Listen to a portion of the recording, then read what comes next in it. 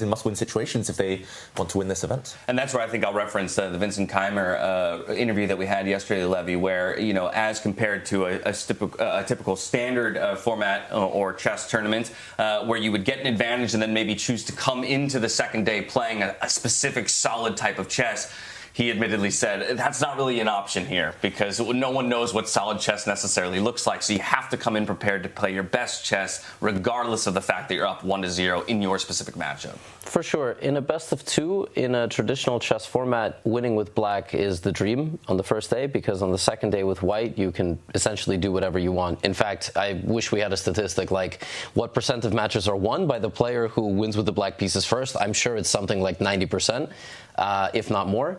But yeah, Vincent is right in the fact that today anything can happen on the board. But yesterday he understood the position better than any player, so he might even be in the best form. Hopefully he's feeling confident and good coming into the day. Let's pull up the standings, or rather the results of yesterday, so we can take stock of the field and see who it is that needs to get something done today to keep their tournament hopes alive. It was Keymer, it was Caruana, it was Carlsen, and it was Aronian who came out on top in their respective matchups. Of course, Fedoseev and Aronian playing for that all-important 9th place, that extra point and some extra prize money. Nakamura and Sindarov, the only two to come away with a draw from yesterday's results. From here, we can kind of push forward into that tournament bracket, get a more macro bird's eye view as well of how the tournament lies, because it is very much a tournament bracket. We will be playing towards the center, and so certain players don't even have the opportunity to meet each other until a little bit further down the line. It does look complex, I understand that, but if you win, you move directly to the inside of the bracket. If you lose, you will drop down in the tree and continue to play for placing and prize money throughout the tournament. Yeah, and today is the second final classical game of the quarterfinals. But I'm going to make a prediction. I think we definitely go into playoffs. I think some of the players will bounce back today. And then it again shifts, right? From a classical long-time format, we go into rapid. So who's up to get that mind shift quickly? I think we're in for a long day of chess today and a very exciting one. I think that was literally the first thing David said to me as he stepped into the studio this morning. I have a feeling today is going to be a little bit longer than yesterday was, staring at, rapid, possible blitz, possible Armageddon, depending on how equally matched certain players are. But yeah, David, that's an interesting gear shift that players are going to have to, come into conflict with if they do end up in a tie. That's right. Although we did see the round robins be in this rapid format, so they can't claim to not be fully warmed up. I mean, it was a gear shift coming into the classical. Yesterday, Abdusattorov, for example, just blitzed his way into a lost position. There was no way back against Magnus Carlsen. Still had an hour on his clock when he was lost. So yeah, it feels like some players still not adapting yet. All right, well, wouldn't you know it, with a long day ahead of us, we're just about ready to find out what will be the starting position of the day. So into the player hall we go to get ready for that position lottery.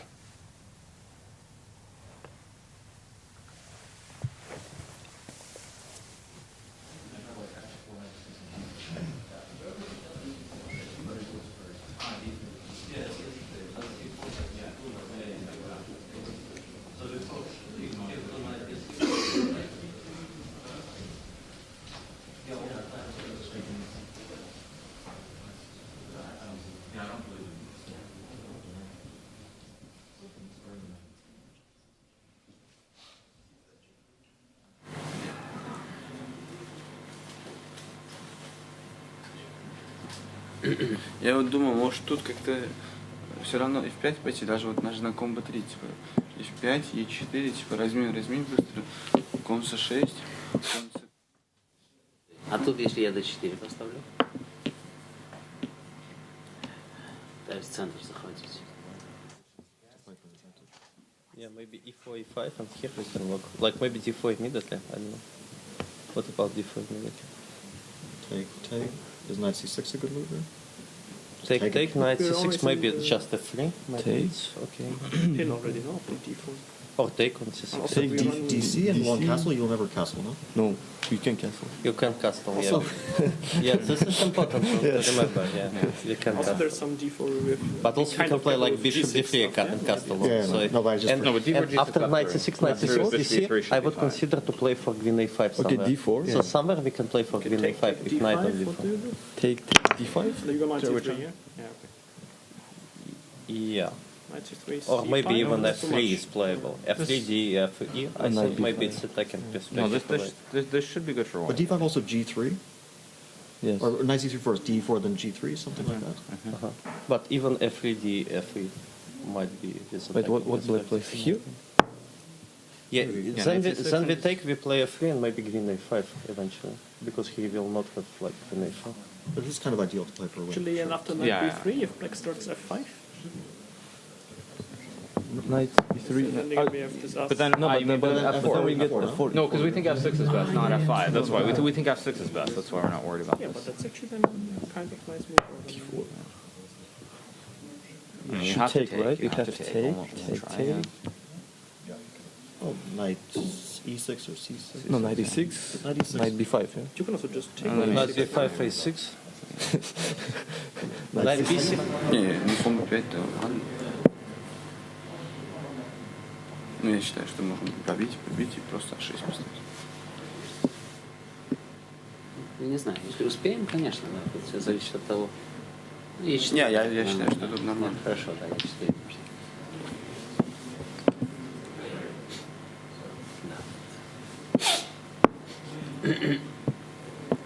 То есть ты думаешь, все-таки F5?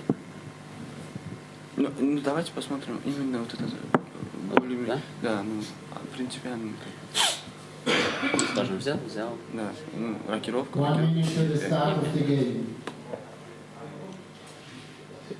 Yeah, no, this is actually just Russian case. Yeah, because But queen a5, queen a4 is not a move. should Just take with okay. pawn on d5, Pawn, no, yeah. not a move. Yeah, this is super.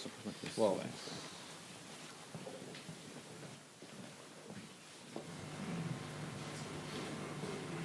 Окей, так.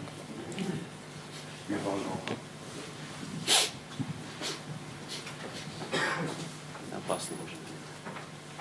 Это h5? Ну, типа d4, если комп 5, то все нормально там, что? Не знаю.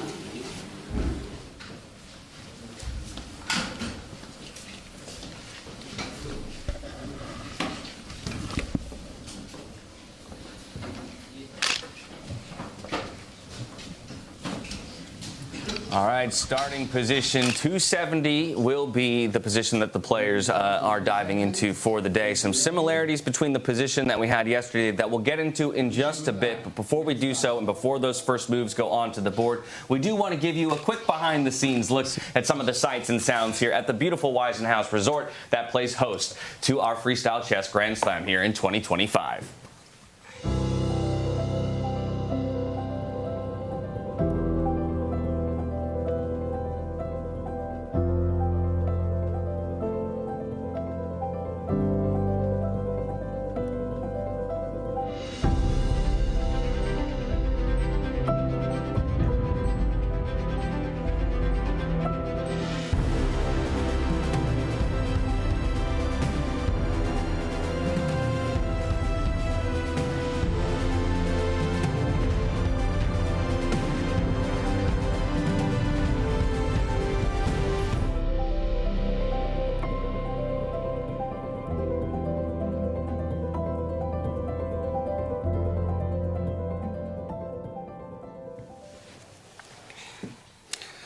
Well, welcome back, where I could gush for hours about the incredible venue that we've been treated to here at the luxury resort. You can buy it, apparently. That was a listing. There you have on it. Sotheby's. I'm not sure I have the funds, but I'll double check at the end of this broadcast. For now, the games are underway, and so here we have the 5-box view and overview of all of the games to evaluate the initial opening moves. And it looks like across most of the boards, it will be that knight move from the left-hand side of the board for the white players to open. But perhaps we dive into one specific, and I think of no better place to start than the same matchup we started with yesterday. Magnus Carlsen versus Nodirbek Abdusattorov.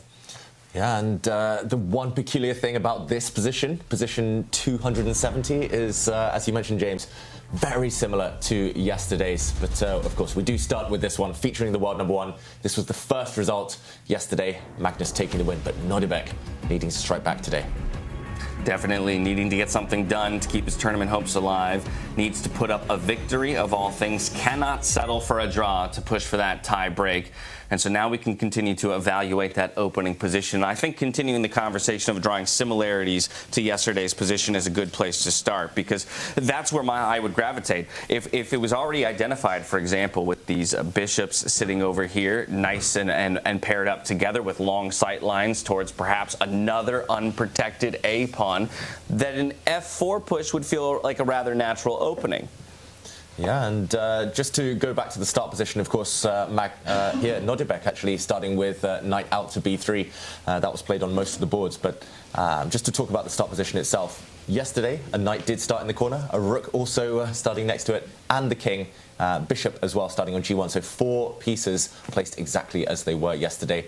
That's one thing we've learned about freestyle chess. The closer the start number positions are, the kind of more similar, at least the left side of the board is. And here, interesting that they didn't start with f4, I would say. Very surprising, because that would be the most natural move, attacking a pawn. Quite intriguing, but I do wonder, while 4 of the pieces remain on, similar starting squares to yesterday, how much can you really, read into the game playing out similarly as a result? It feels like even 4 of the other pieces remaining on opposite or different squares is enough of a change that it feels like everything's tossed back up in the air. I think you can almost think about this as solving a Rubik's Cube.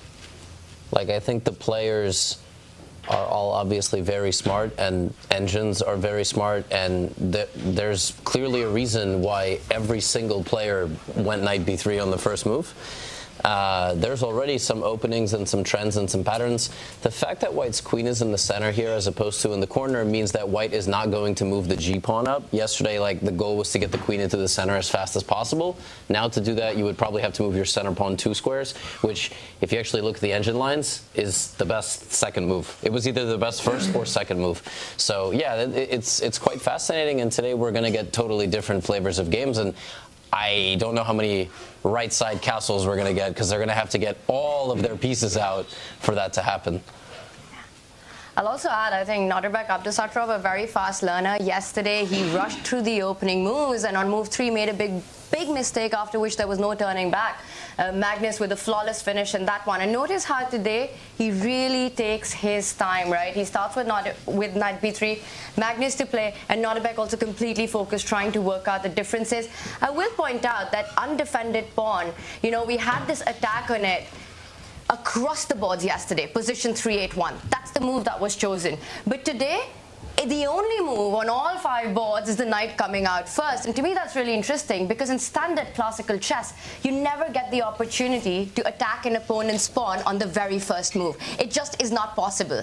It's so tempting when you've got that. So I'm trying to work out what's the difference. Why is it that the players today have decided to start with the knight and not the f-pawn moving forward? Oh, can we go to a 5-view? What if they're all waiting for another person to move? Can we see who's actually been bold and who's moved? Because I actually even think that yesterday some of them were copying each other. Okay, so we do have moves. Only Magnus is still thinking, am I inspired by what I'm seeing? Already, though, we have deviations. If you look at the top 2 boards, Firouzja moved his central knight to kind of the left side of the board in front of his king. Sindarov moved the other knight right forward, and then okay, most people are kind of siding with the way Sindarov is handling the position. Firouzja is going his own path, and Magnus has moved the pawn. He just played f6, so he's paving his own way. We could see on the camera, Magnus, now he's settled back to thinking pose, but he was looking up at the screens before and after he made his decision to push this pawn.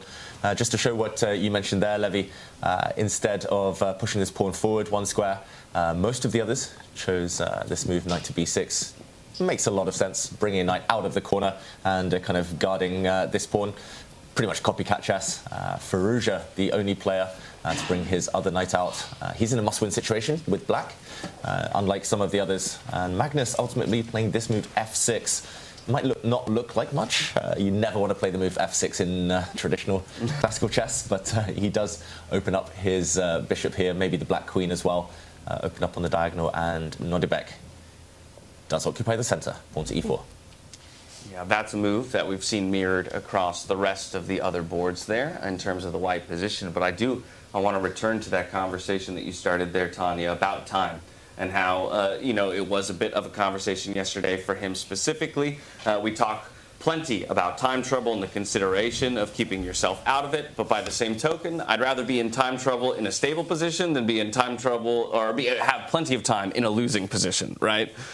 Yeah, that's another mind shift kind of change from traditional chess, where a lot of the top players pride themselves on playing quickly, intuitively, but that's because they know the first 10, 20 moves inside out.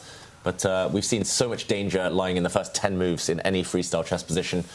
So I would say actually the best way to kind of spend your time is probably a big chunk at the beginning. The middle game you play by instinct once you've stabilized, and then, of course, saving some time for the end. And when you're playing freestyle chess, right, human mind is always trying to get into familiar patterns, familiar motives that you remember or at the back of your hand from standard chess. And one of the ideas is that you want to develop your pieces on their ideal squares and figure out what's the setup you want. And I think for Nodirbek, what he wants to achieve right now is develop that knight, get it out of the way, that's knight that's on the center of the board, and then just get the king to safety. You know, the shortest way to castle in this position is go to that left side of the board and then think about striking in the center with one of the pawn breaks. Meanwhile, for Magnus, head in hands already, he's trying to figure out what is the ideal setup for his pieces before Nodirbek gets that central break in. Probably have to castle, yeah. They're both going to play like this, and probably you have to castle the long way. This is what I would imagine, right? So, like, a threat on the board. Yes, I think Magnus will see it. It's my bold prediction, my hot take. Now, well, yesterday Nodirbek missed it. He allowed it. Yeah, missed it. But then he accidentally had it as well, and he was like, "Whoa!"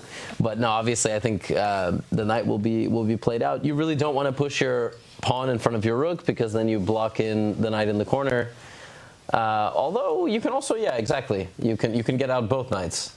So we'll see what Magnus opts to do. But in the next few moves, both kings, I think, will castle what's traditionally known as queenside, which is, in this case, you know, the rook on the left will hop over to the right and the king will stay in place. And just to show that on the board, here the rook would hop over. Oh, you have to move the king first on the electronic board. And there we go, whites would do the same. And both sides ready to strike. I mean, symmetry feels like a dirty word in freestyle chess. Nobody wants symmetry, especially in a must-win situation, Nodirbek Abdusattorov. But he just copies Magnus. I don't know about this pawn center. It feels like he needs to be the first to strike in the center, open things up on his terms. I'll point out one idea. You know, in standard chess, the shortest checkmate on the board is in 2 moves, right? The fool's mate. I spotted one idea where we can give black checkmate in just 3 moves. Bring your knight 1 step forward, then close it to the black king, and then target that undefended pawn with your knight. So that would perhaps be the shortest mate. And David, you're already finding an escape route to it. Oh, well, I mean, just to show that checkmate. There it is. Whoops. Yeah. Smothered mate. The king boxed up with his own pieces. Yeah, this would be investigated, I think, if this were to have happened. So, somebody had or maybe it would be a form of protest by Nodirbek. Maybe he was in trouble for something he was wearing. Sorry, too soon. No, but I think, I think both sides will develop some pieces and likely castle. But in the case of Nodirbek, like, he has to win. So sometimes in these formats, we saw yesterday, white had a big advantage in, I think, 3 of the boards, if not 4 for a while. This one almost feels like the second that white breaks the symmetry, white can end up worse, right? Kind of happens that way sometimes. Your pieces just end up out of place. And what do we make of the heart rates? Magnus's is... Actually, I think his is broken. It's just Nodirbek's is moving, and Magnus's has been at 104 for 2 minutes. So nobody's that consistent. Yeah, I just feel like, first of all, his heart rate is literally never above 100. So it's never above a 75. What are you talking about? Yeah, so I think it might need to be reset. I don't know. All right. Either way, the knight move, one of the ones that you had proffered up as an option. Checkmate in 2 coming up. Is made, yes, exactly. And it is, yeah, lining up beautifully with the idea shown just a moment before. Likely to be defended by Nodirbek. Either way, we expect both players to take plenty of time, all 10 players rather, to take plenty of time through these initial moves, and that means we have a good opportunity to take a step back, look at yesterday and how it all broke down, how we got to where we are, and each of these players found themselves in the position that they are either up 1-0 or searching for a victory to equalize. Let's take a look.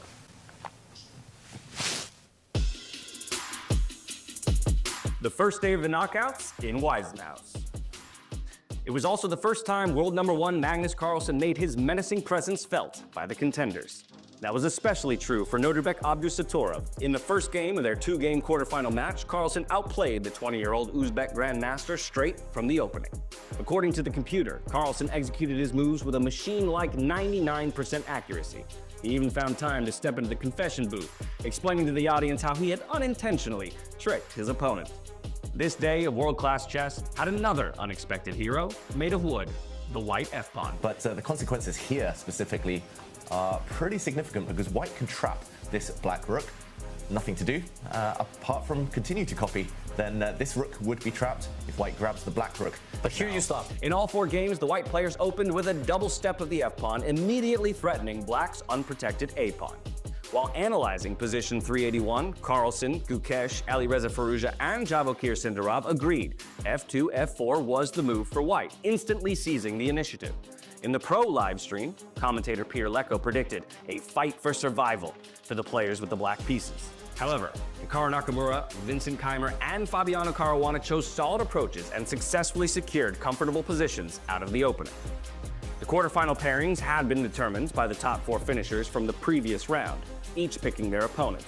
Javokhir Sindarov's bold decision to challenge world number 2 Hikaru Nakamura caught many by surprise, and it may have been a mistake.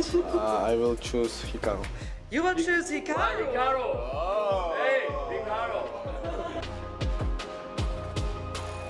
Nakamura gradually outplayed him, but in a dramatic twist, blundered in the endgame. With a heart rate of 150, Sindarov found a crucial save. Draw. Meanwhile, Vincent Keymer delivered a convincing performance with the black pieces against preliminary winner Alireza Firouzja, securing a surprisingly smooth victory for Germany's local hero. The clash between Gukesh and Fabiano Caruana was the most intense and evenly matched battle of the round. Both players found fantastic resources, but in mutual time trouble, Gukesh ultimately succumbed to Caruana's relentless pressure. After Caruana's stunning finishing move, rook f3, his passed pawn became unstoppable. Finally. So the queen about to appear on the board forced Gukesh to resign. That was the last move of the game. Yeah, Rook this F3. wins it. This is the move of the day. The second quarterfinal games on Monday will determine who advances, with tie breaks and Armageddon waiting if necessary. Stay tuned to see who makes it to the semifinals.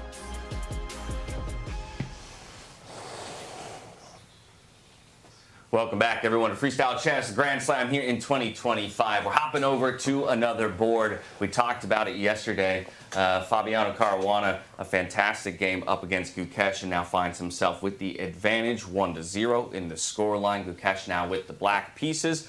This board mirroring what we've seen from many of the other boards, but Gukesh rather the first of each of the black players to respond with that second knight coming out. And of course, this is a heavyweight clash between 2 titans. Fabiano, he admitted to me yesterday in an interview that he was still full of adrenaline. He was still shaking, literally, after his win against Gukesh. It meant that much to him. But for Gukesh, he needs to try something different. Just couldn't quite match Fabiano when the clocks tick down.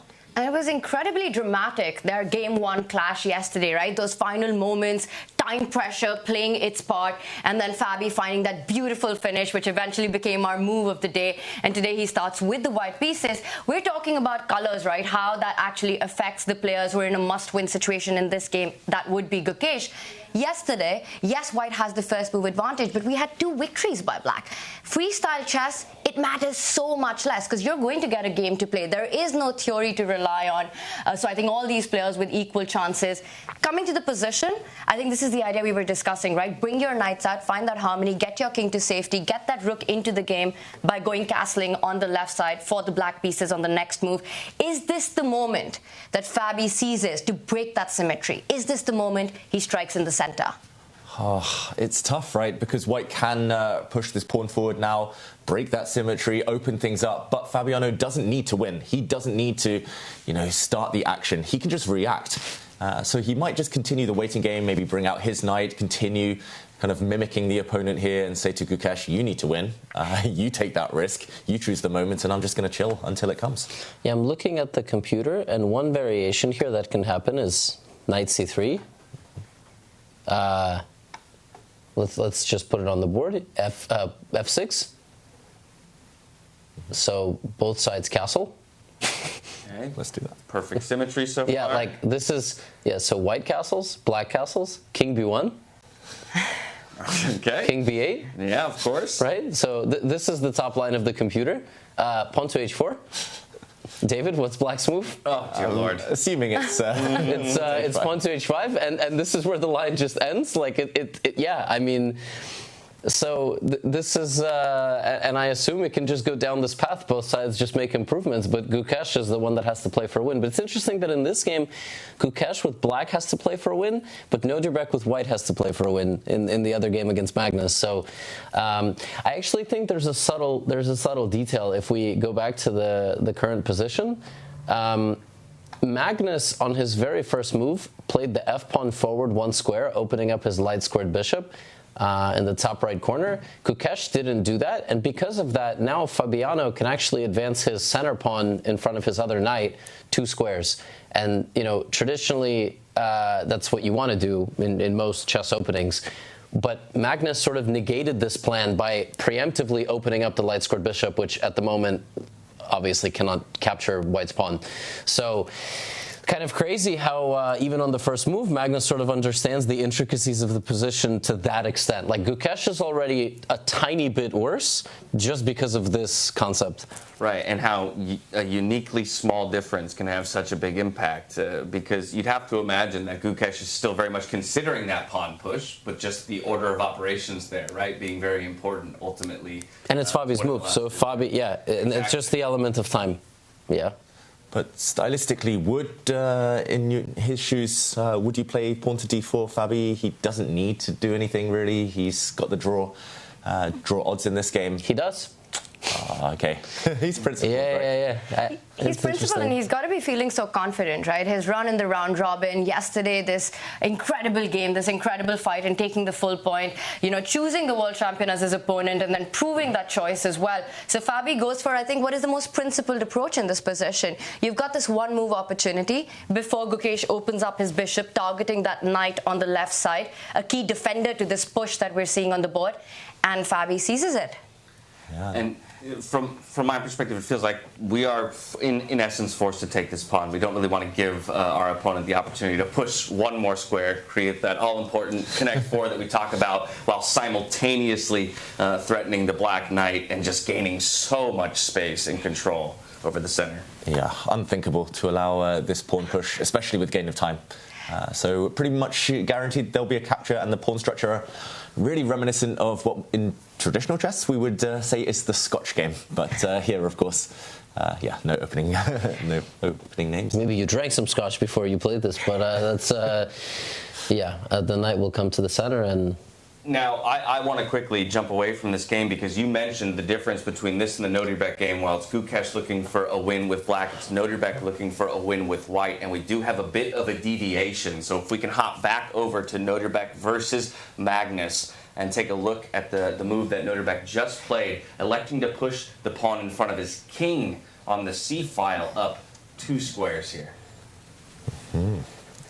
Very interesting, and it's because, as Levi said, like the black bishop poaching white's pawn in the corner there pretty much prevented Nodirbek from copying exactly what Fabiano had done.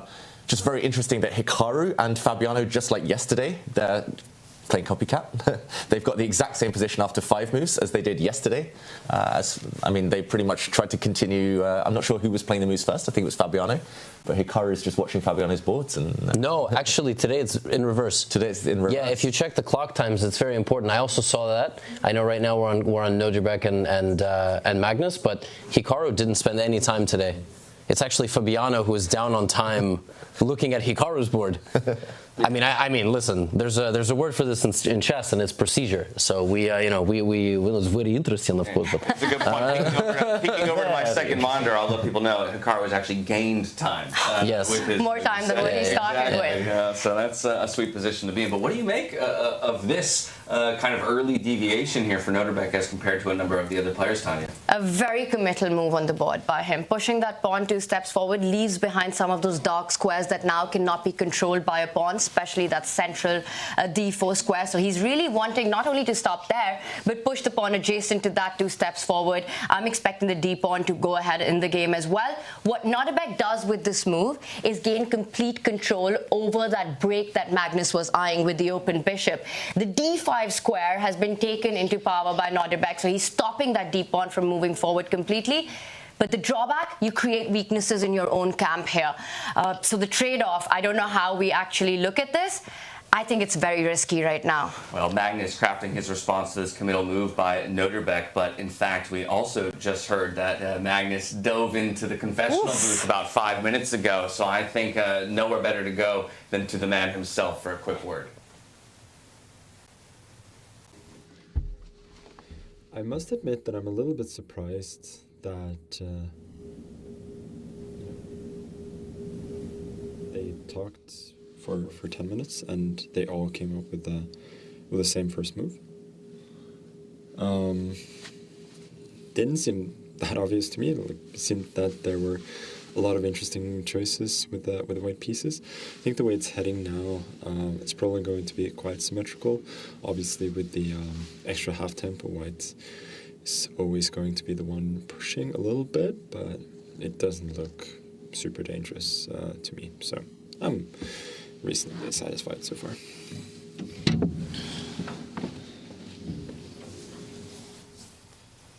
So expressing a bit of surprise at the, how every player found their way to the same move. Important to note that confessional was made before this pawn move jumped out onto the board. So I'd almost be curious if you walk back some of those statements now seeing how Nodirbek has responded. I actually was going to say, I really like this move. I don't think it's that easy at all for Black to decide what to do. On the surface, it looks like...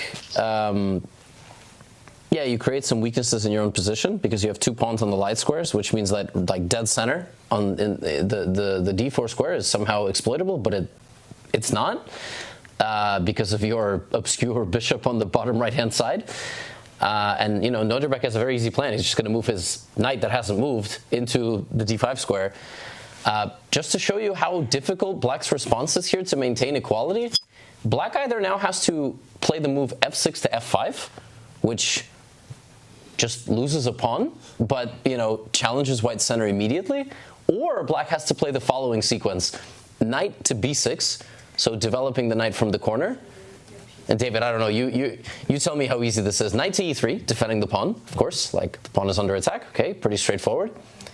And now Black has to play the same knight that just moved to a4. Wow.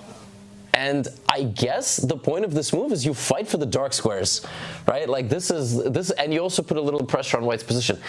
But like, this is so weird.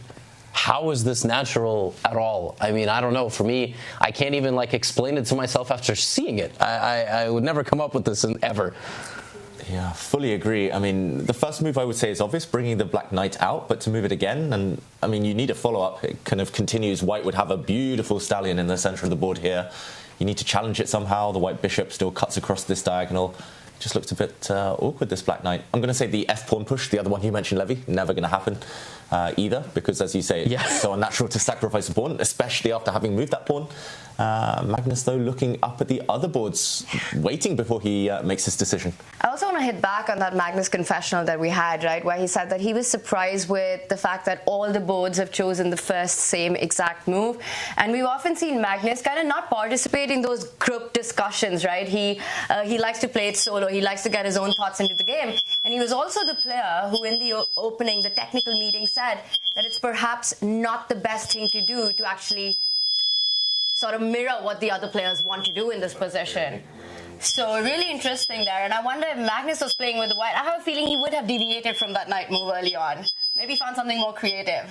Yeah. Also, Lavi, he said yesterday, if there's an option to attack an opponent's piece, he wants to do it. So maybe the f-pawn moving forward. Yeah, and I'm not wincing at what you're saying. I'm wincing because there is aggressive sound issues today, which I'm not even. Maybe the folks at home can even hear them. I hope not. But no, everything you said was very apt and correct. But it is interesting to me that Nodirbek is the only one, I think, that went for this type of imbalance. Everybody else sort of got their horsies out and just wanted to play in the center with regular play. This is a really nice move from Nodirbek. Like, I really like it. The computer doesn't bless it as strongly as I think the practical value of this move. But Magnus himself has sort of talked up the legend, the lore of who is Nodirbek as a chess player. He's always like, he's a fighter. He's always going to look for imbalance. And, well, yeah, be careful what you wish for, because here it is. And Nodirbek is one of those youngsters, James, who's had these phenomenal games with Magnus and managed to win them as well, you know, in these big events. So it's always a fight to look at. And yes, he's got a must-win situation. But again, against Magnus, anyone who can bounce back, it's this guy. You know, he was the youngest world rapid champion when he won it. An Uzbeki superstar, Uzbekistan gold medalist, an absolute talent, prodigy.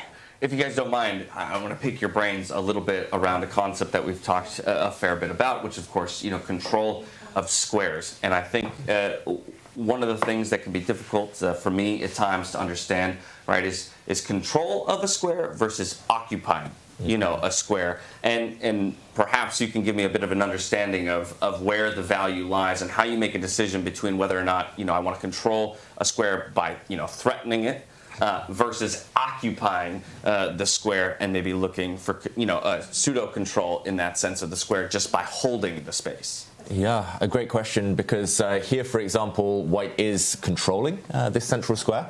I'm not sure the white knight needs to jump in. I would say that if any piece is ever going to occupy a nice post, this one isn't quite an outpost because it can be challenged by a black pawn later, but knights are the best occupiers of strong squares. So this is why Levy mentioned, for example, the white knight wanting to jump in a bit later on. This pawn push as well, it is about control, as you say. It is also reminiscent of what we call in chess a Maroczy bind, and the bind will be the fact that black struggles for pawn breaks.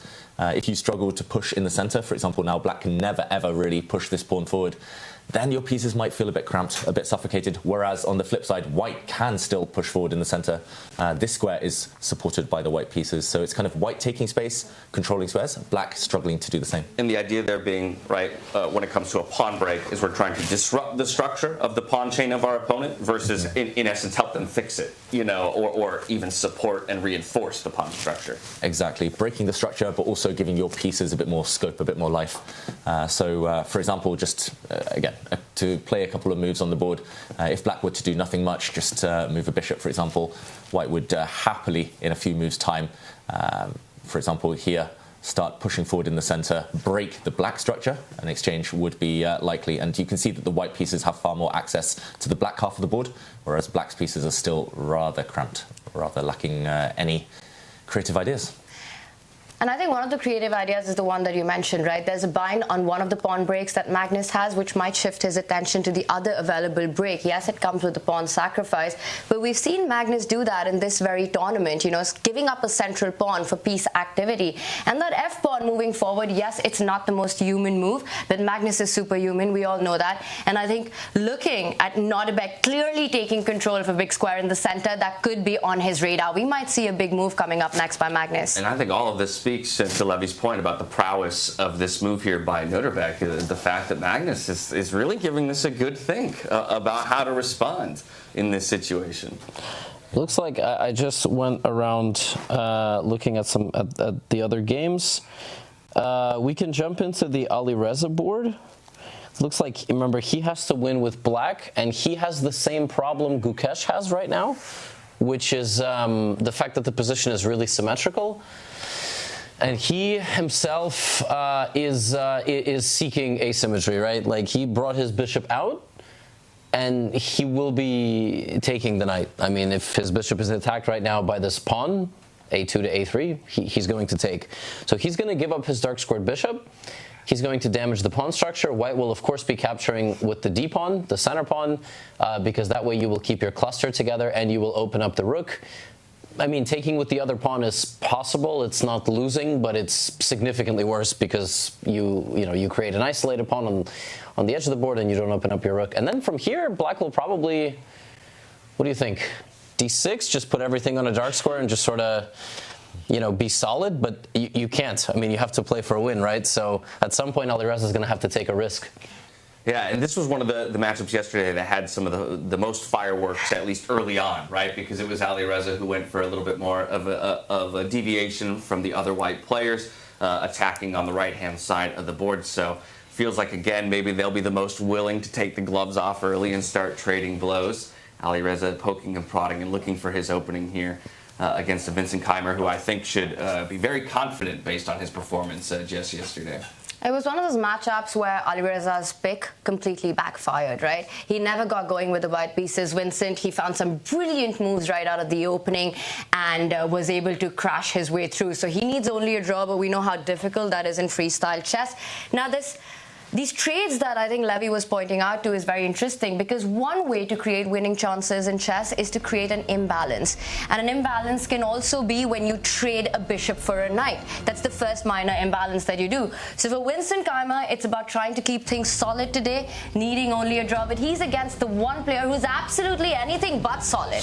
The most creative, tactically sharp, always looking for ideas to create chaos on the board, Alireza Firouzja. He's going to find those chances, and he's already hinting at that first imbalance. I want to continue down that line of thinking, though, right? Imbalances don't necessarily, can be just trading of different pieces, right? So that you have different tools to work with. So as quickly as you maybe trade off a bishop for a knight, how are you immediately looking to change the shape of the board to advantage your remaining, minor pieces as compared to the others? Yeah. Well, it's an open-ended question to the field, because in this particular position, I actually have no idea. Just feels like white's pieces are always a bit better. Mm-hmm. Yeah, I mean, here, bishop for knight, it's always the most controversial trade. It's maybe the reason chess is so complex, because those two pieces work the same, but totally different in their strengths, their weaknesses, and the jobs they do. But, I think he just maybe wants a longer game. In traditional chess, as black, in must-win situations, you just need to survive the opening, you equalize, you go for a slightly different pawn structure, you prolong the game, and only later do you kind of try to strike, try to turn things once momentum's on your side. I think he's going for that traditional chess strategy, Alireza. If he gets the opportunity to take bishop for knight, it becomes a slower game, the tension will build. We know this time format, there's no added time later, it's just those 30 seconds you gain after every move, so maybe only later when it becomes a bit random, a bit time scrambly, that Alireza will try to strike. And if those trades were to happen on the board, there would be a second imbalance that gets on, right? You can see you can see Vincent Keymer's pawn formation on the left side of the board. Some doubled pawns will start to appear once Alireza does trade his bishop for knight. Vincent trying to think, how can he get that on his terms? What's the best way? Traditionally, the bishop pair in open positions is considered the stronger minor pieces to have. And it does appear that, David, this is more of sort of playing a match situation strategy by Alireza and might not be the best objective option here for black. Yeah, maybe not objectively correct, but at least he'll prolong the game. It is it's essentially a blocked structure in the center, so I understand why he wants to get rid of the bishop for knight there. Do we have options to guard our knight in a way that, to allow the trade, but not to create at least that pawn imbalance, maybe bringing our queen up to that e3 position? Yeah, I quite like that one. At the very least, well, he disagrees. He goes the other way, same piece, just different square. I guess this is threatening that unprotected pawn now over up on g7, right? So. Mm-hmm. Yeah, every move has consequences. Black's bishop came out, leaving a pawn undefended, and Vincent chooses to attack that pawn. A very typical strategy in chess. And now the question for Alireza is what to do against the pawn, about the pawn that is attacked, what to do about this last move from Vincent. And again, multiple strategies here. If Alireza were just needing a draw or wanting to play objectively correct chess, I think the most obvious move would be to challenge the white queen, bring Black's queen out and offer a trade. That's another very typical pattern in traditional chess, but of course he needs a win. Queen's coming off would not aid him in that purpose. It's usually something we don't see Alireza do very often in general is trade queens. I think he loves to keep as many sort of those tactical razor-sharp positions on the board, and given the fact that a win is the only option for him to stay alive, I'd be surprised to see that queen move that you're pointing out. He will find a way to defend that pawn, and I would predict it would be with the queens on the board, maybe just slide closer to that pawn, you know, one step towards that g-file. Should we just take a moment out as we see developments across the board? And a very interesting one has just happened by the world champion himself. The last move catches my attention because pawns are hanging across the board in Fabi versus Gukesh. All right, so over to Gukesh versus Fabiano we go. Fabiano playing with the white pieces, Gukesh playing with the black. Our first look in over here. As you mentioned, challenging that central pawn position there by Fabiano with that pawn push over there on the f-file. Yeah, and this looks like a pawn sacrifice at first, but he is unleashing that black light squared bishop that we talked about earlier. And suddenly, by pushing that pawn 2 squares, he's also attacking this little guy on the a2 square. So, yeah, I mean, the first move you look at, of course, is to take this pawn with the knight. There is a pin in the center. We should mention the white queen undefended, so you cannot take that pawn with your own pawn. But this one's about to sharpen up. It's about to get complicated. And if white takes the pawn with the knight and black takes the pawn with the bishop, obviously we know the next move would be to attack the bishop. And then black would move the bishop, likely to, let's say, e6, which is the center, targeting the knight. It's actually a threat because of what David just said. The queen is not guarded. So you have to defend this somehow. But it's not so simple. And actually, on top of that, you can't castle anymore because you moved your rook. So, look how bad it can get just so quickly because your king has to stay in the center. I don't even exactly know how this would be exploited, but yeah, maybe just a simple move like pawn to g6 and then getting the dark squared bishop out. Ooh. So, yeah. And, yeah, you're in a bit of trouble here. So, still, knight takes pawn is one of the better moves. Another option from the very beginning is you can just defend the center. You can develop your knight to c3, which would protect the center and the pawn that the black bishop is targeting, and you can castle. I think Fabi probably plays this move rather than getting into like a super complicated and imbalanced game. But I don't know. From this position, though, if black takes, do I take back with the knight and then still sacrifice that that pawn on a2, or do I recapture now with my queen? Well, actually, James, I'm very glad you asked. You do take with the knight. Okay. Because if bishop takes pawn, attacking your rook, now we do have something called danger levels, and black gets absolutely cooked here. And I do not think Gukesh will be blundering this. How does he? Never mind. I am blind, and I thought knight d6 check, bishop takes, but I forgot the bishop moved, and the rook is defending the queen. James, I should take your spot in the amateur commentary. No, the tactics of freestyle chess are so tricky because I'm just like, oh, knight check, but then both bishops have moved, and the rook is defending the queen. But wait, knight takes pawn was still okay. It was not a bad move. Right, according to the computer, it was a fine move. I was just like, oh, it's like fine because black can't take the pawn, but black can't take the pawn. Wait, what is going on? David, can you please explain this? Yeah, help us. What is going on? Help us, oh Lord, David Howell. How is this still? White is still better here. How? Yeah, if the players don't know, then how do we know, right? But I guess white just moves the rook, and wherever the bishop goes back, there's maybe some attack coming. I say that hesitantly as the bar starts to drop. Oh, can you castle there? Whoa. Can you get the rook up by castling? Is that the point? Instead of no way. What? You cannot forget about castling in freestyle chess. I think one of the most unique elements of this game is how castling still comes into play and how easy it is to forget. And white is just down a pawn. And white is still. By the way, none of this has to happen. And it hasn't happened. Because Fabi took the pawn. He did. Fabi took the pawn. Okay. But that's also sort of hitting the chaos button, right? Because now Gukesh will recapture that side pawn. And in some ways, Fabi will lose the right to castle because he will have to move the rook attacking the bishop, which means the king stays where it is.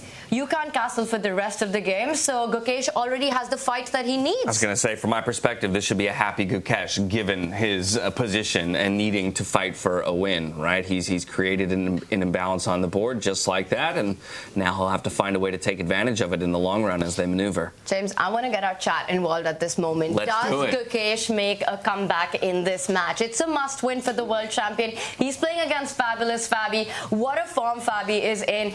Gukesh needs to win. Can he do it?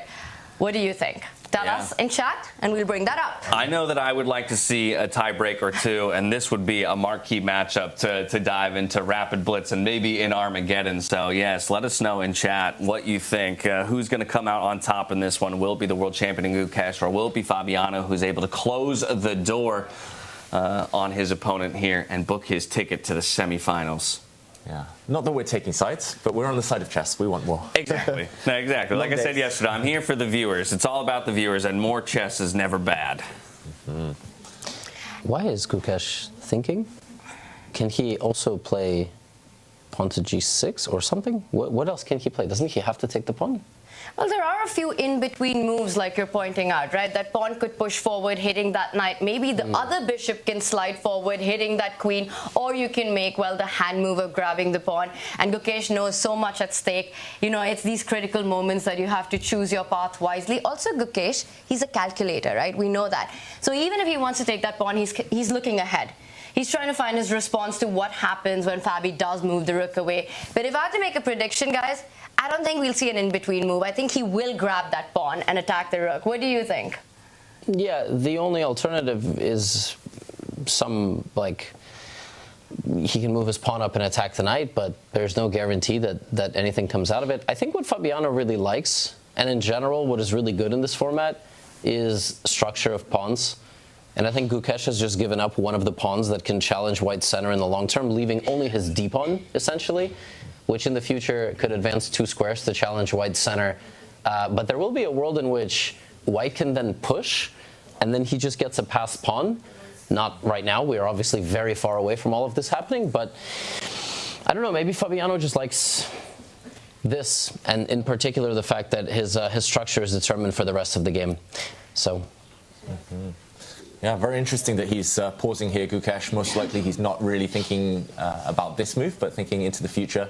Like bishop takes pawn, the rook will move, he'll go back.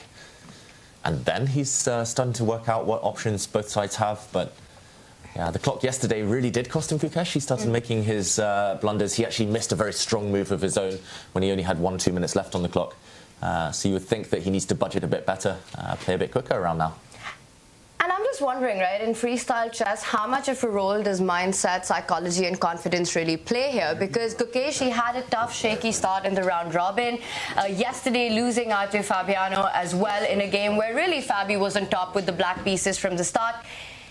And it's got to have some, well, not a happy feeling going into this game, right? You're always double-guessing your options, your calculation. Are you finding the right way forward? There's no sort of memorization. There's no path. There are no patterns that you're familiar with, which means you end up losing more time on the clock, which affects your confidence even down further. And you're playing against a guy who's just been awesome in this tournament. So for Gukesh, he's not only fighting one of the best players in the world, but perhaps also his own mind right now.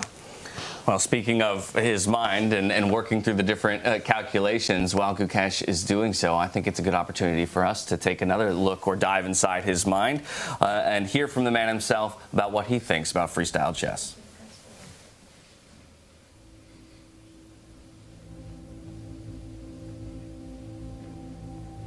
I think the ability to adapt quickly to the positions and not be prejudiced by the other concepts in standard chess, because most of the positions have characters of their own. So.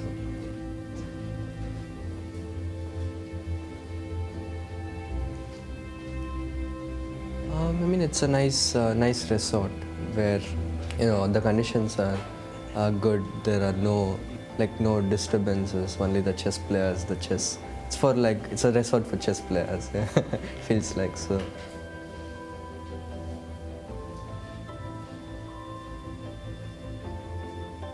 It's always been to like give my best and to win. I think I'm quite result oriented in that sense that I simply want to win. Yeah.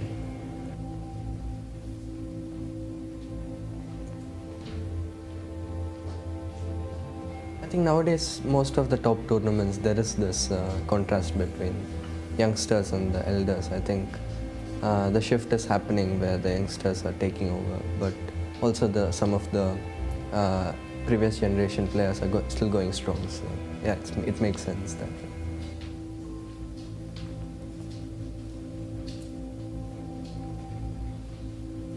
I think we have like very little info to come to a conclusion, but I guess I would think the youngsters, because I mean some information might also be harmful in this case because you're stuck with some principles from standard chess which might not apply really. So.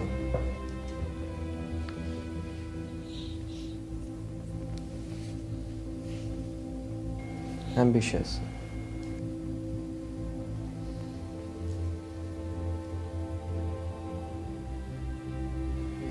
Not exactly, but just to work hard, enjoy what you're doing, and being a good person. Something along these lines have resonated with. Everything.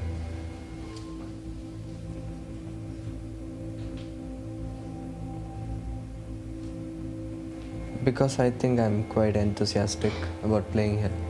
I have, out of the resources and the time and resources I've had, I think I've made the most out of it. So.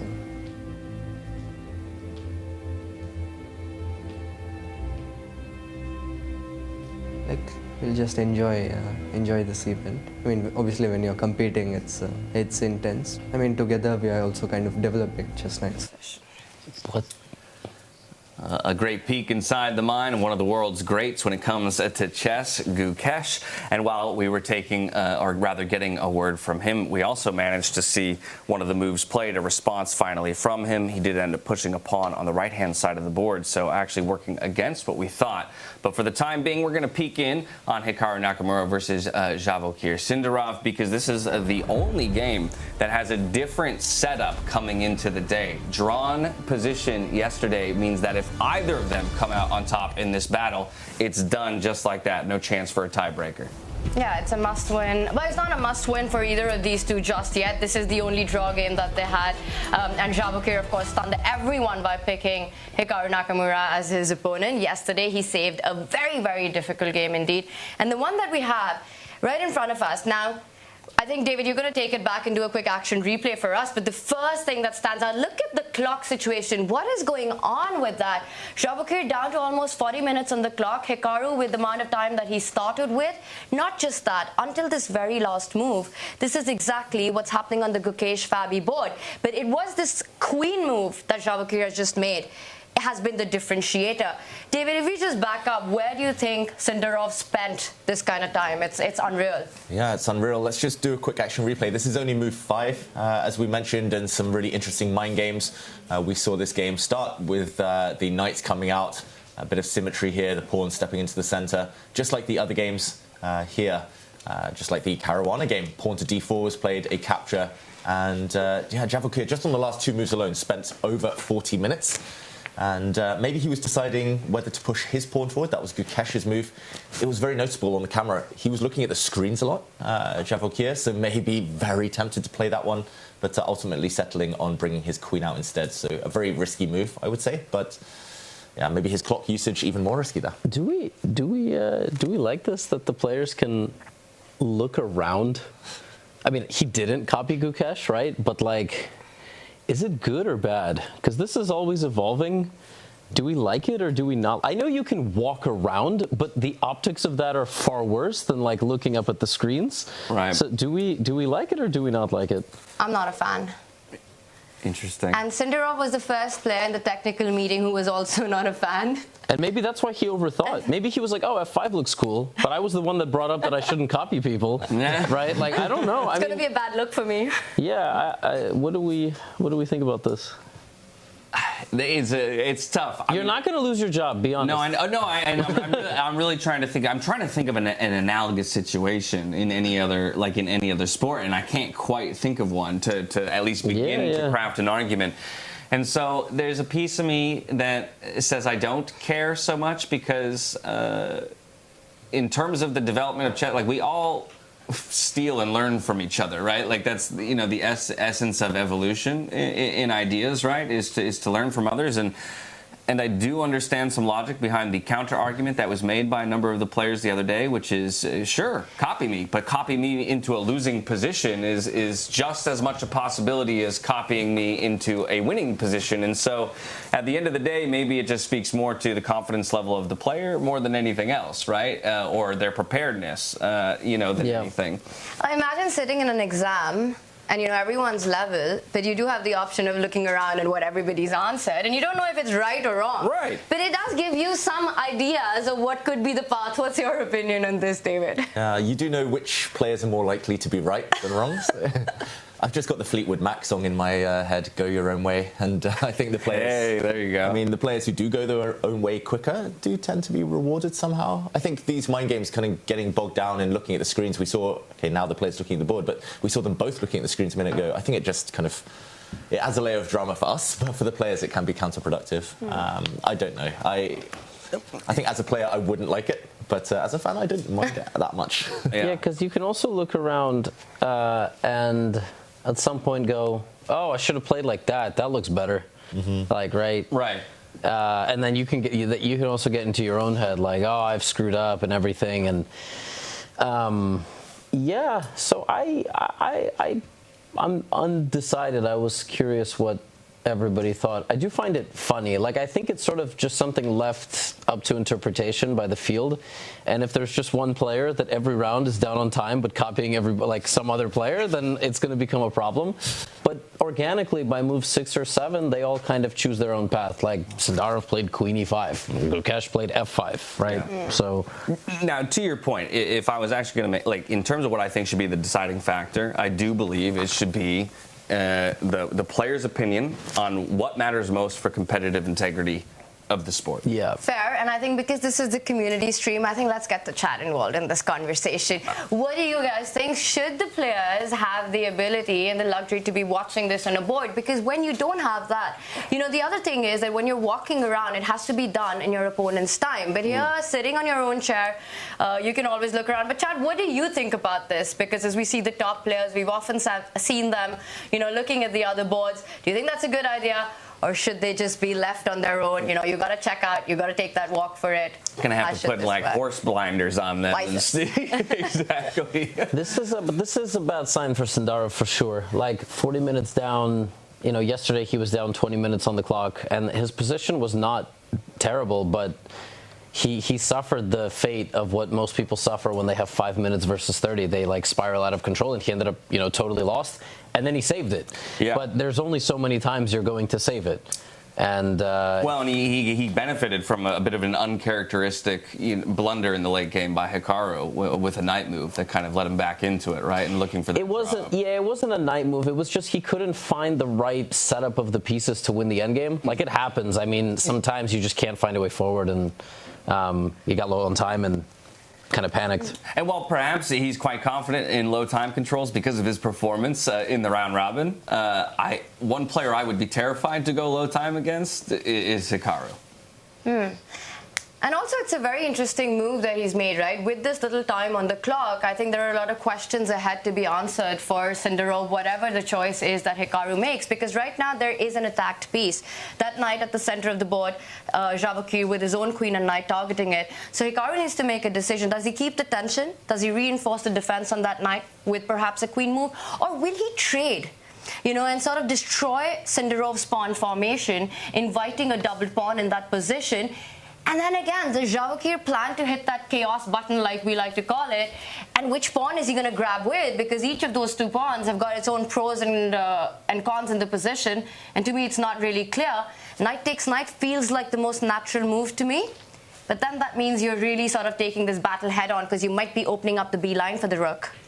Yeah, let's put it on the board, Tanya. As you mentioned, let's break down those pros and cons, because if Hikaru does trade off a set of knights, I mean, my instincts tell me, maybe it's just my pattern recognition. Again, I mentioned the Scotch game in traditional chess. This pawn structure often arises from that opening.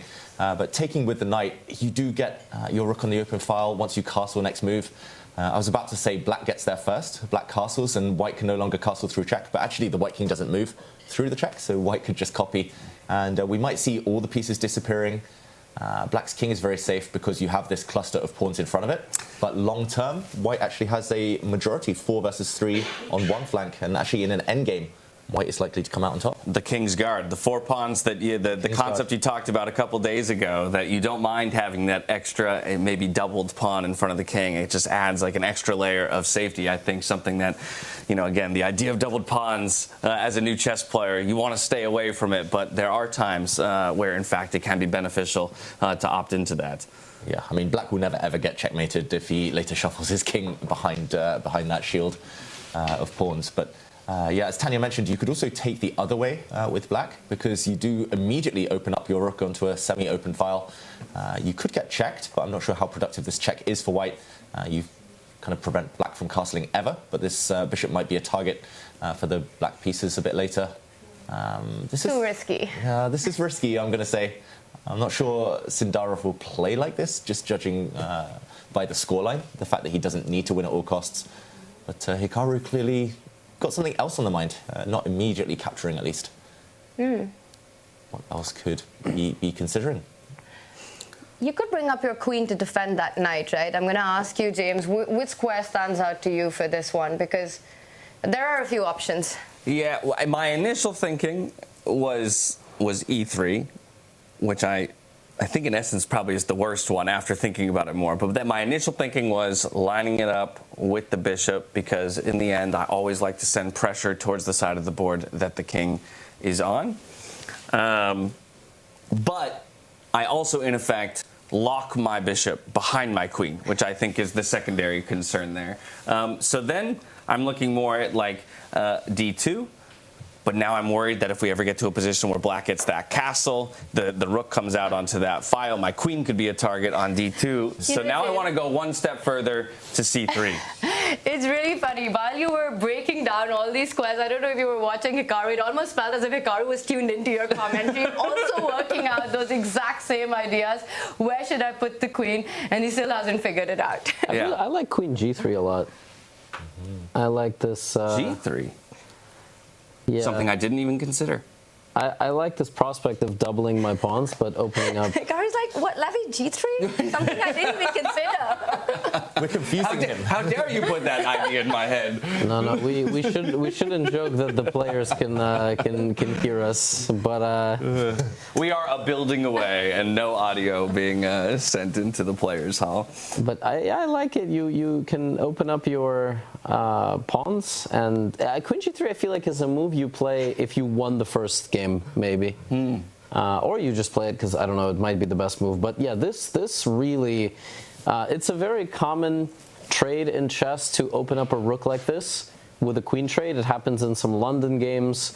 And your doubled pawns aren't bad. In fact, they're actually kind of nice. You can walk them forward together, like your g-pawn can start walking up the board. And the good news is there's one behind it as well. So yeah, maybe queen g3, but I hope Hikaru doesn't also think until he has 47 minutes. I was about to say, Hikaru now definitely investing into some of his time. I guess he has the luxury of doing so because of how much time Javokhir spent. But I am going to call our attention, because I did peek at a couple of the evaluation bars, and I think it might be wise for us to hop back on over to the Fabiano Caruana versus Gukesh game, because this is where I see the computer giving the biggest advantage to one of our players. And in fact, it is advantage to Fabiano here, who took the win just yesterday. So as we zoom out, take full stock, we can dive into that matchup between Fabiano and Gukesh to take a look at maybe how he ended up with what looks to be a decent, advantage at this point. Yeah, and it does look like things are about to get even more spicy there. It looks like a pawn sacrifice, unless I'm missing something from the world champion Gukesh. It looks like he chose a move order that wasn't quite accurate. We will break that down in a moment, but yeah, Fabiano maybe profiting from the fact that he won yesterday. Yeah, kind of he's provoked Gukesh into taking significant risk here.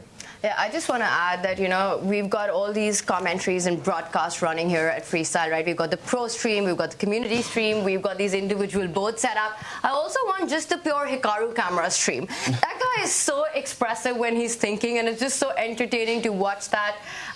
So yeah, I'd love to have that on. Just have him on the camera the entire day. Synapses firing. Yeah, you'd be able to tell the evaluation and just understand what's going on. It was very nice to watch him as you were breaking it down. Or the complete opposite, because he might be making faces, but the evaluation is completely different. It's like part of messing with Javokhir a little bit. It's funny you say that, because I think a lot of top players in the chess world have often said, just do not believe Hikaru's expression. He's the one guy you can trust with. It's been 20 years, right? Like, you'd think they would adapt, Maybe he... but it's also, like, he has a tell in online chess too, but it doesn't matter. Like, I've played him in Blitz and whatever, and he starts playing moves in 1 second when he doesn't like his position.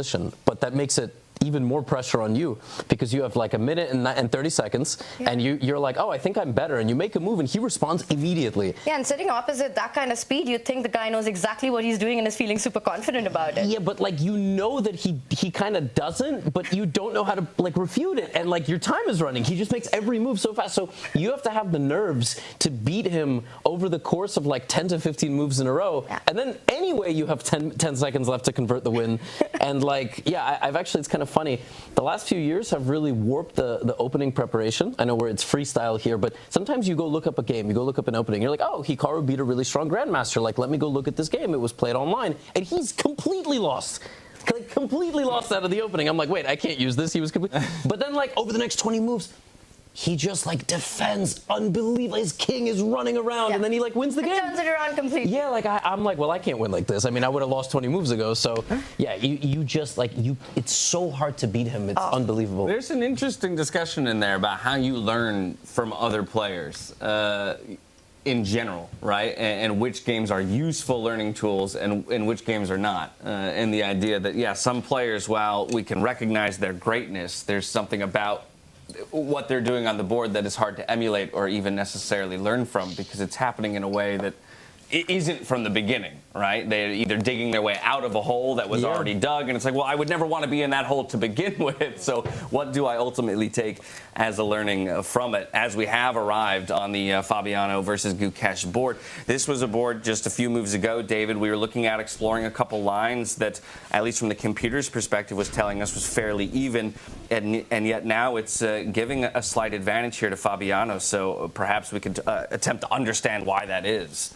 Yeah, and let's just backtrack a couple of moves to the moment we were last here, because this position, after it was Gukesh pressing the kind of chaos button, pushing his pawn to f5, we left it with Fabiano taking this pawn, and we were very much expecting the kind of counter-strike here, Gukesh taking a pawn of his own. And just to show what could have happened, the white rook would have attacked this bishop. The bishop would have stepped back, attacking the knight. There is a pin. The white queen undefended, so this is very much a threat. And now the best move for Fabiano, according to the computer at least, the game progressing now, would have been to retreat his knight into the center. And we actually see this position unfold on the board, except with the black pawn on g6. So essentially, Gukesh would have played this rather useless-looking move here, g6. This would have been a transposition to what happened in the game. Instead, he went the other move order. He actually first played the move g6, attacking this white knight, which then stepped back. Only then did he take the pawn, and his bishop retreating. It just feels like this was a loss of a tempo, we call in chess, just a loss of a move, which he could have spent developing his bishop, for example, bringing his queen out. And this has allowed Fabiano, with his last two moves, to trade off a set of knights and grab a pawn. Fabiano, a pawn to the good. I don't really understand what Gukesh has in mind here. The white king cannot castle, but it's going to be pretty safe hanging out on this flank. And a pawn is a pawn, as they say. So a very tough position here for Gukesh, and a very solid position for Fabiano. Again, Fabiano up 1-0 when it comes to this best of two between the players. And coming off of that very deserved win from yesterday, we managed to get a quick word from him over in the Take studio. So let's go there now to see how he was feeling coming off of that victory just yesterday. I'm here with Fabiano Caruana, who's just defeated the world champion Gukesh after a complicated game. Fabiano, how are you feeling? Yeah, the win is great, of course. It's, you know, especially in a game like that where anything could have happened. I could have definitely lost if things hadn't gone my way. A draw I would have been pretty reasonably satisfied with, although I was getting ambitious at some moment when I like sacked this pawn with the d5 queen before. It was of course an ambitious idea. I wasn't sure. I mean, I thought maybe I could play safer, but you know, sometimes it feels like you should also take control of your own destiny. You play a bit safer, and then you end up being a bit passive. And it did look very promising when I went for it. But yeah, it was enormously complicated game. And the thing is, like, time trouble is eternal. You just, once you get there, you're down to your 30-second increment for the rest of the game. Yeah, I mean, you mentioned to me when you came in that you were trying to calm down, the adrenaline was still pumping. I mean, we had heart rate monitors on the players. I don't know if you were aware, but yours was significantly higher than Gukesh. He was around like 60, 70 the whole time. He was at 70? Like around 70 for most of the game, even in the time scramble, which to me was crazy. That's quite impressive. I mean, I guess I would be upwards of 140 at some point. I'm not sure if you ever reached that high, but yeah, okay. Around 120 for kind of the more complicated stages of the game. I think 120 is all right. I mean, yeah. I was getting to 170 against Lev last year when we were playing the Blitz. So. No, I do get nervous, of course. I think he also gets nervous. I mean, you can tell that he's very intense, maybe. I mean, I don't know the scientific reason behind it, but I guess his heart rate doesn't elevate as much. Also, Magnus doesn't. Yeah. But definitely you can, of course, we were both quite nervous. And yeah, this start position that we see in front of us, it has some peculiarities to it. It has kind of some weak pawns, and we saw 3 of the games actually from this round kind of replicate each other quite deep into the opening. Was that on your mind at all? Did you want to go your own way as early as possible? Well, I wasn't looking at the other games, and I think when I played this Queen G8, it was before Hikaru played it. But I also am pretty sure that he didn't see my game, because after he played his move, he got up, and then he went to look at my board, and he seemed surprised, or amused, or something like that. So I don't think we were checking the other games. Like, you don't want to mislead yourself as well. You mostly should think on your own, and not rely on any, even if it's not really outside influence, it's in the playing hall, but still, you don't want to get distracted by all that stuff. But the thing is, like, the starting position is so forcey. At least White's first move, f4, forces Black to defend the pawn or to counter that, like Nodirbek did with f5. But anyway, Black should decide, you play knight b6 or b6. And we kind of, I think, quickly realized that b6 is just bad because the a6 square gets very weak. Like, e-pawn moves, bishop e2, bishop a6, and you're in a world of pain. So then the only question was, do you play f5? Do you allow bishop a7 like Nodirbek did? Vincent was a bit concerned about that, and I'm glad that he voiced his concerns, because looking how the game Magnus and Nodirbek went, it didn't look too good for Black. And that it's true that, like, once you have obstacle bishops, potentially weak king, which is stuck on the queen side, it can no longer castle, could be an issue. Well, like, White has the extra tempo that counts for something with the initiative. So that's why a lot of us played knight b6, and then you saw, like, a lot of games go into this territory, which was very natural from both sides. Yeah. And I mean, you chose Gukesh yesterday at dinner. I mean, your choice was pretty limited at that point, but does that feel like extra pressure to prove a point? I mean, Gukesh, having been picked by you, maybe he was determined to show, that wasn't the right choice? Well, the thing is, I have to pick someone. I could say I could flip a coin, right? But they're both super strong players. I mean, okay, maybe Gukesh is around 2790. Maybe Nodirbek is around 2780. I don't know. It's not like there's a huge qualitative difference. Of course, Gukesh has the more experience in terms of playing for the World Championship. That's a wealth of experience, and winning the World Championship. And he's played more high stakes moments compared to Nodirbek. But Nodirbek has advantages in terms of putting pressure on his opponent. Sometimes it doesn't work out. Like today, I think playing a bit too fast and maybe not so carefully. But sometimes it's very dangerous. So it's a bit of a toss-up, like, I think for me, Gukesh was a bit more of a known than Nodirbek in some ways. Like, we have a lot of experience against each other. We played a match here last year. Yeah. And I just decided before that, like, if it's between... I was, like, sure that Nodirbek would still be there, because I thought Sindarov will probably not pick his countryman. So I thought, okay, if it's between Nodirbek and Hikaru, I'll probably pick Nodirbek. Between Gukesh and Nodirbek, or Gukesh and Hikaru, I'll probably pick Gukesh in that case. Fair enough. Everyone's pretty strong here. Anyway, everyone's right? super strong, yeah.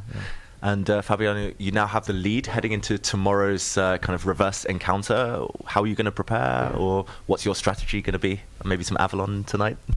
I might do that, The nice thing is that we don't have to prepare before the games. We don't get the position before 10 minutes before the round, so we don't have to prepare any chess. Another like bizarre coincidence happened today. I was playing Miguel, my second, in Blitz, just some casual freestyle games, and so we got some randomly generated position, and then it looked really familiar. And then I was like, oh, this is the position from the first round of freestyle last year, the very first round in the round robin stage. It looked so familiar. I was like, yeah, some of the patterns, and then I wasn't sure, but it looked so much like it. I checked, and it was the exact same position. Wow. So we keep sometimes getting positions that we kind of recognize every once in a while. But yeah, tonight, just chill and hope that I play well tomorrow. Yeah, for those who don't know, you actually accidentally predicted one of the positions that would happen yesterday, right? Against Firouzja? Oh, the day before. Or the day before. I think it was the fourth round. I didn't predict it, just again, randomly generated by the computer, played a rapid game, I think 10 plus 10. Then we're analyzing the position before, like 2 minutes into analysis. I tell the guys, like, this looks really familiar. I think I know this position, and we checked it with an engine this morning. And this is why Sindarov was so happy, because I basically just randomly knew about a position and had seen that the engine says that white should play c4, c5, knight f3, and I confidently was able to give them some details with engine assistance. Unexpectedly, I had some knowledge about the position. Yeah, you heard it here first. It should be called Fischer Not So Random Chess, potentially. But Fabiano, congratulations today, and thanks for joining us. Best of luck tomorrow. Thank you very much. Welcome back to Freestyle Chess, the Grand Slam Tour in 2025. I love that little quip at the end there, Fischer Not So Random, but also, well, maybe that conversation in the moment feeling a bit more in jest. It is one of my ultimate curiosities for the freestyle chess scene and how it will develop over not just this year, but years to come. That where will players recognize those familiar positions, and when will they, with enough training and randomly generated boards, start to find those moments of, ooh, I've seen this, and insert just a little bit of that knowledge and preparation. Right now saying there's not a great way to prepare, but maybe over time there will become a way that players develop, preparation. Yeah, exactly. It's only going to benefit those with very good memories and very good pattern recognition, but I mean, you can already tell the top players, they've got specific ideas about how to handle things if the queen starts in the corner, depending on where the king begins. Fabiano's unique, of course, in his levels of preparation, but interesting to hear his thoughts. Breaking back into this Fabiano versus Gukesh game, where Fabiano does, in a sense, have Gukesh up against the ropes with the advantage in the scoreline and the advantage on the board. We are lucky enough to be joined by none other than Danny Wrench from Chess.com. Welcome in, my friend. Hello. How are you? It's good to see you. Thank you. Good to be here. I was going to say, Levy suddenly looks a bit different. I was as surprised as everyone else. Where did Levy go? I don't know. Maybe he's going to hit the gym to match the physique that you bring in to the chess space. But what do you make of this here? The world champion down 1-0 after yesterday and already finding himself in a precarious position here up against Fabiano. Yeah, I heard you just a second ago using the analogy up against the ropes. I couldn't agree more. And I was in the room just a second ago and wondering what stopped Fabiano from just winning the pawn on a7. But here we have it. It's on the board. So the answer was nothing stopped him from just taking it. And Gukesh seems a little bit out of his element. I don't know if it's the whole event right now, if it's the freestyle vibe in general, but he doesn't seem to be comfortable. It's also a format that he hasn't played enough, and I also want to add the last few months have been so much for him, right? True. With the World Championship, coming out of that, all the commitments, going into Tata Steel, coming straight from there. Fatigue perhaps could be a factor. But that said, I think about Fabi, because he's also coming out of that exact same tournament, right? And look at the kind of performance he's showing. Optically, this position, and mathematically, it's one extra pawn for Fabi, but it almost feels like two extra pawns. Look at the right side of the board. It's 4 versus 2. Gukesh with those double 2 pawns, the 3 versus 2 on the left side make absolutely no sense for that pawn formation. The rook super active on the 7th rank already. To me, it feels that Gukesh went for this extremely risky option with just one aim at mind, to play on that dark square diagonal. But is that going to be enough to plant the bishop there? David, I think normally I'd say, okay, well, maybe, the saving grace here for Gukesh is that a few more of his pieces are developed off of their starting squares. But with all that said, Bishop, bishop, queen, all with direct eyesight towards that left-hand side of the board, able to reinforce any kind of attack on the king in a moment's notice. So looking very good at this point. Yeah, looking very good. At some point, it needs to be a bit of a clearance sale. He needs to clear his pieces off the back rank. But yeah, I mean, exactly what you were pointing out there, James. Maybe activating the white queen, followed by a bishop. And sooner or later, you would think that the extra pawn starts to count. Definitely feels like Gukesh just hasn't started well. Again, he's the only player who's never discussed the starting position with one of his colleagues. It feels like maybe he just needs to start getting in the mix a bit more. The openings have gone wrong in several of his games in the round robin, and clearly here again today. It's a good point, David, because, you know, anyone following this event in the broader, many social media forms that they can, you see some of those behind-the-scene takes where the players are discussing the position with each other, normally rivals. They're all in this together, kind of against freestyle, right? Because freestyle is such a challenge to what they normally bring to the table in terms of prep. And you've seen that it actually is paying off for those who are doing it, right? That's not just behind-the-scenes content for the fans, right? That's really paying off. And if Gukesh is uncomfortable, that might be something he takes note from this event, because obviously we know what he's capable of. He will certainly be back and be in other freestyle events, even if this one doesn't go his way. I love that idea, that your first adversary isn't even the guy sitting across from you on the chessboard. It is the game mode itself, right? And how uncertain we all are about what the best moves are to make and how to approach it as a whole. That's how I feel all the time in chess. But I'm preaching to the choir sure, there, right? my friend. I mean, it's how you feel, because chess is hard, as they say. But in freestyle, even for the best in the world, freestyle chess is harder. Yeah, it's very esportsy there. Like, you've got to face the terrain yourself. And, Yeah, there's no map to rely on, no familiar landscape here.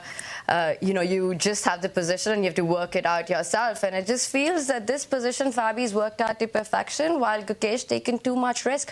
I mean, I'm really trying to understand here, Danny, why has he given up that pawn? And the more I look at it, it feels that, yes, right now, all of Fabi's pieces in the first rank, but they aren't too far from developing themselves. In fact, once that happens, Fabi will be the one with all the initiative in the position as well. Well, and to your point that the pieces might be on the back rank, but because of freestyle and because of the nature of the structure, they're developed right where they stand, right? Dash already highlighted for us. So I don't know who's got the magical mouse over there, but you see the pieces are not out of sorts, even if they're on the back rank. And so I'm also trying to figure out where is the compensation for black, but I think that the eval bar, as much as we don't like to admit it, the evil eval bar is right. I think white has a comfortable edge. And I think Gukesh will have his work cut out for him to find some way to mix it up here. Yeah, at times we can maybe get a little too focused on the eval bar in trying to understand how the computer has found a win or an advantage for somebody. But in this case, it feels rather obvious and poignant to the moment. Of course, with all that said, maybe we pull back out while Fabi gives a good think. We can take stock of all 5 of our other boards where we do have much more even game states. However, some unique differences between each of the games themselves. Yeah, and no 2 games are similar any longer.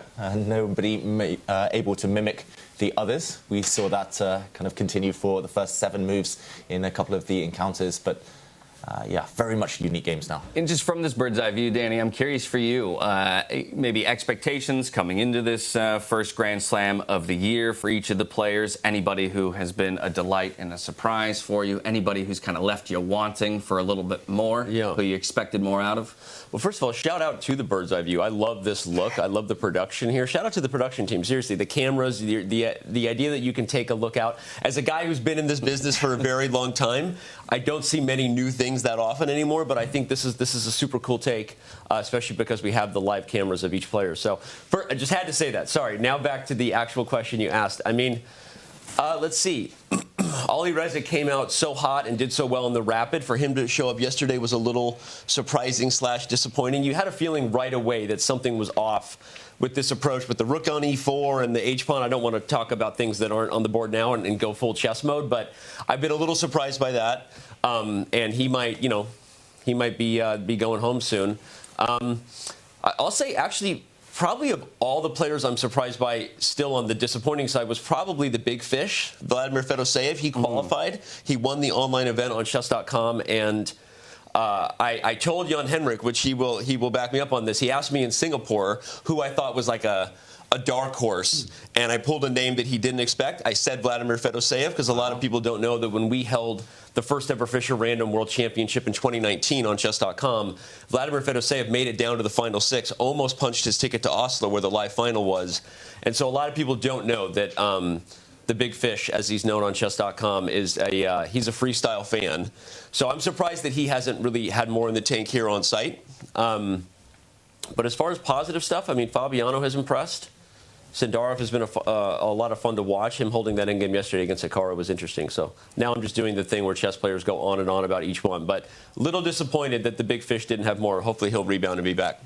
Yeah, we will look for him to do so because it has been talked a bit about how much a fan he has been of this mode, kind of grabbing onto it maybe before some others brought it into the limelight that is the position of freestyle chess now.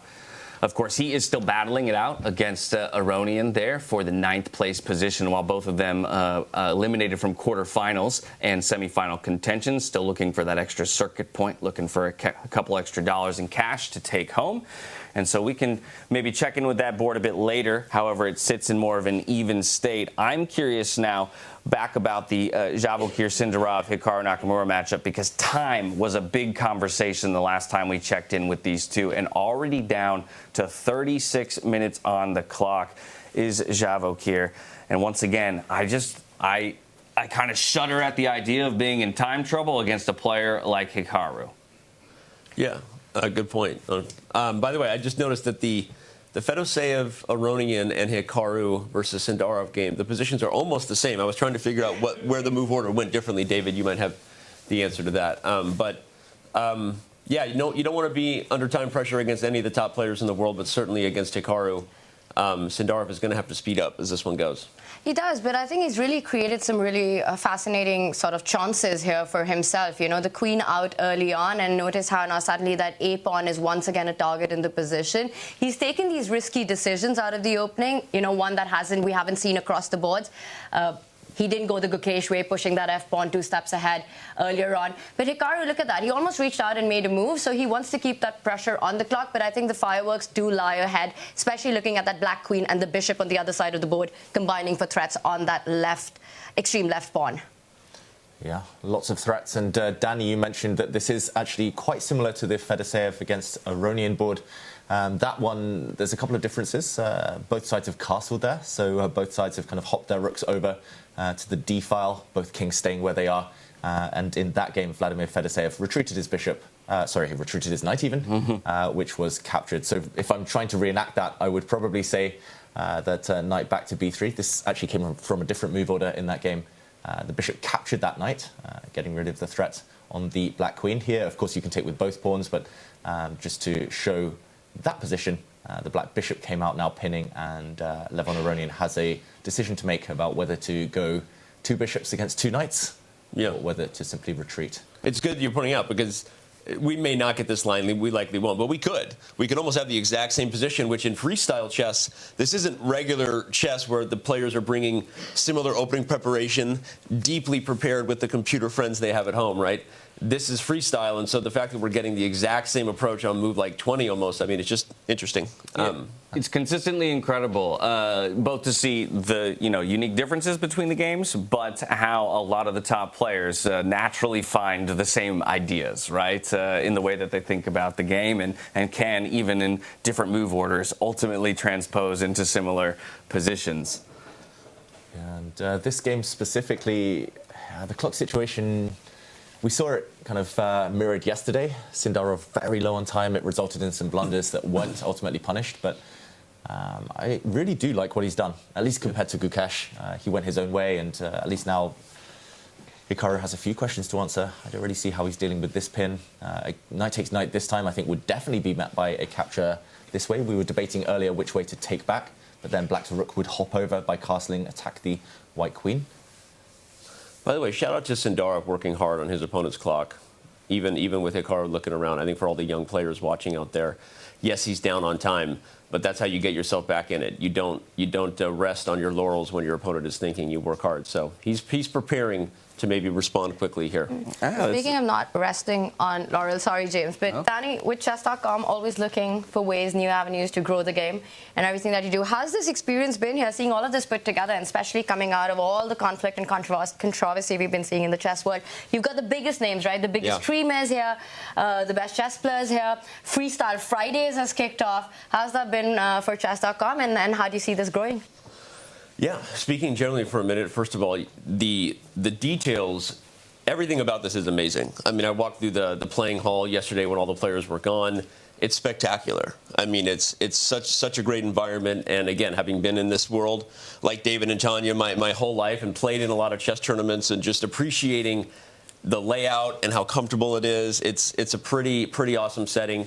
This structure itself, just being put up and to have the ability to broadcast live to thousands and thousands of viewers is amazing. So all the biggest names in the chess world, literally, pretty much players and creators are here, and speaks a lot in terms of what the movement is. As far as the bigger view of it, I've said many times that I think freestyle is a really interesting variant because it's not inherently inaccessible to beginners, and that it's not like a weird fog of war or something like that. They see a chessboard setup, and I think even beginner players can quickly understand that, oh, that's chess, even if the pieces are different. And so it's accessible to large audiences, and if it keeps the top players happy, you're kind of hitting both ends of the spectrum. I think the middle of the chess market, if I'm speaking to Tanya's question, is actually the most interesting. And if you read a lot of the comments online, I think there's some of the ones who are the most slow to jump in, because they love opening theory. They love their chessable courses. They love the idea that they're seeing the best players in the world play their Sicilian or their Nimzo. So it's funny. I think the tone of freestyle isn't quite hitting just yet in that middle tournament market. They're going to be the ones who maybe are the most excited last. But I think beginners and top players alike are both really attracted to the format, and it's a lot of fun. I love hearing this from you, because it's kind of what I've been saying to these two all week long already, that in a weird way, freestyle chess feels like a great equalizer for exactly the reason that as a lower-rated chess player, I have not committed the time and the work to the memorization and the deep theory of different openings. And so even as a spectator, it can be really difficult to get over that initial hurdle in trying to understand a standardized chess game.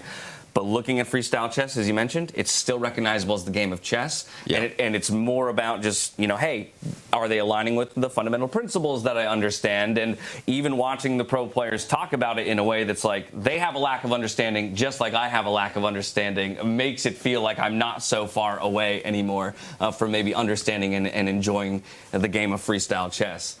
And because of this factor, right, just how much of a raw skill this variant requires, because you're kind of just on your own from move one, is exactly why Magnus always championed the cause of having a classical time format, of having a long time format as something that's really required for freestyle chess, while he stepped away from classical time format in standard chess. Yeah. David, I'm curious what you think. You're a top grandmaster. I don't know if you know that. You got the memo. You're a very strong chess player, David. But you're obviously not quite competing at this level as far as the world's elite. But what is your take on wanting, if freestyle became even more open, even more democratic, with larger qualifiers and larger opportunities for grandmasters of your level to get here, is that something you'd be excited about? Or even at your level, would you prefer more of like a Grand Swiss style where it's traditional because you get to bring your prep to the table? I mean, I prefer this, Danny. There was a phase, it was actually around the time the pandemic hit, that I was only playing Chess 960 online. I pretty much only played that game. I was obsessed. It is the great equalizer. Openings have never been my strong point. I've never been the kind of guy who can sit locked in a room, in the dark, studying, I don't know, the Spanish or the Berlin for 10 hours every day. So I've always been a massive advocate. This has been a dream for a while. I mean, it's nice to see the top players. I do want to see it trickle down to kind of, like you say, give more opportunities for that kind of those grandmasters in limbo who, struggling to make a living, but it's so good and just need to make that next step. For me, I would love to see kind of this infrastructure being built. And it's good to hear, because that's kind of why, that's what I was hoping to hear, because that's why we did Freestyle Friday. I mean, chess.com has always looked at it as, how do we create those open doors for more top grandmasters to get to the top, right? We know who the world's elite are, but a lot of our online events have been designed for the number 50 to number 500 versus just the top 50, right? And I think that knowing that maybe, I don't know what the future is, and I'm not even trying to tease anything, but I think that if the success at the top continues to take hold, and we see it is accessible to large audiences with growth, there's no reason why you wouldn't want to see more cycles, more events, all year. And I think it's absolutely lovely to have events like this, investment like we've had into the Freestyle Chess Grand Slam, to see what the game looks like at the absolute top level, whether or not people want to aspire, to such a level, and then to see the access given to many others through, platforms like chess.com to start finding a way into freestyle chess. In general, I can just take a moment maybe to thank you, because chess.com and Twitch in general were major players in my reintroduction to the world of chess. And I'm kind of curious for you, Danny, what it's been like over the last, 5 years. Let's go from pandemic time onward, where we really saw that big boon to have been able to play such a major role in a reintroduction of chess in some ways to the masses, and playing a part in that level of access where we're giving people an opportunity and pathways into things like this. Well, I appreciate that. And I'm glad to hear you say it, because when you were first on the show here, I admit I was home as a fan going, is that Dash? Like, what is he doing there? I was like everyone else on Reddit. Like, a shared confusion from a lot of people. Why? No, I'm kidding. But thank you for saying that. And it's been a wild ride, I think, for everybody. I mean, we've seen our game explode over the last several years through a number of different, if you want to call it black swan events, things that we didn't necessarily see coming. But for the chess community, it's super exciting. And I like to think we're only at just the beginning, and I'm not just saying that from a hype perspective in the hopes that we grow. I think there's a lot of signs, a lot of information, a lot of data, to speak in the business metrics quickly, that we see that really suggest that the best is yet to come. So. Well, in all honesty, I think there's probably no better way to end our time with you than on such a high note and aspirations for the entire chess world. Thank you again for taking the time to join us here. Thank you for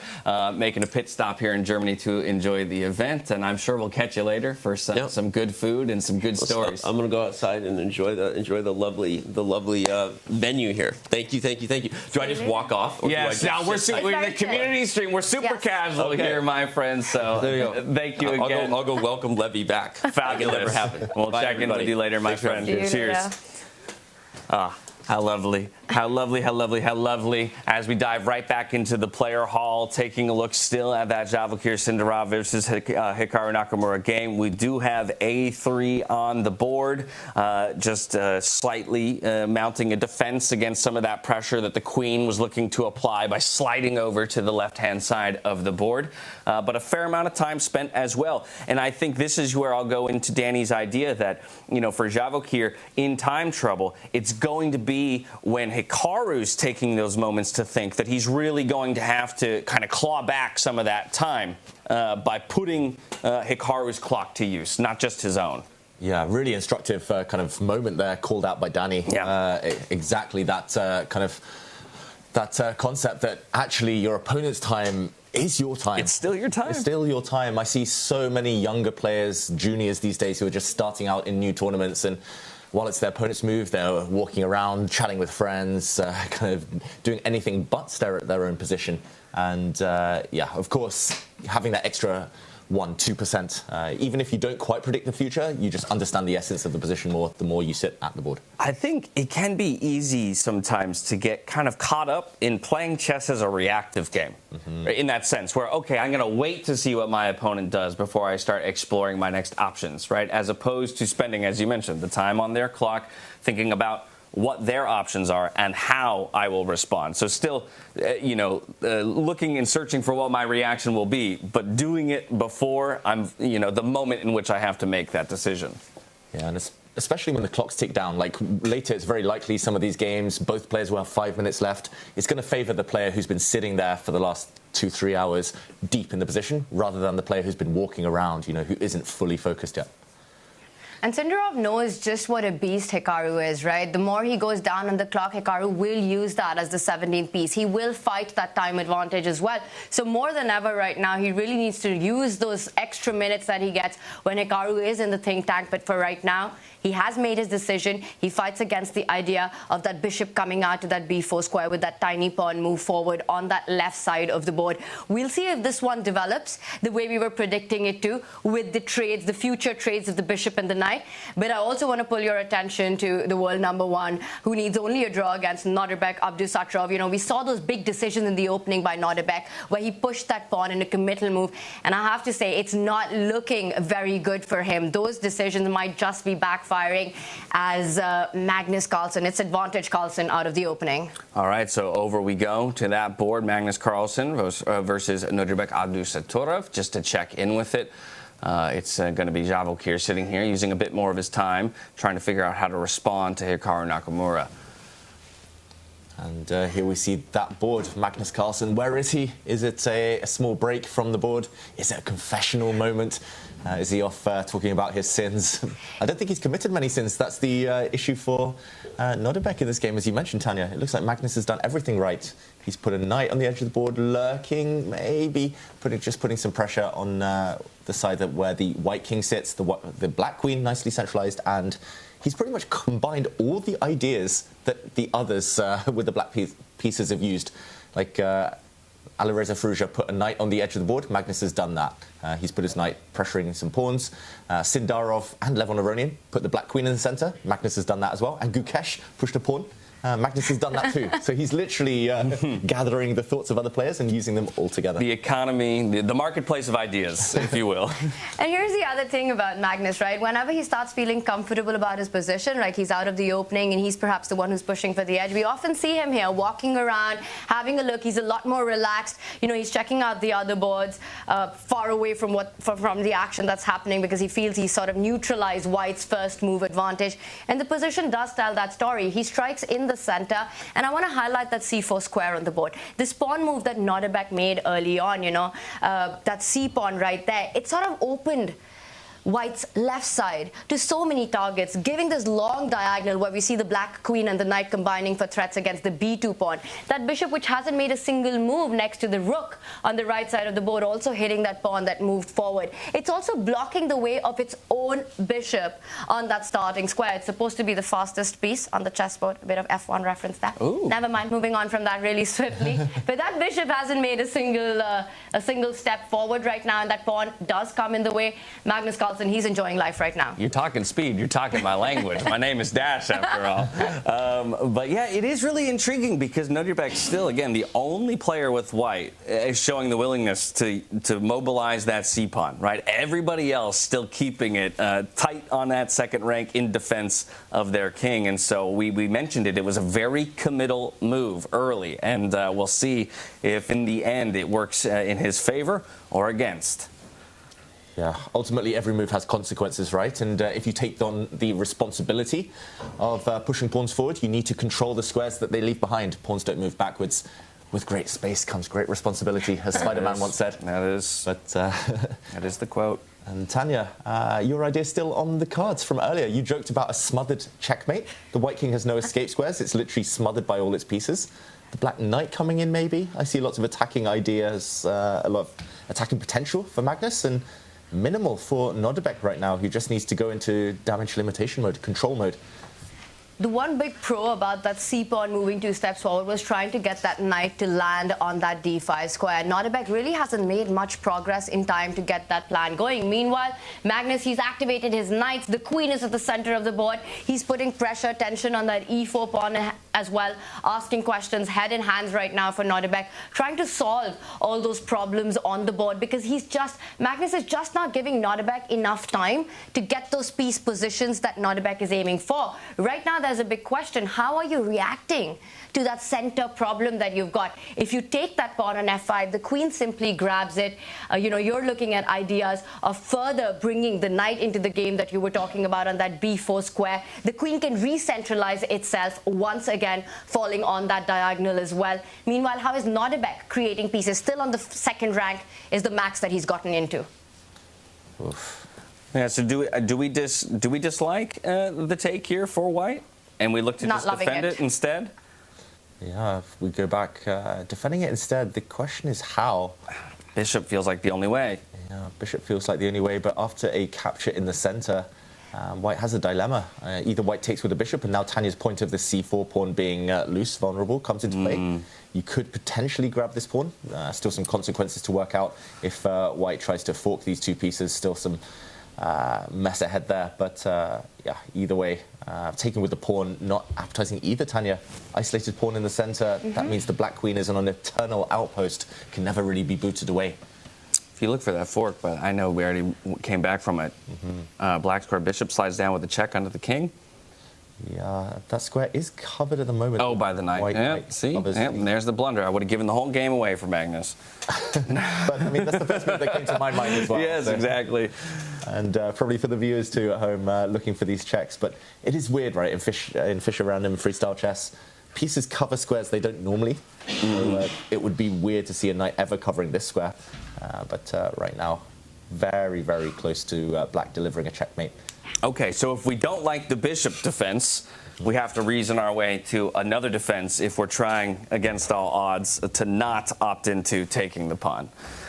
In which case, then I'm looking at our knight that's sitting on the first rank on the D1 square, maybe jumping over here or over to C3 perhaps in defense. Yeah, C3 invites the trade from the knight on A4. Let's put that on the board. And I guess the one downside, for example, if the queens come off, I'm not sure whether you take with the queen, with the pawn, but either way, long term, you will be left with a very kind of loose queenside pawn structure. The skeleton of your position, not great here, just isolated targets. So you survived the initial storm, but long term, I think Magnus, he's the king of taking advantage here. So such is the conundrum, you know, that Nodirbek faces here, right? Because even as we're having the benefit of putting the moves on the board to play out the lines, right? Players got to do this all in their heads. And even still, it doesn't, nothing seems obvious here. One thing does seem obvious here, though, is that Magnus is enjoying his position. And even if I've seen him so many times in this format, you know, he takes his time in those first few moves. And he's always sort of working his way out. He spends those extra minutes. Look at the clock situation. Despite, well, what appears to be a very pleasant position, and we do have a decision on the board by Nodirbek. And I think this, more than being aggressive, just shows in many ways how desperate the position is that he needs to create a counter threat. He has to find ways to create a mess on the board. He's giving up a pawn right now. That one step forward leaves that central pawn hanging for Magnus's queen to pick up. So Nodirbek trying to create those counter chances. But I just want to talk a little bit about Magnus's approach to freestyle chess. He's the GOAT, right? Magnus, he's, well, arguably it's usually the conversation between Garry Kasparov and Magnus Carlsen. For him, it's about working out that first few moves, trying to get it into as much of a standard, normal position as he can, find the right setup on the board, and then he's Magnus Carlsen unleashed. So if you can grab that opportunity and make the most of it, pose problems in the first few moves is when you've got your best shot against the world #1 player. This position, again, what happened yesterday as well, after move 3, he never gave Nodirbek a chance. Here as well, it's just Magnus sort of finding the best places, position for his pieces. And David, something catches your attention here. Is it the central E pawn that's about to fall off? Yeah, I said that earlier, a pawn is a pawn, and if Magnus can safely take this pawn and live to tell the tale, then he's simply going through to the semi-finals. So Nodirbek really needs a plan. I think the idea is just to kick back the black pieces, gain a bit of time. Time, just like in life, often very valuable, but I'm just not sure it's quite worth the sacrifice. Let's just investigate the future. Queen takes pawn is the logical solution. The queen is attacked anyway. Might as well grab, get greedy. I think White's intention is to kick back the black queen. The question is where it goes. Let's say it goes the whole way home, not to block its bishops. And now the idea would be to kick this black knight back.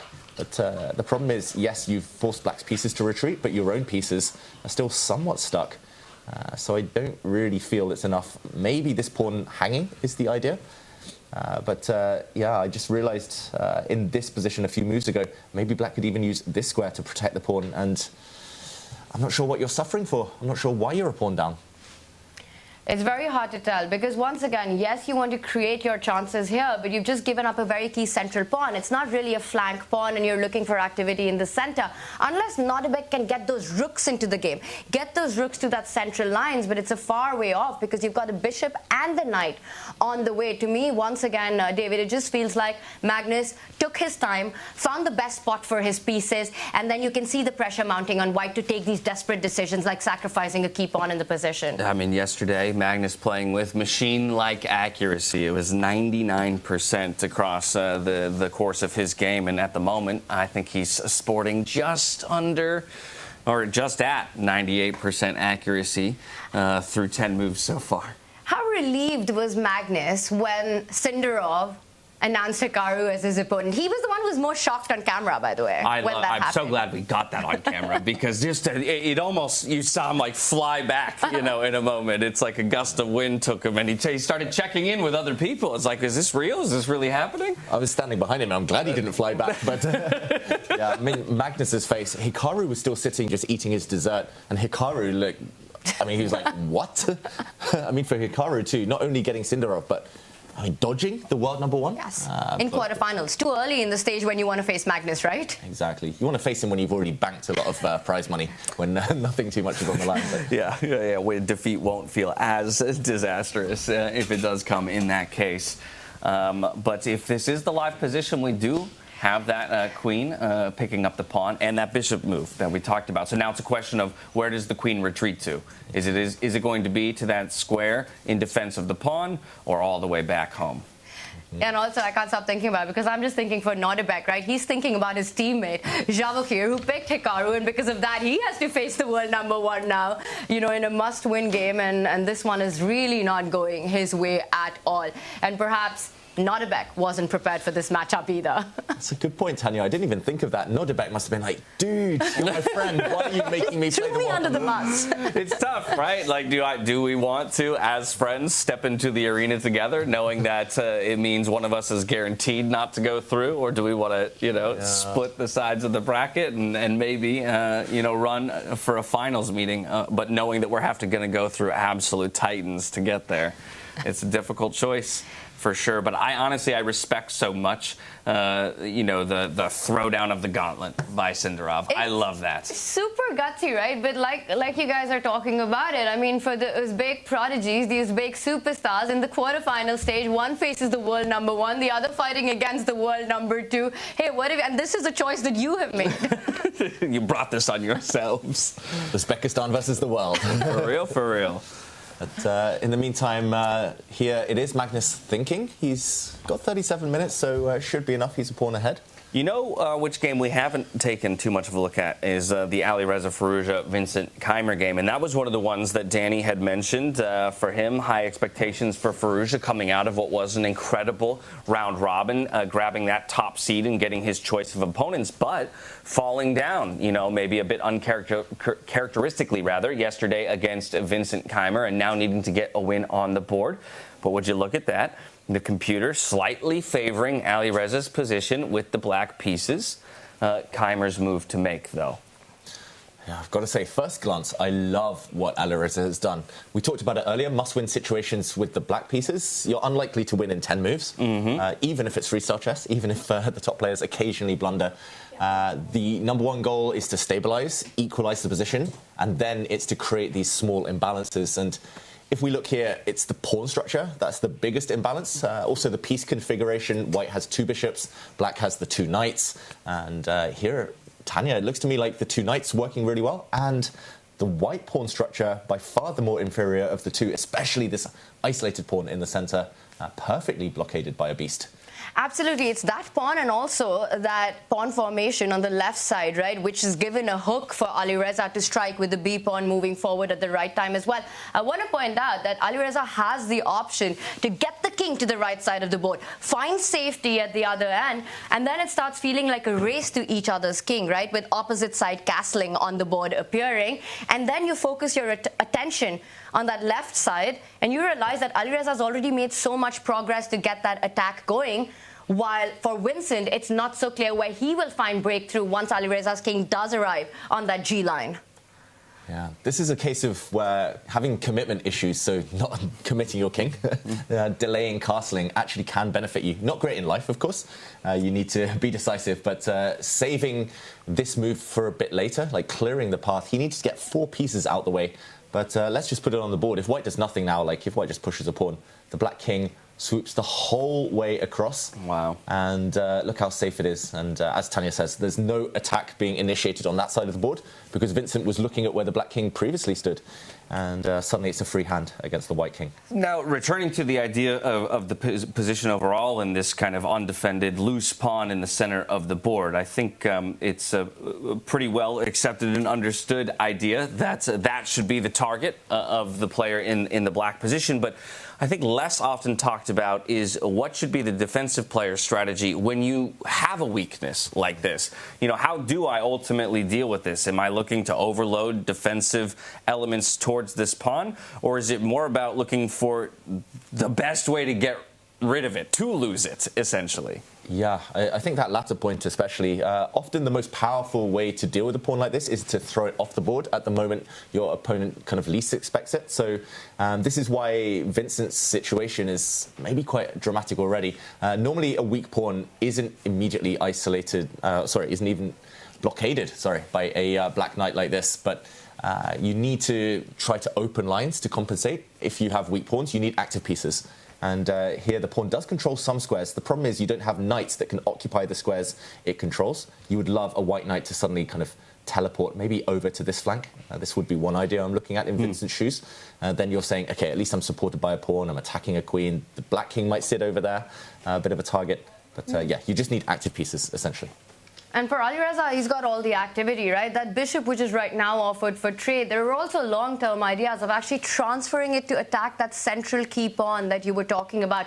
Rerouting it says, fall back, get to that g6 square, and then suddenly you're looking at these weaknesses. You know, you're also vacating a square for your own knight to jump on, closer to the white king, as the c4 square will get vacated. I really think that this, for all the players who are looking for that comeback win today, Alireza is the one who's got the best chance right now.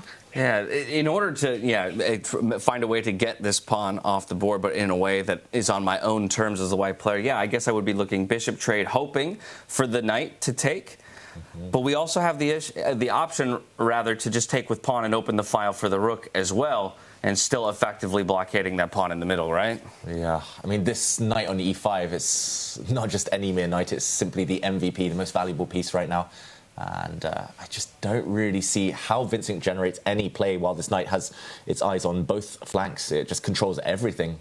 The white queen is somewhat stuck. She doesn't really have any threats she can make. And I personally don't even see any way that Vincent can kind of limit the damage. All right, so it puts it within reason that Vincent is taking a fair amount of time on his clock right now, understanding that this is a critical position on the board, and that he's going to have to find a very crafty response. A completely different narrative from what we saw in that first round matchup, right? Where Alireza, he went for this very creative idea at the opening and then struggled to find that piece harmony, struggled to coordinate enough time to get the pieces into the game and coordinate each one of them. But this is a whole different story. Everything plays into Vincent's camp right now. Everything is beautifully placed to get that activity going. You know, once that king gets to safety, even that final rook on the corner of the board will join, sort of get all the toys to the nursery, and it feels like it will be Alireza who will be having all the fun in this one. Okay, so I have a new idea. Tell me what you make of this one. Instead of looking for that bishop trade and inviting the knight off of that square, which he's going to be so reluctant to leave, what if we use our dark squared bishop, slide it right up to d4, and basically threaten a trade of our own, pulling a pawn towards the middle or the queen up? Yeah, I like that one. I think that might be the move I would choose as well, the most natural move in the position. Maybe what's kind of making Vincent pause is the fact that after a trade of light squared bishops, this black knight can jump into this newly vacated square that Tanya was pointing out, and the b2 pawn that we're highlighting here is suddenly indefensible. The two knights just double teaming it, overwhelming that pawn, and the black queen, watch out. If this pawn disappears, she's about to swoop with a devastating effect. And perhaps this is the line that Vincent's gone down on, right? Trying to get into his mind right now, David, because after you place that bishop there, if you allow the black knight to jump as it is on the analysis board, it would be a very difficult position to take care of. But he's looking at in-between moves. This is grandmaster level chess, right? You don't immediately make the most automatic trade right now. And I wonder if he's calculating the tactics or the sequence of moves that appears if he captures that knight at the center of the board, denying the possibility to jump across and attack the white king. Yeah, and this is where the top players, we talk about calculation, right? But essentially calculation is playing the moves you want to play. So if we go back to the game position, bishop to d4 into the center, eliminating this knight is what you want to do. Then you look at the consequence of your move, bishop takes bishop, threatening to drop the knight into a really nasty square. Then you look at the move you want to play again, and you pretty much realize that it is possible, but it's a 4-5 move path, as we see Alireza Firouzja just chilling. Enjoying life. The board, it does give him that luxury. Did we just find, though, the line that gives him the best opportunity for life? I think so. Finally? Yeah. I think we found Vincent Keymer's best solution, but Alireza, I don't think he's too worried at all. He looks... Look at that. And look at his accuracy as well. It's over 97%. And that is so incredibly hard to achieve in freestyle chess, right? Because you're working your own way. You're sort of finding your own path from the very start. And Alireza, you look at him on the screen, I think you get the feeling that he's feeling confident about his chances to make a comeback. But I will tell you, it's not the same story for the world champion right now. He's struggling. Oh, is he now? Well, with that in mind, then there's no better place for us to check back into than that Fabiano versus Gukesh game, because as we had seen earlier, it was Fabiano who had found himself an advantage, a material advantage, a positional advantage, and things don't look to have gotten much better here in these moments for Gukesh. As we hop over, he is going to look for a bit of a push here with this c-pawn, but the computer loving the position for Fabiano. And Fabiano in top form. He's had a rough up and down few months, but it looks like he has brought his best here to Weissenhaus, showing great form in the round robin stage and taking yesterday's win against Gukesh, who hasn't been quite at his best after a busy, stressful few months where he did win the world title. But that was, of course, in traditional chess. This is a totally different ball game. And yeah, just pawn count tells the whole tale here, Tanya. 4 versus 2 on the king side. And it feels like black's pawn majority, barring any miracle saves, any attacks against the white king, it should not be enough. It feels strange to push my king to an open fire. Oh, maybe as I say that, it feels maybe like the most obvious move here is just king to b2, allowing the rook a pathway to slide all the way. Ooh. That was a long king move. Did you see it? He reached out and castled it all across the board. Wow. Must be very satisfying to do that. I was, again, thinking, how do we unlock the rook to slide all the way across that first rank and maybe trade along, the A file? I thought the king had to get out of the way. We've got a result? Handshakes? What? What just happened? I think Fabi offered... Wait, what happened? Because you're not allowed to offer a draw until move 40. I think Gukesh might have just resigned. That feels premature. He is worse, borderline losing, but there's still plenty of pieces left, plenty of play left. You're right. Just being down a pawn, the fact that maybe he'd forgotten that Fabiano could castle here. Yeah. He just gave up. Oh, no, it was a draw. A draw? At the end. Well, I can see the kings placed in the middle of the board, and they are opposite each other. I think this ended in a draw. How on earth? Whoa. Wow. I mean, forgive us, those at home, because we're probably as confused as you are in this moment. The reason for that confusion is because there's a rule here in freestyle chess. You're not allowed to offer a draw to your opponent until move 40 is completed, unless it's a draw by repetition. And there was none. And the game just abruptly ends in 1. And what move number are we on, David? We're only on move 18, so a draw doesn't feel likely. It might have been a misalignment of the kings. Actually, there we do see the black king on the light square in the center. So the kings aren't directly opposite each other. It was a white win. It was Gukesh resigning. Whoa. Okay. Whew. All right, crisis averted. That makes a lot more sense with what we understood to be the state of the game. The crisis for Gukesh, right? Because never really got it going in this one. And Fabi, I mean, what a performance by him. He wins that pawn, gets his king to safety, has everything under control. And also, you know, you see him at night, he's really enjoying, he's having a great time here, loves to get that Avalon game in. He usually goes around during dinner recruiting players for that game night, and then comes on in beast form and takes down the world champion. Yes, moves on to the semifinals. Fastest game of the day, and Fabiano already books his ticket to the semifinals. Let's relive some of the moments between these two heavyweights in the chess world. Fabiano playing a brilliant game. Gukesh, maybe just one mistake was the only opening that Fabiano needed to, clamp down and bring a finish to it. Yeah, just incredible from Fabiano Caruana. Feel good, play good, as they say, and he looks in top form, but very surprising finish. Only 18 moves there. The world champion, just not quite at his best, Tanya. I think you were right, that fatigue has really played a role here. Shortest game of freestyle chess so far. A win in 18 moves to book a spot to be the first semi-finalist. And against none other than the 18th at 18. Yeah. Talk about confidence building for Fabiano, and again I'll reference what we heard from him just a couple days ago in one of those interviews, that he does feel that in his top form he can stack up against absolutely anybody, and perhaps this will be one to kind of continue to act as a boon for him in feeling that he's playing in his top form. And I think that's so critical for this format, right? I was at dinner yesterday with Vladimir Fedoseev, and we were talking about the tournament and how he, how he feels. And he says he loves freestyle chess, but it's only possible to love it when you're really on your A game, because that's the requirement of this game, right? Where you really need to start thinking from the very start. There's nothing to rely on but pure chess skill. And if things aren't going your way, if you're not feeling, in your best shape, it's extremely difficult for even the best in the world. I think that confidence really matters, right? Because there's so much uncertainty about the game. So a player who can act with confidence, with a little bit of assurance that they are making the right moves, that they do have the right calculations or the right kind of overall view of the board and the position, those are the players moving with confidence, even can start to get into the heads of their opponents as well if they are lacking that understanding or confidence. Exactly. I mean, Gukesh this morning might have woken up thinking, how am I going to take down Fabi? He's in such good form.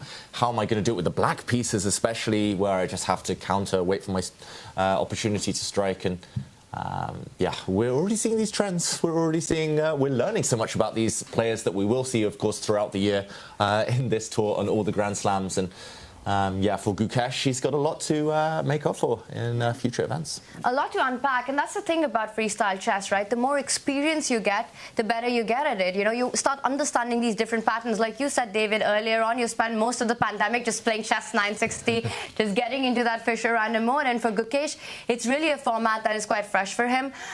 He's been primarily so focused on classical chess, but all these guys, they love it. They enjoy it so much, and I think it's been a huge learning experience for the world champion. And you know what? If we're going to take from the little bit of history that we have here in freestyle chess, perhaps this shouldn't be such a surprise that Fabiano is playing the way that he is due to his finish in last year's tournament in that second position overall. And so if he puts up a performance anything alike, then we would expect him to have a semifinals berth like he has now, and perhaps even challenge for that final table.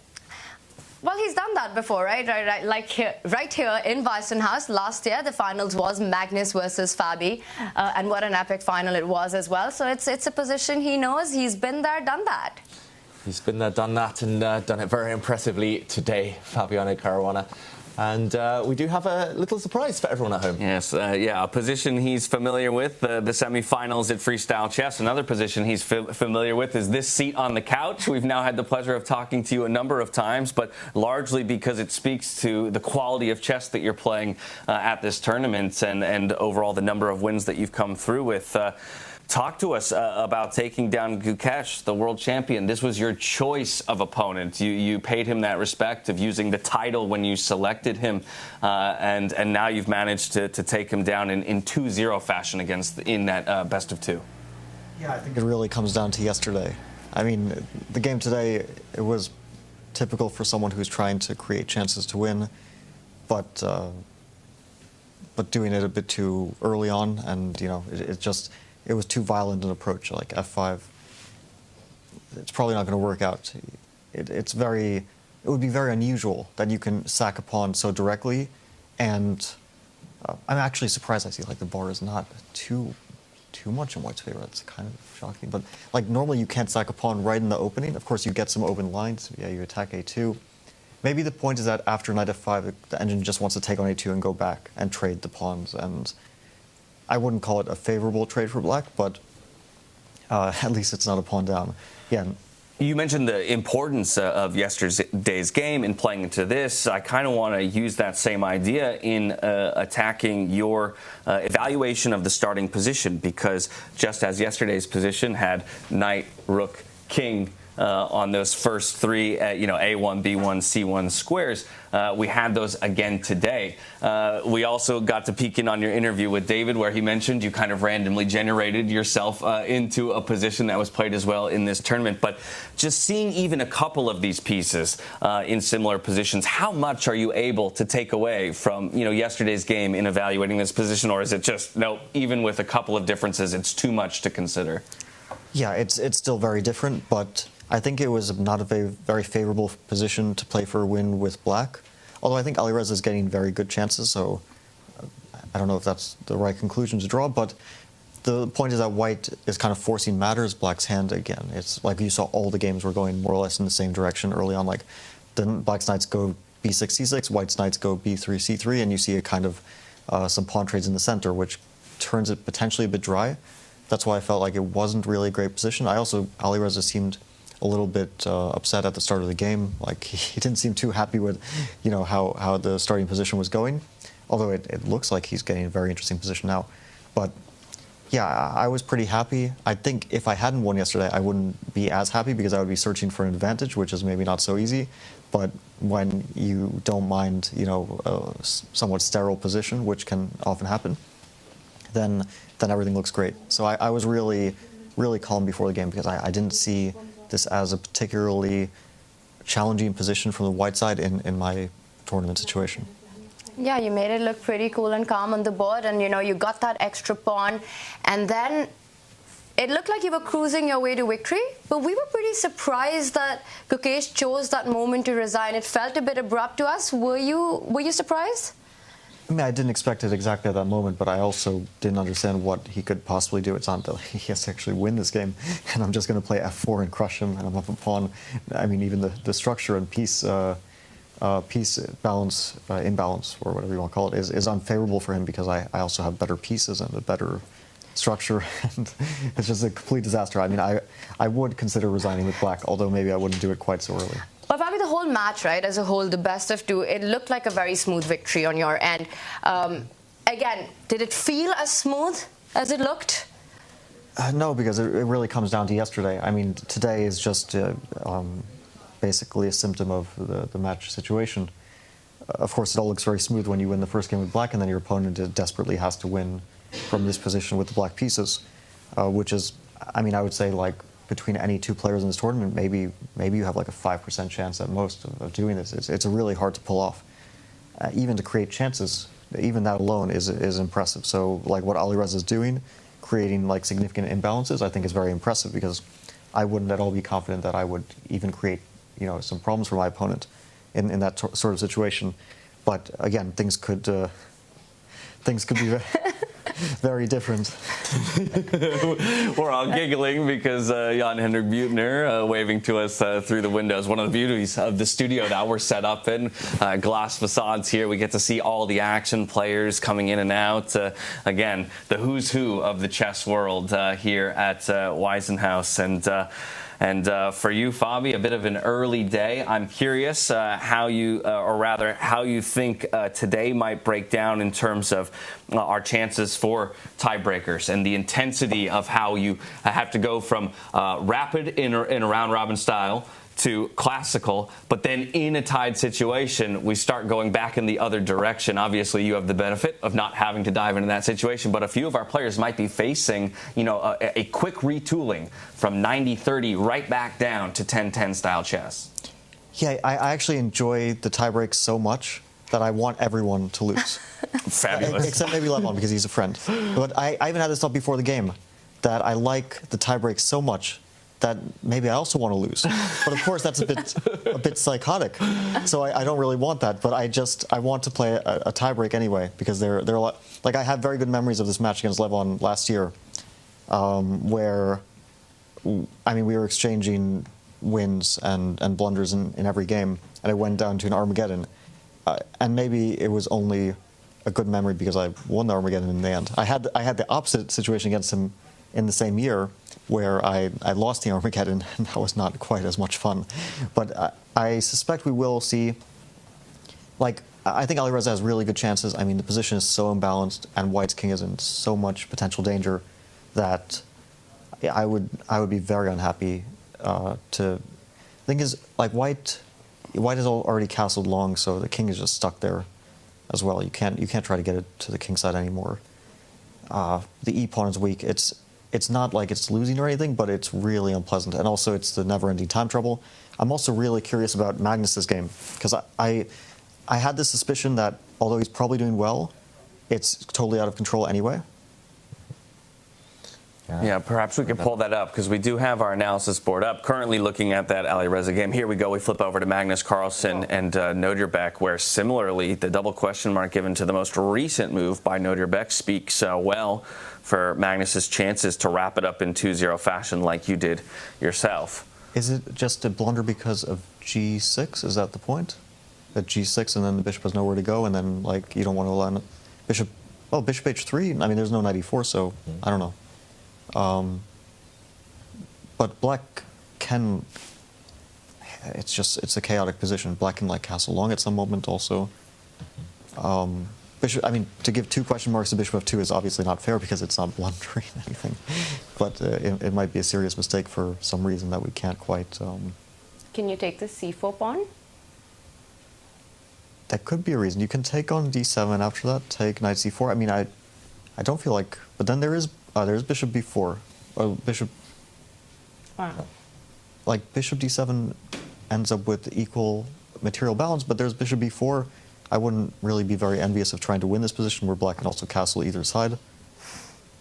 Bishop b4 is a mistake, of course. I don't know why exactly. Oh, there's a knight on c2. What am I even talking about? I can't quite get the grasp of the pieces. There's something beautiful about this, though. I mean, I wonder, for yourself, somebody who has developed such a mastery over the game of chess, to kind of, don't want to use too strong of language, but to come to terms with the fact that this game that you've studied so much and know so well, with something as simple as changing the positions of the pieces seems to, like, it's like a reduction in knowledge. All of a sudden it feels like, maybe a lot of that understanding has disappeared. I came to terms with the fact that I'm an idiot a long time ago.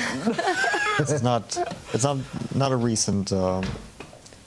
not a recent thing I figured out. Well, I think that's tremendous humility from one of the great chess players in the world. You just mentioned something interesting, right? Can't get the grasp of the pieces on the board. Is that what the top players really enjoy about this format? Just these new patterns that just appear out of nowhere and pieces placed where you least expect them to be? Yeah, and just like it's unpredictable from the start. Like, there's a lot of predictability in the normal starting position. You can kind of expect a few openings, you know what your opponent's going to do, and the general state of theory is pretty much laid out for us. We kind of have a general understanding of most of the openings, their evaluations, the current trends. Here it's just we're just on our own from the start. It is more fun. Again, I'm like a bit annoyed that we have this this f4 and then a7 is hanging and the first moves are forcing again. So it's not the most rich position in a sense. But what can you do? It's funny you say that, because Fabi, in standard chess, you're considered to be the guy who's got the best preparation on the planet. Popularly, that's how people think. And yet you seem to enjoy this format so much, where that big aspect of your game completely gets taken away. But I really don't. I don't think that's true. I mean, I don't see like yeah, sure. I have pretty good preparation. I've worked on chess for a very long time and in a serious way. And I wouldn't say that I have a bad grasp on opening theory or anything like that. But everyone has that same level of preparation. I mean, maybe not everyone, but so many people have a very, very high level of preparation. It's not an unusual thing, and it's not like an advantage, I think. I don't see any one player having like a clear advantage in the opening over others at this point. Maybe if you go back several years, you might see, yeah, you might see a bit more of a disparity. But at this point, I think everyone, pretty much, especially at the top level, has really excellent preparation, and you're not going to be proving superiority in opening preparation. That's a thing of the past. Well, booked your ticket to the semifinals, my friend. You've got the rest of the day to enjoy these games. Pray for tiebreakers, I guess, just like we are, hoping for some exciting end-of-the-day action. But with that, I guess I wonder how you view maybe your personal expectation, considering the strong showing that you had last year. Second-place finish, obviously. Always eyeing the top prize. But do you feel, as compared to the form you were in last year, are you at the same level, above, below? Where do you make that comparison for yourself? I mean, it was relatively, like it was a similar situation last time where the rapid, it was a bit up and down, but it was relatively smooth. I was never in huge risk of, well, that time there was no elimination as well, but I was never in like huge risk in the rapid. And then the first match, it was against Gukesh both times, was, okay, not a simple affair, but after the first game, I managed to win like a very complicated game both times. Then the second game was quite smooth in both cases. So it's been really, really similar for me so far. And it'll also be similar in the sense that I'll play a top player in the semifinal match. And if I can get through that, which is a big if, then I will also play a top player in the last match. So it's so far it's going pretty much the same.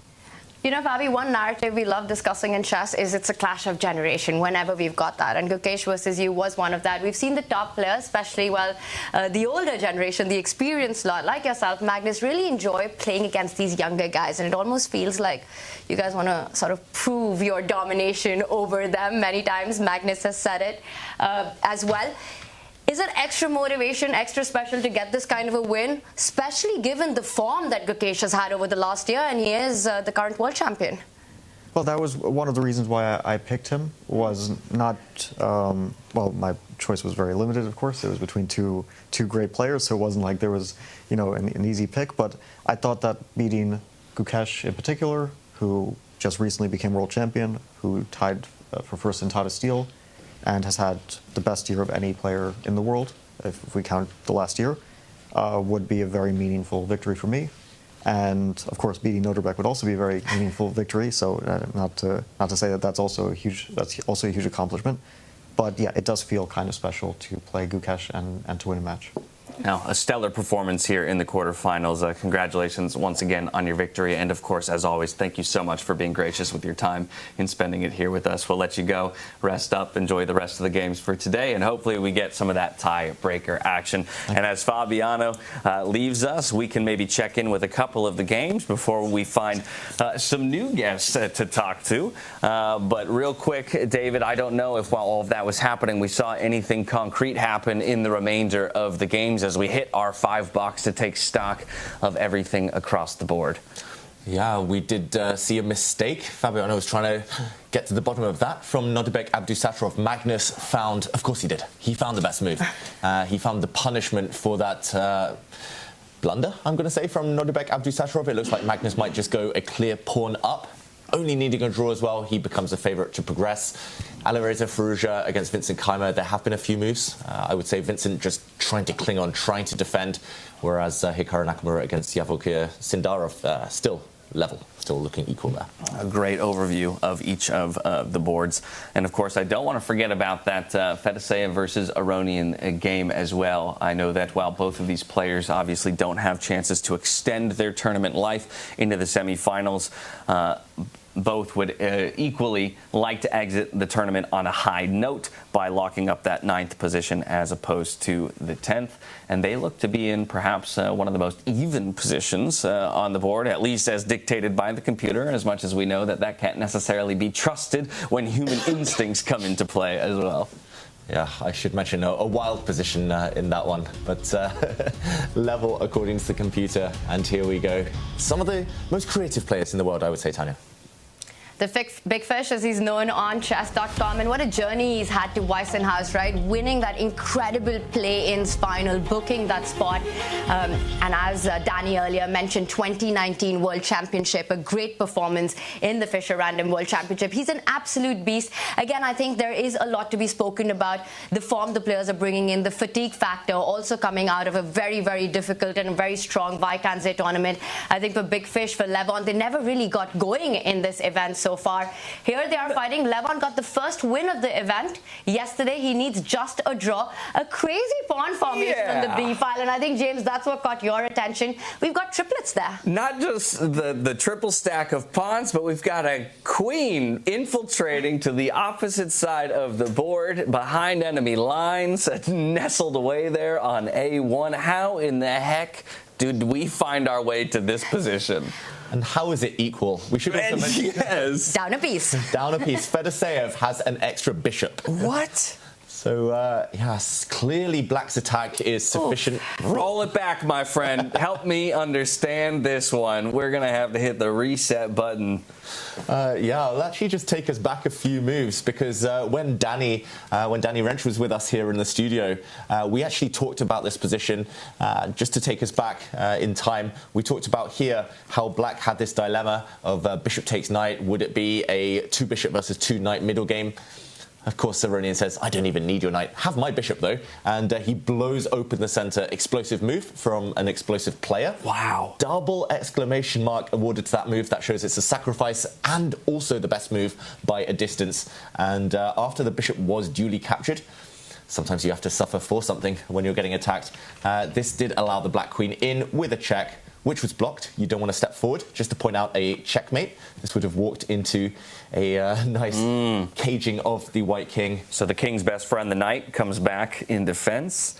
And here we hit equal position, which, again, wild to think that the computer evaluates this as equal, considering the material advantage that Black currently has. On top of the fact that it is also awarding each of these players 99+% accuracy in their game, which if you were to just drop me into a board of this position and say, what's the percent accuracy both these players have played, I'm not even sure I would be in the 90s. Yeah. Maybe not even in the 80s. It's absolutely insane. You know what? This is the kind of position, David, you remove the names of the players, you remove their photos, and it almost looks like this is a random game being played between two players. Black is down a piece right now. White has completely destroyed the pawn formation. Black going for a queen with just a checkmate. But then you suddenly realize that these are two of the best players on the planet, and they've gotten this position, and then the accuracy.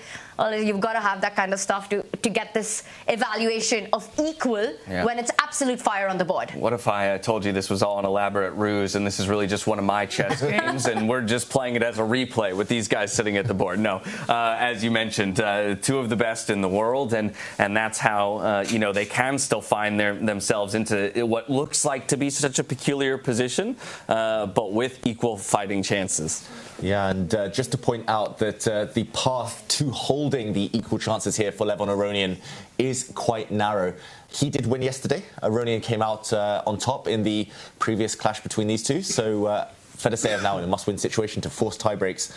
But Levon Aronian, the best move for Black, according to the computer, this is so chaotic I didn't even try, but I peeked at the computer. He should play his pawn forward. This is such a calm move, a whole bishop down, actually eliminating, trading off one of White's Tower of Terror here, that pawn stack. That I'm not going to say is natural necessarily. It's a difficult one. The whole idea is to try and bring this knight into the game. If there's a trade, the Black knight now will come to the edge of the board, try to dive in. But if you ignore this pawn or step forward, then I think we might see the drawing idea. For example, if there is a trade, this is why the position is equal. There will be a knight check, The White King has only one square to go to. There'll be another knight check, and the position should repeat itself.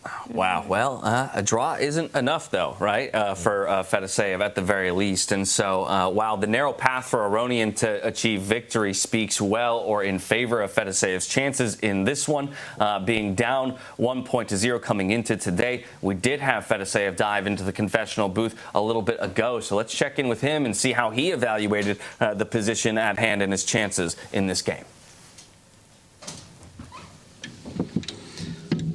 I forgot to mention before that if I would play instead of bishop c5 now b5, he would have a decent chance to survive after knight cb4, bishop c5 and queen a5, amazing move. And this construction is giving black option to end game with perpetual check. So bishop c5 is a key move to protect against this idea. And now I mentioned the variation with b6, but I was a little bit unhappy because I found that now he is having another option, which is a5, b takes a5, knight takes a5. I forced to play king c2, queen a2, and this is attacks on b3, and it's not easy to deal with it, but I found knight a3, queen b3, king c1, and I do believe it should work for white, though, but it looks like a most challenging variation now to me, and I believe he will go a5 now, not b6.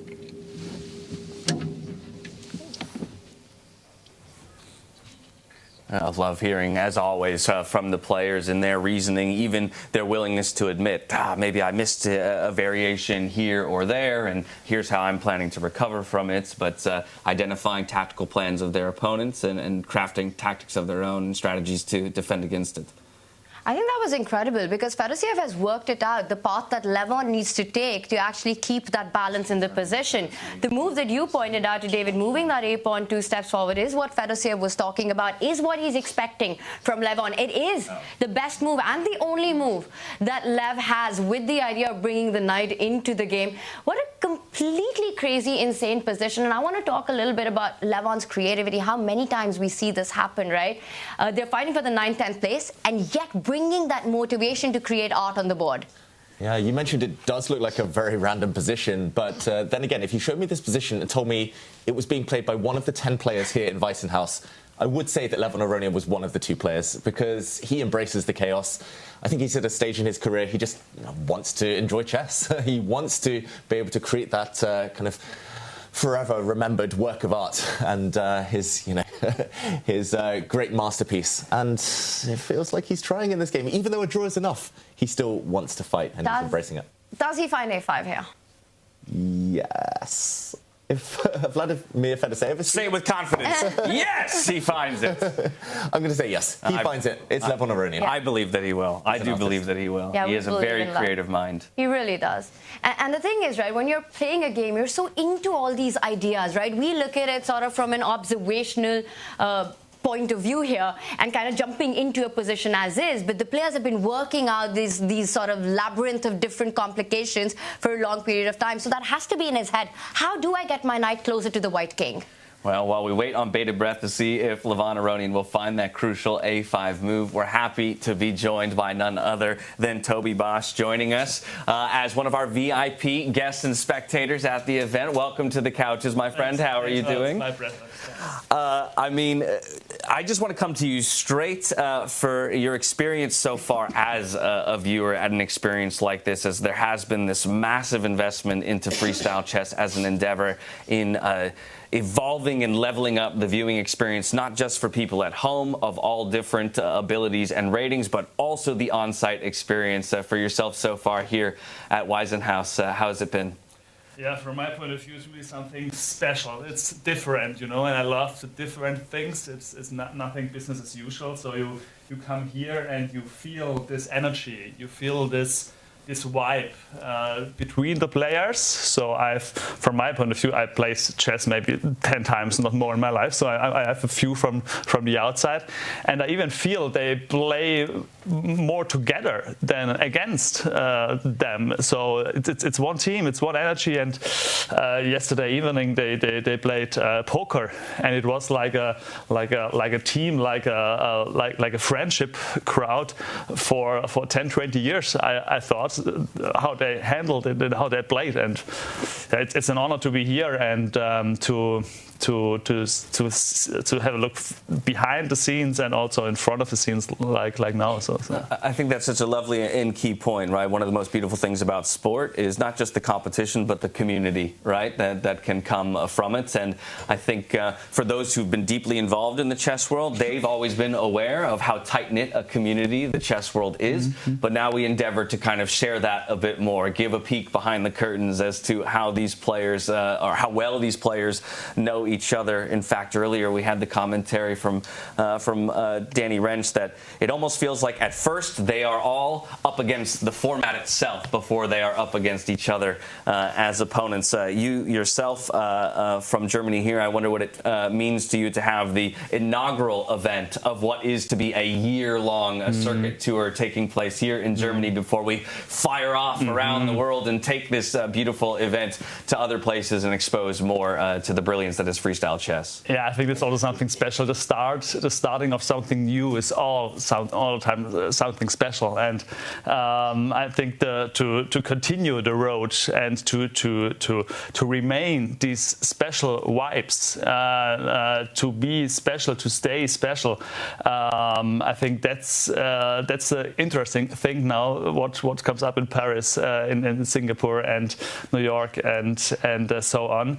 Yeah, but it's like you meet someone for the first time. So the first get together is important, you know. And so here the first, I think the start kickoff is important for everyone else. What comes on, and so I keep my fingers crossed. Yeah. You mentioned. I saw your hand raised, so I didn't know if you had a question. I was going to say, you mentioned maybe only playing a few chess games over your time, but even here, are you starting to get swept up in it all and feeling the itch to find a chessboard? Yeah. Especially the first, when we came 2 days ago, I thought, wow, I have to look for a trainer in Munich to get better and to get more into the game, because I didn't have this insight, because I missed the information, you know, in my ears. So somehow that somebody explained to me what happens there. Now it's getting crucial. Now it's easy. You know? He goes to change his sweater. It's something special. No, it's, you know, this would have been good for me as a not expert at all, as an amateur, so to say. Yeah. So I'm also, what's really interesting from my point of view, I'm also working as a mental coach, as a mental trainer in sports, and it's most of the time in sports or whatever we do, it's body and it's the mind. Sometimes it's more body, sometimes it's more mind, and here it's so mind-driven game, and this is the really special thing. I tried to get out how they act, what's up. Unfortunately, you cannot see and read and hear what's up in their mind. Maybe in some years we can, I don't know. But that's from my point of view, very interesting thing. This mental strength, this mental resilience and stuff. Yeah, that's fascinating, especially as sports psychology has become so much more a part of top level competition. I'm curious then for yourself, as we've seen, with the social media buzz around this event, players of all different sports coming out of the woodworks to talk about what chess has meant for them in their lives, whether or not they play it very competitively or casually. For a lot of people, a game taught to them maybe by a parent or something like that. For yourself, is there a dream crossover between chess and another sport, or chess and an athlete that you would love to see in another sport come together in the future in concert with freestyle chess? So I work in marketing sponsoring for tennis, for golf, for basketball and ice hockey. And when I think of this head-to-head game, especially the tennis thing is, one-on-one. So I know lots of the players, and I could imagine that could fit also from the type of person, of characters. And I think there could be a really good crossover from the golf on the one side, but also from the tennis on the other side. And I see maybe Sasha Zverev, maybe if even the player they now don't play anymore, like Roger or Rafa. Maybe that's a new thing they could battle, because these are battle guys. They still battle. They cannot just stop if they end a career, so they need to go on. And I think there maybe could be a cool crossover. Fascinating. I love it. Just planting seeds for what might be collaborations in the future. Toby, thank you so much for joining us. I don't want to take too much of your time. I want to let you get back to enjoying the top level chess that we have taking place just over there in the playing hall. So thank you again, and we look forward to meeting with you again in the future. Perfect. Thanks a lot. Nelson Mandela said, maybe one last thing Nelson Mandela said, I give to everyone I coach: you never lose, either you win or learn. And if this is the main thing for you in life, private, sports, business, you got it. Couldn't think of a better note to end on, my friend. Thank you again. All the best. Cheers. Enjoy the rest of your day. Thanks, you too. Bye. And with that in mind, you never lose. You either win or you learn. We had been asking ourselves, would Levon Aronian find that A5 move? And while we were in the midst of getting that word from Toby, the move was found. And now the onus is on Vladimir Fedoseev to respond. Of course he found it. I should have been more confident. I told you. Of course he found it. And in the case of Levon Aronian, you either lose or you enjoy chess. There you go. I think, he's learned a lot, of course, in his career, but he wants to entertain us. He wants to entertain the fans. That's why he's so popular universally, which is quite rare among chess players. And he finds this move to get the black knight in. He just needs any check against the white king here, and it will come with devastating effect. So we see Fedoseev here, Tanya, looking to one side. He told us what was going through his mind in the confessional, but maybe not the only way for white to play. Yeah, and you pointed out that sequence of moves which kind of led to a forced draw, and we're getting a reaction right now as Fedoseev does take a decision.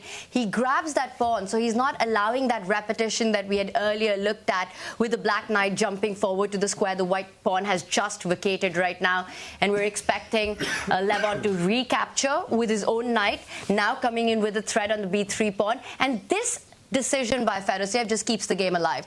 Even though the bar says it's level, it's far from draw. In fact, draw is the least likely outcome in this one. I think it's going to be a decisive fight, but I think we've got decisive action across the board. And perhaps we should head soon to the world number one. I do want to dive back into those in just a moment, those elimination matches. Before we do so, though, I would be remiss to not deliver a word from Levon Aronian to both us and the viewers at home as he stepped into the confessional booth. Not a man whose words I want to miss. Let's take a look.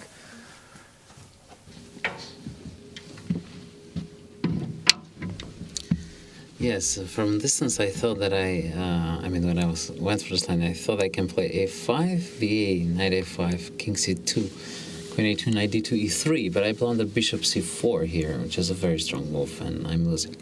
So my plan is to meet ba with knight a5, king c2, e3. Of course, this is not really what I was intending to do, and maybe it's not good for me, but it was surprising, unpleasant blunder on my part. So I'll try to keep it sharp, and objectively, I don't know what's the real assessment of the position. So because somehow my queen might get trapped in some lines, but it's still a lot of fun. I mean, there are many tricks to look forward to. And wouldn't you know it, exactly like you said, David, for Levon, even in a losing situation, he's still having fun. And that's the note that he leaves us on in that one.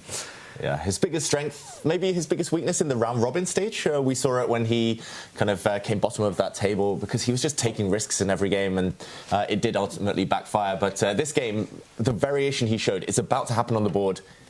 Spoiler alert, it's the best move. That pawn to e3 move he mentioned incoming, and he's still got his fair share of chances. So now I think we need to go where Tanya's mind was headed. We got to check back in with Magnus Carlsen and his game state here up against Nodirbek Abdusattorov. So we're going to hop on over there, check it out real quick, because Magnus has continued to wrestle a pretty solid position here on the board. Doing the math really quickly, Magnus still has got that extra pawn he grabbed early on, and perhaps we can take it from there, David, because queens have been traded, a lot of development, but just optically what we have on the board right now, it's advantage Magnus. He's got the bishop pair, he's got the extra pawn, a threat on the board. That last move by Nodirbek hits that bishop that's been attacked, and as Magnus thinks where to go, should we hit the replay button on this one? Yeah, let's replay the last few moves, because there have been some developments since we were last here.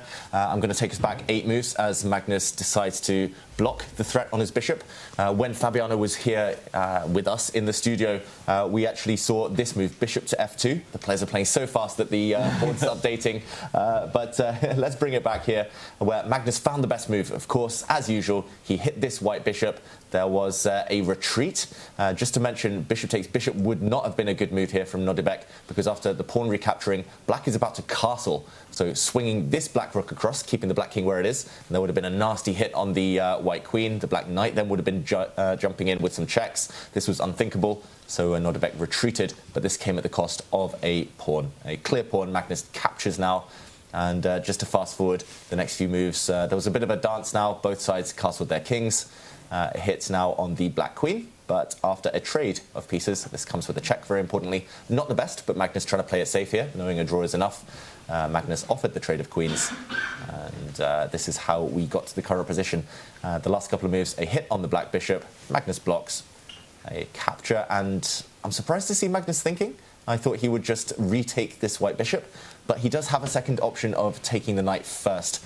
The correct move order unclear, small details, but I think we can safely say here he's out of danger. Extra pawn, he just needs a draw, and pieces quickly flying off the board. And also want to point out, Magnus's rook on that H line, which hasn't moved at all that entire game, just standing there finds itself perfectly placed. It's already hitting one of the targets on the board once that bishop is recaptured. And I think I'm aligned with everything that David just said here, that this is going to be a bit of a Magnus Carlsen show. If anyone's playing for the win here, it's got to be black. And unfortunately for Nodirbek, a draw is not good enough. Now, I'm cheating in this moment because we do have the engine lines pulled up right now. And I just think it's a really interesting opportunity to kind of showcase how quickly or how easily games can flip on a dime, because I'm noticing the top 2 engine lines continue to sport an advantage for black.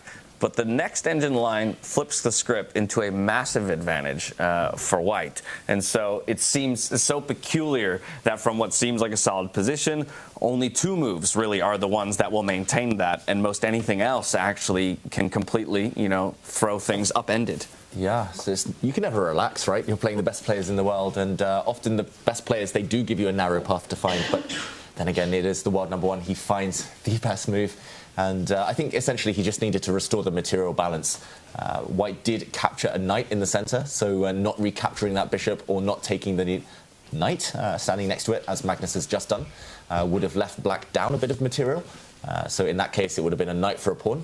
And it looks like, Tanya, he's about to regain everything, Magnus, with a bit of interest. He is, right? Once the dust settles and we can see some trades are about to follow up, it doesn't stop here. Once again, that rook on the H file will get Magnus eventually that extra pawn. And you can just highlight that with arrows that, once the bishop's captured, maybe we just show that right now. White picks up the bishop on the center of the board. Black does the same. White wins that pawn, and at the end of it, Magnus's rook can jump in, dash up across the board, and still be up an extra pawn. You've also got a weakness right at the center of the board that you're looking at, and I think we're seeing this line being played out. In this position, I guess my only hope would be to double my rooks as the white player and have maybe some small advantage controlling the e-file. But outside of that, I don't see too many options, and a couple very targetable pawns there on g2 and on d5, I think makes your job difficult as the game goes on. Yeah, and maybe on a good day, Nodirbek can draw this, but unfortunately a draw not enough. Tanya? On a good day, Nodirbek can draw this, but on a day that a draw perfectly suits Magnus, what are the chances that instead of pushing too hard, you know, getting this position where Magnus, he's the one who's playing for a win, Nodirbek has got no chances, that Magnus might go for a sort of an early draw or find a repetition, or do you think his killer instinct against the younger generation will kick in? Oh, it's tough, right? Because we saw Gukesh earlier resign against Fabiano. He knew it was hopeless. I don't think Nodirbek's ever going to resign or offer a draw. He's such a fighter.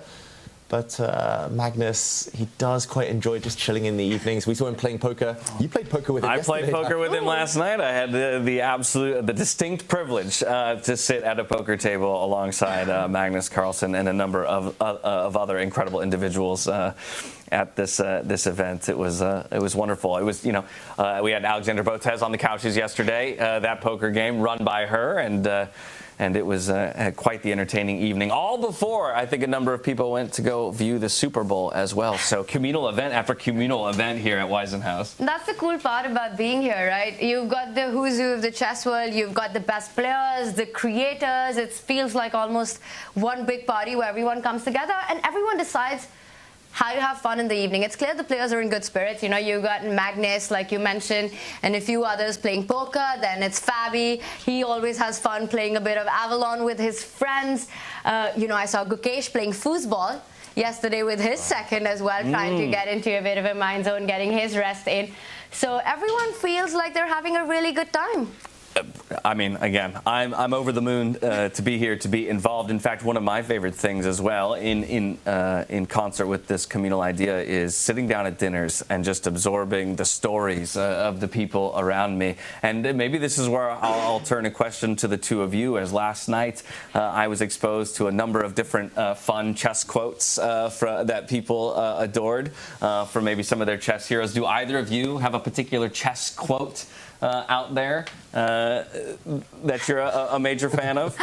I'll tell you one that, in my experience, I'm not such a big fan of. It's a big one, and I think everyone knows. And again, David will tell me who this quote is because I'm just going to say it at the top of my head, and I hope I don't bungle it up. But the saying is that, you know, in chess they say if you find a good move, look for a better one. That's the traditional wisdom. But I feel the way modern chess is going, you know, with time controls going shorter and the practical element of the game coming in, putting that problem, posing those questions to your opponent, I say you find a good move, you play it. Oh, that's a tough one to beat, Tanya. I'm going to say the old cliche that the threat is stronger than the execution. That was one of the ones that was delivered to me last night. I was like, I'm going to take that to my grave. What a brilliant... I mean, because that's applicable in all elements in life in some ways, right? You know? And we even saw it a little bit on display yesterday in this very matchup, right? In the position yesterday, as the bishops took on those a7, threatened the rooks, one player threatened the execution of the rook for an extended period of the game. The other opted to perform that execution, and the one who performed the execution was the one who fell down in the end, the threat ultimately being greater in that moment. So it was just it was a very like applicable you know, quote in that moment, and then also I saw how beautifully it could be expanded out to life. It's like doing some chores, right? Just the idea of doing the chores is way worse than actually doing them. So sometimes you just gotta get things done. It's also like having this sword, right, just hanging on top of you. And, well, if it falls, it falls. But just the thought of it, that it can fall at any moment, can paralyze you, right? Make you take these more wrong decisions on the board. And that always in chess, I've noticed, has such a great impact if you can just keep the tension, keep the threat, rather than just go in straight with it. But it looks like Magnus is going straight through to the semifinals. He's enjoying his position right now. He's got the extra point. I really don't see a universe in which Nodirbek makes a comeback from here, David. Yeah, me neither. And it's unfortunate for Uzbek fans, for fans of the young phenomenon Nodirbek Abdusattorov, but Magnus Carlsen deeply in the driver's seat. And Yeah, all of that was a long-winded way earlier of me saying that I think Magnus would take a draw. I think he would want to enjoy his evening. A draw is the same as a win here for the world number one. But, yeah, this one, it looks like he will not be so lucky. He needs to take out a leaf from your book, Dash. Yeah, I heard from a little buddy that you won a poker hand against the world number one yesterday. You know his tells, clearly. Yeah, I don't know if I know his tells so much as he wasn't sure if I even knew how to play poker, and maybe that worked in my favor. Yes, it is something that I will delight in, that my first hand of poker last night was a victory over Magnus Carlsen. Oh. But I don't know if it's something I'd be able to repeat again. I've heard he's a very good poker player. Stellar poker player, so that's why I take pride in it. And there were some very strong players on that table. You know, I know they've been past professional players as well. So I was a fish out of water on that table. I don't know how I ended up there. I guess, you know, there was an empty chair. My butt found its way into it. But regardless, I had a good time. James, any format, any sport, any game you beat Magnus in, it's flex time. It's very few can boast of that. He's so competitive, David. Yeah, I should have warned you, James. One of the players at the table was the former world number 2 poker player. So I was doomed from the get-go. We threw you in with some sharks. You let me dive in, yeah. They were sharks. Oh my goodness, now I'm starting to rethink this partnership up here on the desk. If you're going to let me wade into dangerous waters like that, my friends. A couple of moves here blitzed out by both players. Maybe just speaks to kind of their general understanding of the position and not too much complications in the moment.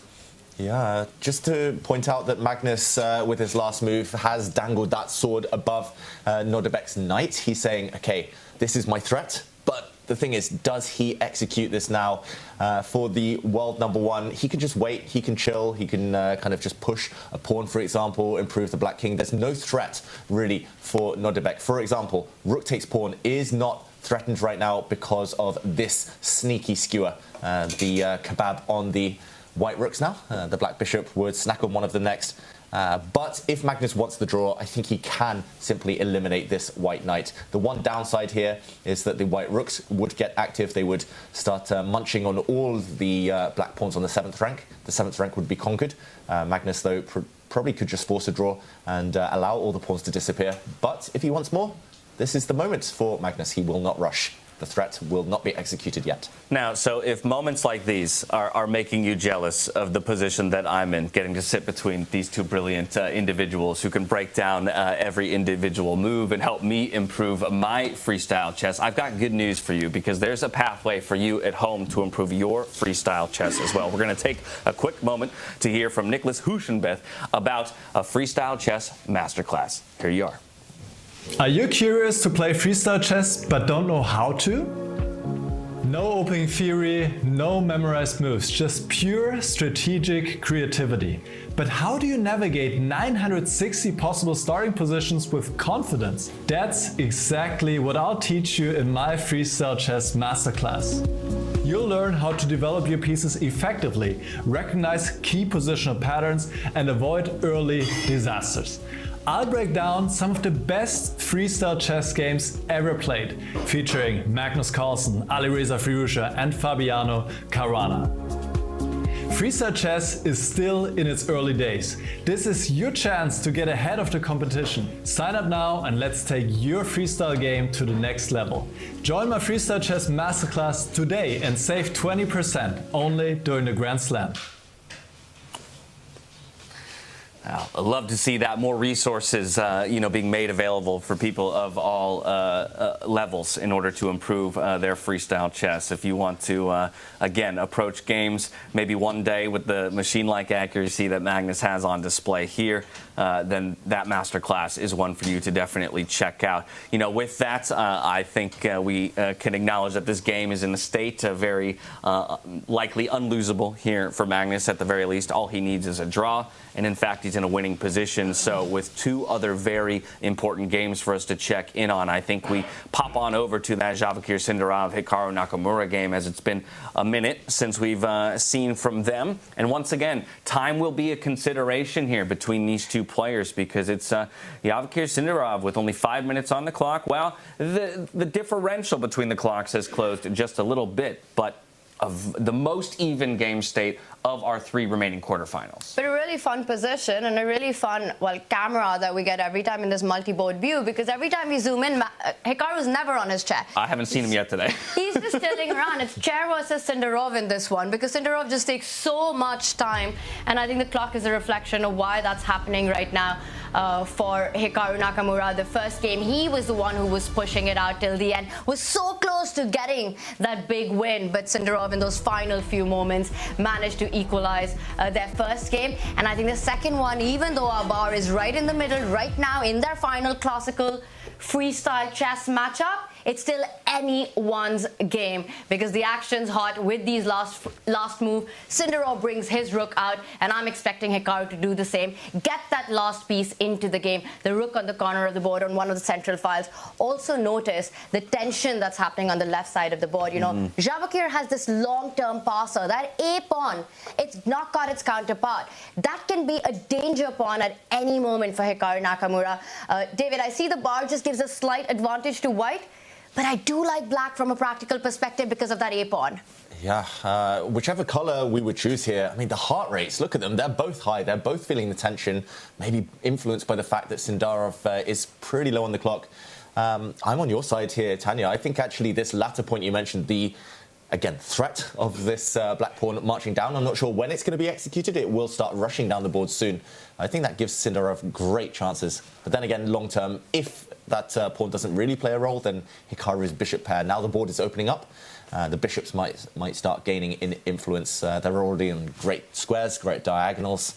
And this one is simply the better player, the kind of player who holds their nerve in the next few minutes is going to come out on top. Dead-on equivalent accuracies as well between each of these players, well above 90%.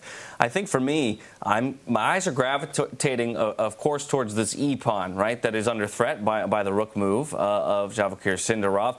But not just that my light-squared bishop as the white player, while eventually maybe sitting on a lovely diagonal, is currently blockaded by my own pawn. So it doesn't feel like the most effective piece in the position. Yeah, I think, as Tanya mentioned, this white rook, once it mobilizes, then the focus will switch to this bishop. Actually, one idea that you kind of hint at there came to my mind very quickly. For example, you could push this pawn forward to open up this bishop's eye line towards this pawn. I was wondering whether this was something that Sindarov was looking at. For example, it might appear as a sacrifice, but suddenly after another capture, you realize one rook, one bishop, suddenly teamwork kind of playing a role here, and this would be a really scary idea. The one downside is that black can bypass the attack here, and this white rook suddenly looks a bit silly. It's staring at a concrete wall here. The combo of bishop and pawn protecting each other is super strong in chess in general. So not quite, I think, the moment to activate this bishop, but when this bishop does come to life, if it comes to life, that's when Hikaru will try to create his play going. And the reason why that's a really strong combo is because it's so supportive, right? The pawn defends the bishop backward defends the pawn as well. So it's like best friends together, holding on to each other, and that position would be the perfect reflection of that. I see the bishop pair, I see the pros that you're making for white. I also see your bar, but again, I'm going to point out that A-pawn is going to be a big player in this game, you know. Once it starts marching up the board, combined with ideas of perhaps Javokhir bringing his knight towards the center of the board, exactly targeting the pawn that you guys were earlier highlighting on E4. There are some threats in the position, but the biggest threat right now in this game is Javokhir's clock. It's down to 5 minutes. Down to 5 minutes. While it's Hikaru's move, he'll have to take advantage of Hikaru's clock time to figure out with his calculations what he'll want to do so as to not spend too much of his time when it is his turn to play. Of course, 30-second increment. We've mentioned it before, but we should mention it again. As compared to standard classical chess, there is no added time at the move or at the 40th move. So that extra 30 seconds you get per move is all you get in terms of added time. Yes, it's basically time pressure for life, right? Like now you have to play the rest of the game with this much time on 30 seconds. And I was noticing on the camera, you know, Javokhir, he looks up at Hikaru, gives him a bit of a death stare. Hikaru blocking that with his head and hands, calculating. And David, he does make a decision of bringing that rook to the center of the board, eventually also lining up against that backward D pawn that currently Javokhir has. As a top grandmaster, how do you think Hikaru is evaluating this position right now? Well, I don't think he's necessarily worrying about who has the advantage or not. He's just looking for his own plans, how can he keep creating threats, how can he keep improving his pieces. Knowing Hikaru pretty well, we've played so many times over the years, he's also looking for those practical edges. He's thinking, okay, how can I force Sindarov to think even longer? Which move will scare him? Which move will he not expect? How am I going to burn him down to the last 30 seconds on his clock? And then I'll time the attack at the right moment when he least expects it. Another interesting element of the strategic game of chess, right? You know, there's one, obviously finding the perfect move is probably always the pathway you'd want to take, but even finding a move that just makes your opponent have to take their own time, really put them in a tough situation of evaluation, could be just as effective in a number of ways. Yeah. Playing the circumstance in a way, playing the mind games of the moment. If you find a choice, right? Sorry, go on, Tanya. Yeah, I was just going to say, if you find a good move, play it quickly, especially when your opponent is under time pressure. You don't have to find the objective best move in top chess very often. It's the one that poses the opponent maximum problems. David, sorry I interrupted you there. No. It was me, don't worry. I was just getting excited because things are hotting up and okay, pawn to d6. I don't really like that move, Tanya, that black knight you mentioned, and now cannot really jump forward on the circuit it wanted to use.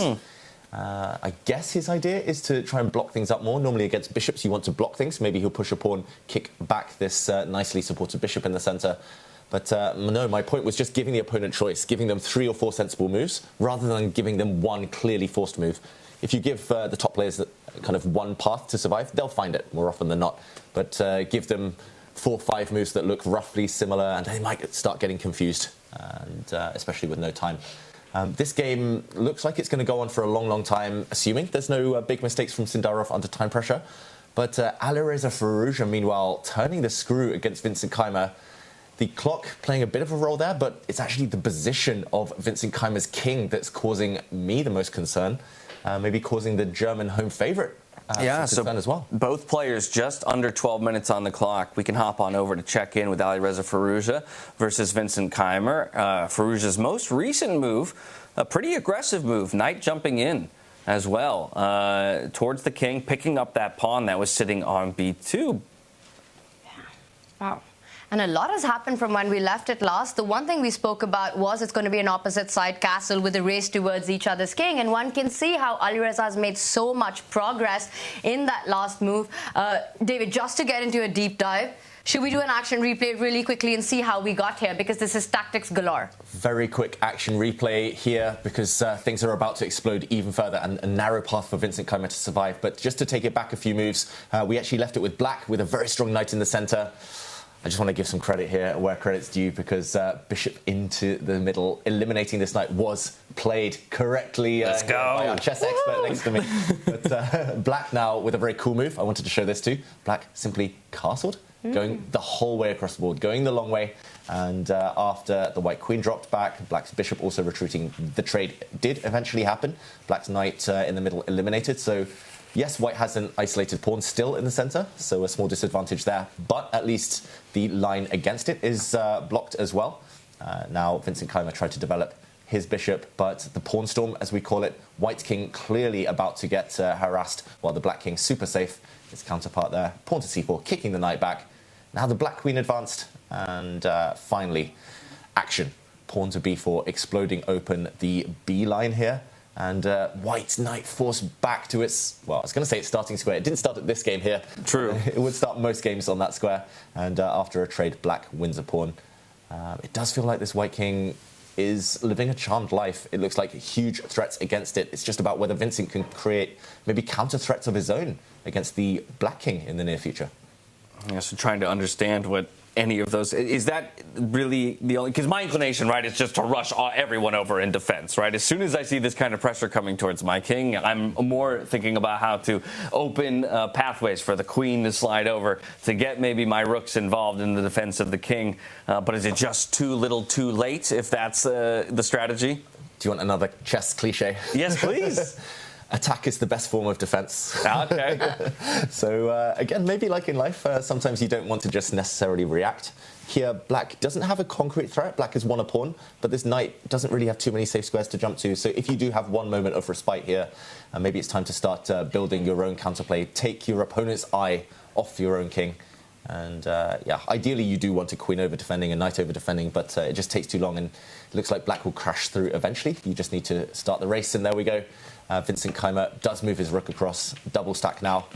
Well, as if in concert with the old adage, he agrees the rook slides over to double up on that f-file, trying to mount some form of a counterattack and make Alireza rethink his complete focus on the left-hand side of the board. But I think Alireza knows about that cliche that attack is the best form of defense. And just the player he is, I think his spidey senses are also tingling right now. You know, you've got your knight, your rook, and your queen lined up against your opponent's king. You've got that c-pawn as black, which is sort of coming in the way of your piece. And I think Alireza is looking at tactics everywhere right now, and they do exist. That knight can give itself up to open up pathways towards white king. A very interesting option, and it's perhaps not the best move as we see the bar shoot up. But knowing Alireza Firouzja as a player, this is the line that I would be willing to bet is going on in his mind and in his head right now, especially because he needs a win to survive. Yeah, Tanya, that's definitely the move that's going through his mind. He's going to spend much of his next 10 minutes, most likely. He's going to invest it in looking at these kind of types of moves. I'm not going to say this move is kind of specifically now necessarily, but just to point out for everyone at home, pawn takes knight now would be a huge losing blunder because the black queen would jump in. You've opened a new avenue. You attack the knight, and when the king moves, you bring your rook in. And we can all see, I think, that this will end in a checkmate. At the very minimum, you regain the knight, and yeah, the attack continues. So Alireza, I think we're going to see it. It's his type of move, right, Tanya? It really is. It really is. You know, it is really up his alley, Reza, I want to say. Knight d3 right now. Razor shot. Knight d3, and I'd love to see that move on the board. You know, it really just explodes the position open, and again asks big questions to Vincent. He has to calculate his way through in that. But then, you know, as a chess player, you start thinking you've got this beautiful position. You have the option to go for a direct line, but it's so razor sharp that if it backfires bad because you're kind of sacrificing material, or you just sit on your trumps right now. You have this beautiful position you've built, and you have a more slow, cautious approach. What I know of Alireza, slow and cautious, that's not in his dictionary. Not in his vocab, that is for sure. And I have to imagine there's a really fine balance between slow and cautious, you know, stable and solid, and giving your opponent just enough time to reason their way back into the game, right? Chess can be a game determined by tempo, right? And so maybe taking your foot off the gas for just, you know, one move too long is all your opponent might need to get themselves back to a point of equalization or some sort of counterplay. Exploring more that knight check move, obviously, as you mentioned, it's improper to take with the pawn. I assume for very much the same reasons it's still improper to take with the bishop as well. Yeah, because we still have the option to dive in with the check from the queen. That's right. There is one big difference, though. As you mentioned there, white moving the king is definitely a consideration. But taking with the bishop, the one difference here is that, firstly, if there is a capture, the white queen can slide across to the rescue, protect her knight. But following along the kind of same logic as earlier, after this knight check, if you do take with the bishop, yes, black can deliver a check with the queen, but suddenly this second rank is closed, and the black rook cannot join the attack, cannot kind of give the black queen back up here. So white would survive the first wave. I'm not sure about the second or third waves, which are going to come. The other black rook might slide across, but at least the white queen, the white knight, the two best defenders of any king, they would be able to curl up into a ball like this. So it's just about whether to kind of execute that threat now. It's that old idiom again, that old adage, is to check or not to check. To go for the threat? Yes, I believe that is what Hamlet said. Okay, big moment for Alireza. You can sense he's tempted, right? Yes. Just the delay in move. But he's calculating that exact same line, I think, that you pointed out. You know, what happens if white actually plays it safe, captures that knight with the bishop? You do end up losing a pawn. Do you have enough compensation? Have you opened up enough lines and diagonals and pathways towards that white king? If we put this to vote right now, does Alireza sit on his trump, sort of keep the threats in the position as they are, play a slow improving move, or do you think he goes all out? Does he hit the all-in button with that check on the board? From my already pre-existing knowledge and only raised or added to by your guys' very opinion of him, I would have to say that we're going to see more and more aggression. Oh, he reaches out? What is he? Ooh, and he pulls back. He's going for his queen, I think. He wanted to give us time to make our predictions first. So I'm predicting that he continues to put his foot on the gas. So it won't be that knight check, but still investing into bringing pieces forward in the attack. Yeah, same idea, essentially, but different order. And that's a good tip for everyone at home. If you're looking at an idea, it's not quite working, then flip the move order, because sometimes that actually ruins the opponent's coordination. Now he's threatening that knight check we talked about, so Vincent should really get out of the way. So understanding that there's still a move to be made by Vincent here, and he will preempt it with that king move. I was going to say, I guess in the move order, if we were to still find that knight check, it's in essence a double check, which means that recapturing the knight is not an option anymore, and only a king move would have been a response there for white. He opts for the king move first. Now another check being delivered here, up on the d6 square by the queen. A little bit of dancing, trying to pin that king in. Yeah. Yeah, very interesting choice here, because he went forward with the queen and then puts it back very instantly. So this was part of his calculation, right? He had seen this response by Vincent and decided how he will react to it. And now Vincent doesn't immediately go by repeating, even though a draw is what he needs, because this is the moment that white's king can actually hide itself on the other side of the board. Can he coolly and calmly march his way across, David, falling back to, well, the standard chess starting position of the king? You go to e1, you march up to f2, you find yourself to g1 and sort of manually castle, well, the traditional way in chess. Yes, exactly. Making the long walk is the king, or rather attempting to. And while this is one of the games where the pressure is on Alireza Firouzja to find a decisive victory to force a tiebreaker, we do have 3 of our games in the quarterfinals, as well as that 9th place matchup between Levon Aronian and Vladimir Fedoseev still to play. So with 4 remaining games, I'm going to put the question out to you at home. How many tiebreakers do you think we're going to end up with at the end of the day? Chess fans, of course, I feel like are going to say 4.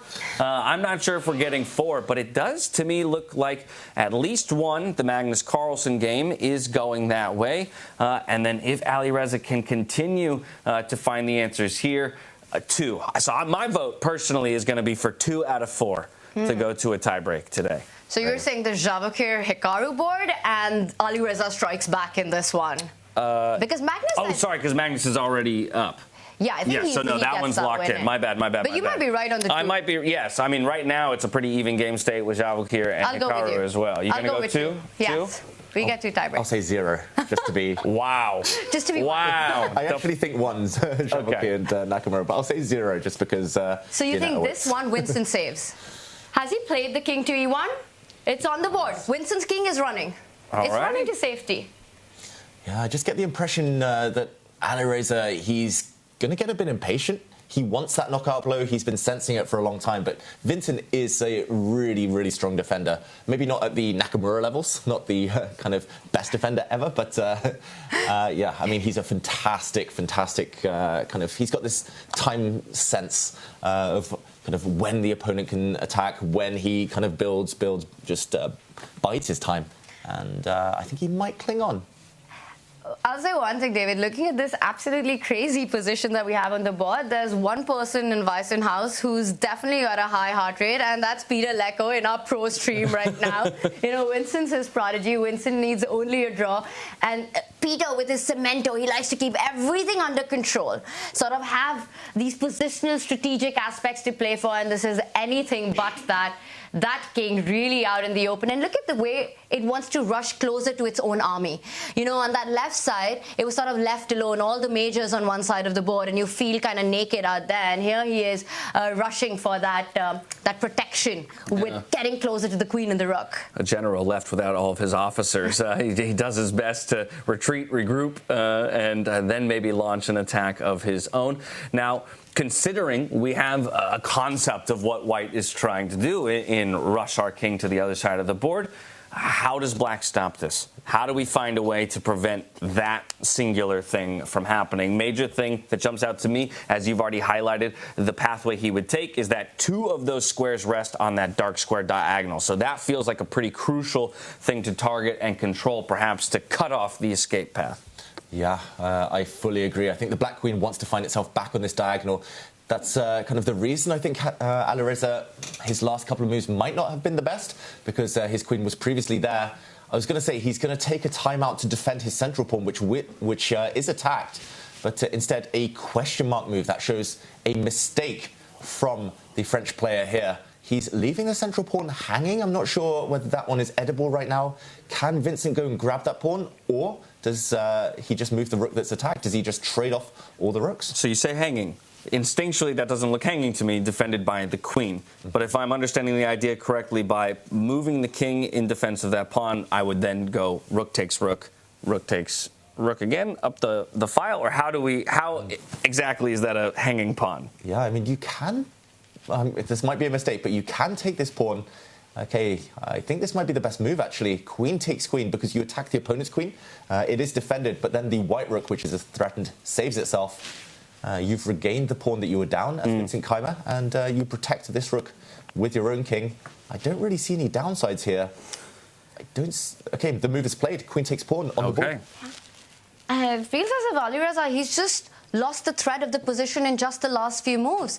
You know, he had 3 moves ago, it felt like all of black's pieces were coming towards white's king. Now he's lost a pawn. The white king looks completely safe, far away from the black rook and the knight in the position. You grabbed a key central pawn as well. You neutralized the material deficit. It's now 5 versus 5. You're offering a queen trade, which would work to Vincent's game plan to perfection. You know, queen's off the board, no trouble, no attack on the white king. And you can see it. A few moments ago, we saw Alireza chilling on the couch. Now he's head in hands. And he did shake his head. He did kind of look away from the board, kind of blink as if, like, what have I done? Why did I just give a pawn away for free? And suddenly there's no material advantage. He had the attack and he had the extra pawn. That's the dream. You got the best of both worlds, but suddenly you need an attack because you're not even up any pawns. The downside is queen's about to disappear, then the white king can breathe a sigh of relief forever. There will no longer be any checkmates. If the queens stay on the board, the rooks disappear. And again, Vincent will be out of danger. I was going to say, and given the fact that Vincent only hunting for a drawn position in order to book his ticket to the semifinals does feel like removing material from the board in some senses works towards his advantage. And so, yeah, get rid of those queens, get rid of those threats, find a way to reduce the material and into a drawish position. Yeah, and trades can't be avoided here, right? Even if you run away with the queen, the rooks are coming off the board as well, and it's the white queen that is super centralized and nicely placed in this one. Things turning around here. You know, Alireza, he's also dropping down on the clock, but I want to draw our attention to the Hikaru matchup because, yes, it's an endgame, but I've got the position in front of me, and it feels like Javokhir might be pushing for more in that one, you know. Alireza's pick was Vincent. Isn't going according to plan. Can Javokhir prove his pick? Yeah, maybe generating some steam. Once again, taking a look at that clock. Just under 2 minutes there for Javokhir. Hikaru himself under 11. But as this was the only matchup that was a draw yesterday for either player, coming away with a victory here wraps it up, and they move on to the next round. So with this knight move here, Hikaru is left to respond and try and find a way to answer his opponent. And the main reasons I think that you would prefer black here, Tanya, are because of this pawn that you mentioned a bit earlier. This is the most important pawn right now. It's only a few squares away from touchdown. The black knight might be coming over to support its advance in the near future. And there's also a nice juicy square in the middle of the board. I don't think Javokhir is ever in trouble here. Even if he just plants his knight in the middle, if there's an exchange, it goes to a position we would say is an opposite colour bishop position. Black controls the light squares, white controls the dark squares. Very minimum is a draw there. I will say a draw is still the most likely outcome in this, but Javokhir, I'm looking at him putting pressure, especially if you allow that knight to live on. And because of all these points that you're making right now, of all these juicy spots that knight has to jump into, this might be Hikaru's moment to make this very counterintuitive decision of actually giving up his own beautiful bishop at the center of the board for that knight, get that trade in. You know, you put it one step ahead, slide it forward, pin that knight, and at the right moment, capture it. It's a big decision to make because again, the big pro in Hikaru's position is that bishop pair. And here, voluntarily, he wants to walk into giving up one. But if he doesn't use that, if he doesn't utilize this moment, it might be too late once that knight becomes a stallion. A tough thing to do, right? To let go of what you feel like might be your biggest asset. But if your opponent has a bigger threat, sometimes that... I don't want to say sacrifice if it's essentially an even trade, but sometimes you have to throw one of your darlings, throw the baby out with the bathwater, if you will, in that moment. Out of the frying pan and into the fire, that bishop may go. Yeah, that's a compromise he definitely doesn't want to make, but I agree, Tanya. He probably objectively should make that move. He did have half an eye on the clock, though. He was looking over to the clock several times, Hikaru. I think he's debating whether to gamble, whether he's going to try and keep some complexity, hoping to kind of trick Javokhir once his clock ticks down. Under 2 minutes for the Uzbek youngster there. But danger times for the world number 2, Hikaru. Risk versus reward, right? Keep that bishop on the board. You might have to fight a very strong knight. You get it off the board, and he's going for the idea of trading it off. He decided to stay objective and not play the clock. Not get into that mind zone of taking too much risk because there's so much at stake as well here. Javokhir under 2 minutes. James, I think both of us might just be wrong on this. I think David wins that one. I think 1 tie breaks is what we're going to get. I know. As soon as we predicted it, we may have cursed it. But only time will tell. Only time will tell, and anything can happen in freestyle chess. But as you mentioned, Hikaru going for the more solid approach here. Forcing Javokhir to eat up more of that time on his clock. So while it does feel like Javokhir is the one who has more winning chances, he doesn't have a ton of time to find it and maneuver his way to that victory.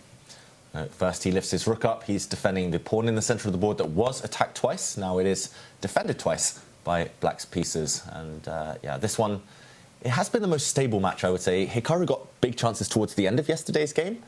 But it feels like both of these two players have understood the initial positions really well in freestyle chess.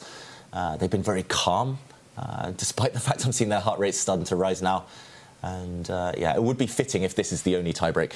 It looks the most likely out of all of the encounters so far. That A-pawn, though, I mean, you called it out probably over an hour ago at this point, Tanya, was going to be the focus and the star of this game in a lot of ways. And it's so spectacular to see that a piece worth 1 point in material can kind of lock down a piece worth 5 points in material. That rook on A1 just staring at it, trying to prevent it from making any further advancement down the board.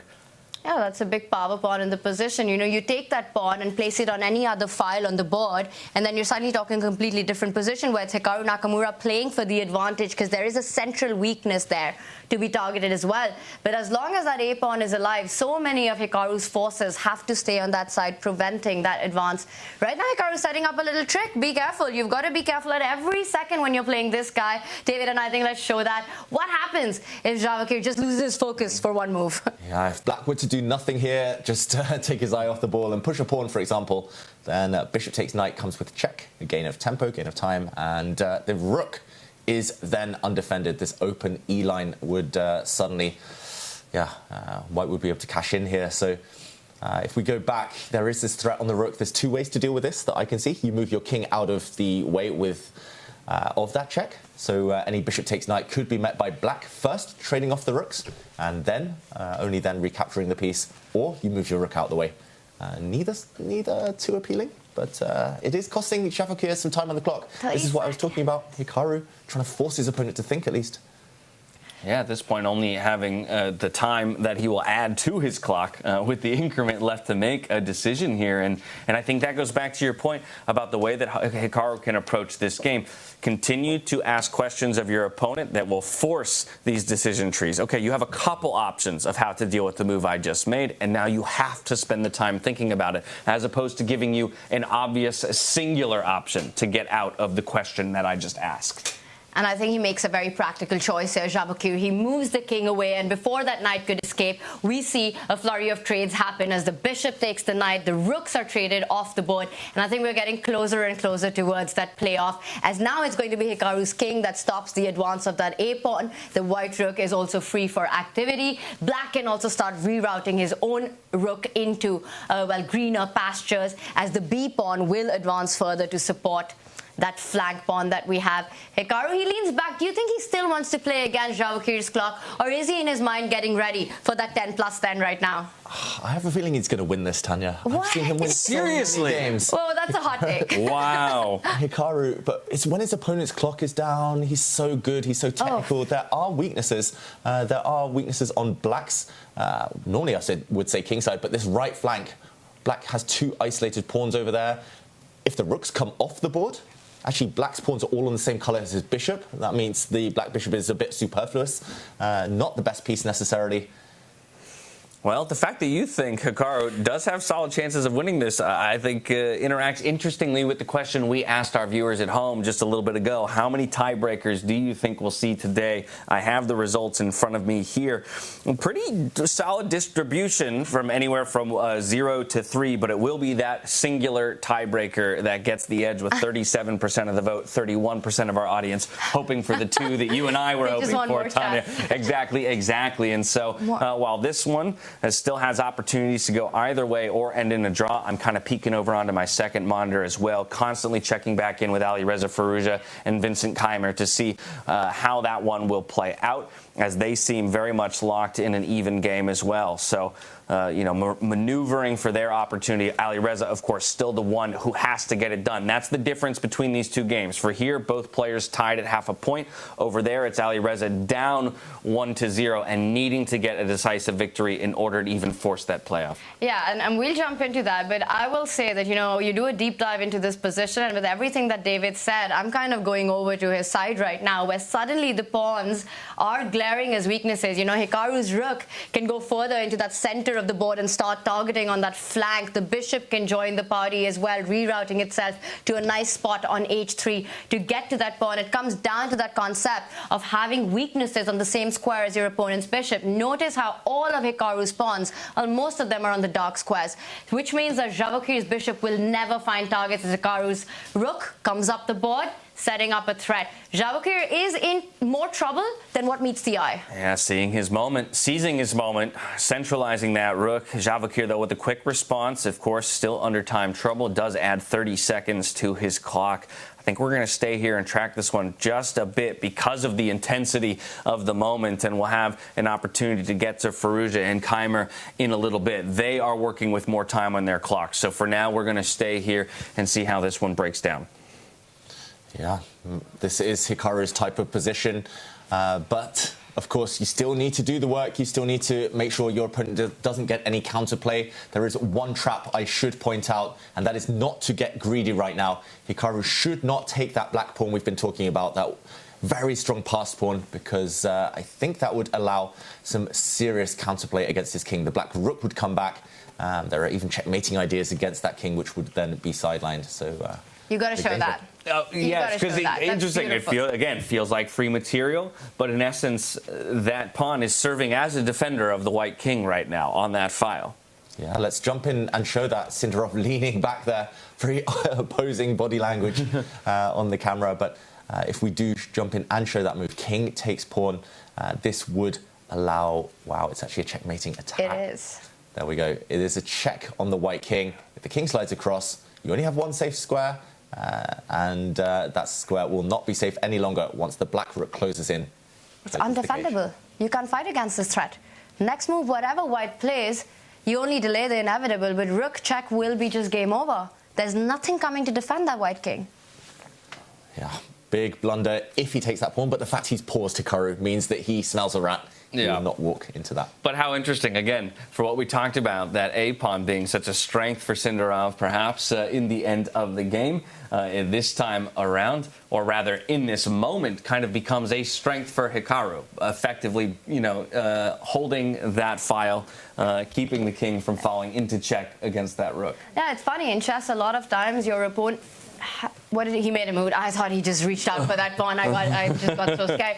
But sometimes your opponent's pawn is actually your best friend in front of the king. It's not just your pawns that guard your king, but very often your nemesis. And that's exactly the role now that pawn is playing here. Hikaru does reroute the bishop. He's targeting that other weakness on the right side of the board. He knows the king is doing a perfect job. And to your point earlier, James, that pawn was such a strength when it used its power. to stop the activity of a white rook, worth 5 points. But the king, the perfect defender, right? You can just get all your forces to make play on the other flank. And some big threats for Javokhir to be answered as the clock ticks down. Where is his counterplay? How does he fight against the defense, against the attack against that pawn? And he was about to make a move, but he reaches back then. Eyes to the bottom of the screen as well. Look at those heart rates climbing for both players, feeling the intensity of the moment. A game teetering on a knife's edge. 30 seconds on the clock here for Sindarov to find an answer. It will be a rook move for him, sliding it up onto that 6th rank there. And it does get the exclamation point, maybe finding the one move he needed to. Yeah, that move was essential. Now the idea is to actually target the white pawns that aren't defended right now on Hikaru's right flank. But now that the black rook has moved away, there are no checks. If white does get brave and capture that black pawn, he does not. I thought then that maybe specific moment was the one that Hikaru could have used to grab a pawn with his king, but he thinks his king is pretty safe, and I can't fault him for leaving that status quo there. But he will win a pawn eventually, right? Because this one also attacks the other pawn, and Sindarov's idea to put that rook on the same file, get to that pawn on the 2nd rank, and once Sindarov does that, Hikaru will grab that a pawn on the left side of the board. It's sort of like a game on both flanks. You have to have full board awareness here. Also notice how once the bishop lands on that square where the black pawn exists right now, diagonally backwards, it will defend a very key pawn in the position, not giving play to black. We see this line being played out as Hikaru does reach out. He wins that pawn. Sindarov will recapture, and now Hikaru's king can move one step forward, pick up that pawn, and again, that white bishop is guarding backwards, diagonally, that key pawn on c2. And Hikaru now about to make his move. He will capture that pawn most likely before the opportunity disappears, and he will have an extra pawn, he will have the advantage, and 6 extra minutes on the clock. Well, clearly thinking about it, but even stops himself from making the move here for one moment. Eventually does commit to it. Will pick up that extra pawn there, removing the threat on the A file. And because, David, you mentioned some checkmating ideas earlier, it might be time for Sindarov's king to play a role to take away some of the escaping squares for white king. Step up with that black king more, closer to Hikaru's king on the left side of the board. Get it to that c5 square and then think about giving checks. I look at Hikaru. You know, this is scary Hikaru to look at. When you're sitting opposite him, you almost get the feeling that Hikaru thinks his position is so close to winning, and it puts added pressure, even though the bar says it's in saving territory for Javokhir. He can save this. But, you know, Hikaru's aura, his presence, his demeanor over the board also plays such an incredible part in his matchups. Yeah, smells. He senses blood in the water, right? This is something that it is a winnable position if he can find all of the right moves and put Sindarov into tough decision-making positions.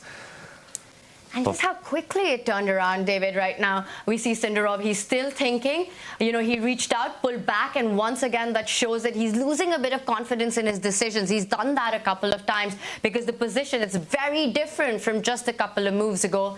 Hikaru, he's got the extra pawn. Sindarov has to find play against that white king. He brings the rook back to be able to give some checks across the board. And Hikaru immediately responds by bringing his king back, and he's putting pressure on the clock and the board. Yeah, there was that sneaky threat of that checkmate net around the white king, so the white king had to retreat. It was forced, but of course, again, Hikaru finding safety, and yeah, that pawn, that extra pawn he has, it should be enough advantage now to at least cause some trouble, but Sindarov keeps finding the best moves to defend. Yeah. He's so tenacious. How about that? Just changing the attention or the focus of the board from one side to the other, right? Okay, you dealt with my A-pawn. How about my H-pawn, my friend? As he goes to throw that forward. And yeah, we'll also have opportunities to threaten that backwards pawn there on G3 for Hikaru as well. Things are heating up here. Yeah. In the meantime, just an update so that Magnus Carlsen should be winning any moment in his game. And the other one between Vincent Keymer and Alireza Firouzja, that is guaranteed to last a long time. So we're in the endgame phase on 2 of the boards. Should we jump in for the Magnus board and catch the end of it, as he might be our second semi-finalist, David, if you think that's about to end any moment? It does feel like Nodirbek might not try and hold that one much longer.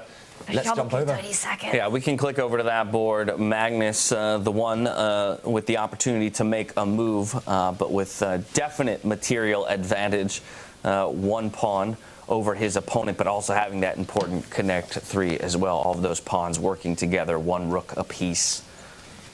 If Magnus wants, he can end it right now, right? Just keep checking the king. The king can't really go that far away because then you're leaving that a pawn to advance up the board. Just do a little bit of a yo-yo dance. Or does he want more? Does Magnus want a draw, or does he want the maximum? Does he want to win? Does he want that psychological edge against his younger rival for years to come? Does he want to kind of punch his ticket in the minimalistic way with a check and a repetition of moves, or does he want to win this game? I think he's just going to drop his king back. The reason I say that is because the white rook is the only potential guardian of this black a-pawn. It's just like that game we just came from. The black a-pawn, again, the one to watch. The white king's not going to help it now, help stop it. So Magnus likely to use his king first, and then, only then, push his pawn. The white pawn going nowhere. Rooks behind pass pawns are the key in endgames like this. You know, speaking of cliches, it was Bobby Fischer who said that he likes to break a man's ego when he's playing against him. And very often, you know, for Magnus, so many times it's about asserting his domination. He can take a decision right now to bail out with those checks and draw the game. But does he want to go for more? And I think that's the thought that's going on in his mind. Does he want to push this? Because he also loves to get those wins in against the younger generation. That is an utterly terrifying phrase. I play to break a man's ego, of all things. That's spectacular. Magnus in solid position. Yeah, it's kind of a matter of choosing how he wants to end it, if I'm understanding you correctly, more so than needing to find the ending itself. Yeah, I think the body language on the camera gives it away. Magnus is not stressed at all, despite the heart rate going up. He just knows, he's winning. Yeah, he's the master of all endgames. He just wants to do it in the cleanest way possible, without any shocks, any surprises along the way. And there he's looking up. That's his calculation face. Yes. That's not his I'm going to just do a draw right now and get my match win away face. That's definitely Magnus wanting more here. Oh, he pushes his pawn. And he does want more. Push. Okay, the white rook will now step across and stop that pawn's advance, or at least force that pawn one square further, but keep an eye on the pawn. Well, he does have the idea of getting that pawn one step forward and, like you said, defend it with the rook and then find a way for the black king to come closer to that pawn to assist it. You know, you've got this break with the b pawn moving one step ahead and creating a pathway for the king to sort of join the party and assist that pawn to promotion square. Is that an idea that Magnus might have in mind? It's very possible. Normally, I'm really reluctant to kind of break the pawn structure and allow an exchange here. Black's pawns would be separated, but kings and their activity is all important in the endgame. So Magnus's king might be the shepherd for the black pawn that's running down the board. It does feel like Nodirbek being a pawn down here, just not with quite enough resources left to hold on. So just to show that we're trying to find a way to give permission to that black pawn to make the extra and final step to the promotion square. The response expected right now is for the white rook to slide over. Pointing at that A-pawn. Of course, A-pawn gets one extra move, stepping into its own defense by lining up with the black rook. And then as you're talking about, the next move for black looking to push that B-pawn forward, offer the trade. King retakes, also offering a quicker route in defense of the pawn and the ultimate promotion. Pretty much, and we might see that unfold. There's multiple ways here for Magnus. He could still give some checks. The black king could still enter the position. Yeah, he first chooses to give a check. There was just one trick I should mention. If the black rook had not moved, if the black pawn had stepped forward, then white could have actually taken this pawn and saved the game, because the black rook now cannot take without a promotion on the other side. Without promotion. And the black rook could still take the white pawn, but actually 2 versus 1, if neither of them have a clear run through, this is a well-known draw. So Magnus had one trick to avoid. He didn't push his pawn forward. That would have been a deflection tactic. First he gives a check, and when the white king retreats, I think he's going to bring his own king in and close in for the kill. Yeah, that's a really nice shot because I'm going to be honest, I missed that tactic right there. And it just goes on to show how rich chess is, right? With even such few pieces on the board, you still have to be tactically so alert. Well, Magnus Carlsen, as David Howell, is very alert right now. Gives a check. How much of a winning chance? Well, our bar answers that question, that this position, in fact, is completely winning as long as you can keep those pawns alive. David, is Magnus trying to close in on White's king, giving up that pawn, but also creating this mating net around that king once it moves backwards, bringing your own king forward? Yeah, just to point out, it is windy out. It is windy outside. We have Jan Butner with us outside. He's just been picking up a tree that was blown over by the wind. Braving the winds, the brisk winds here at the Weissenhaus Resort. But of course, all the players and ourselves comfortably tucked away in our respective booths. With wonderful playing conditions, wonderful casting conditions as well. And just to show Tanya's point, I think this is actually going to unfold, so I won't necessarily make the moves on the board, but we'll see from the wild number one, the black king step forward.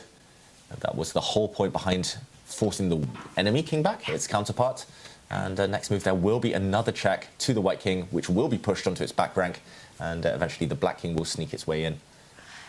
Well, as that idea, and if White was to take that pawn on, which is hanging right now, undefended, David, to your point, I don't think Magnus even takes a breather of capturing the g-pawn, and we might see this being played out. Is Magnus going to give a check right now of first pick up that pawn, which he can, because look at how misplaced, and he does that, how misplaced Nodirbek's rook is, right? It can't really drive away Black's king. There are no checks to be given. So it gives Magnus just that one tempo to grab material and come back in with that check and enter with the king on the next move. And while we stay here and continue to watch Magnus find his way to a victory, I do have another result that I can make the viewers aware of in our 9th place match. It's Levon Aronian who will come away with the 9th place victory overall, as it happened with a draw today. But coming in 1-0 advantaged, only needed that draw in order to wrap up 9th place, that extra circuit point. So congratulations to him on a solid finish in this elimination and 9th place match.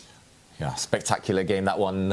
If it were one of the quarterfinal matches, I think we would have been focused all of our attention there. But yeah, congratulations to Levon, ending a tough few days on a high.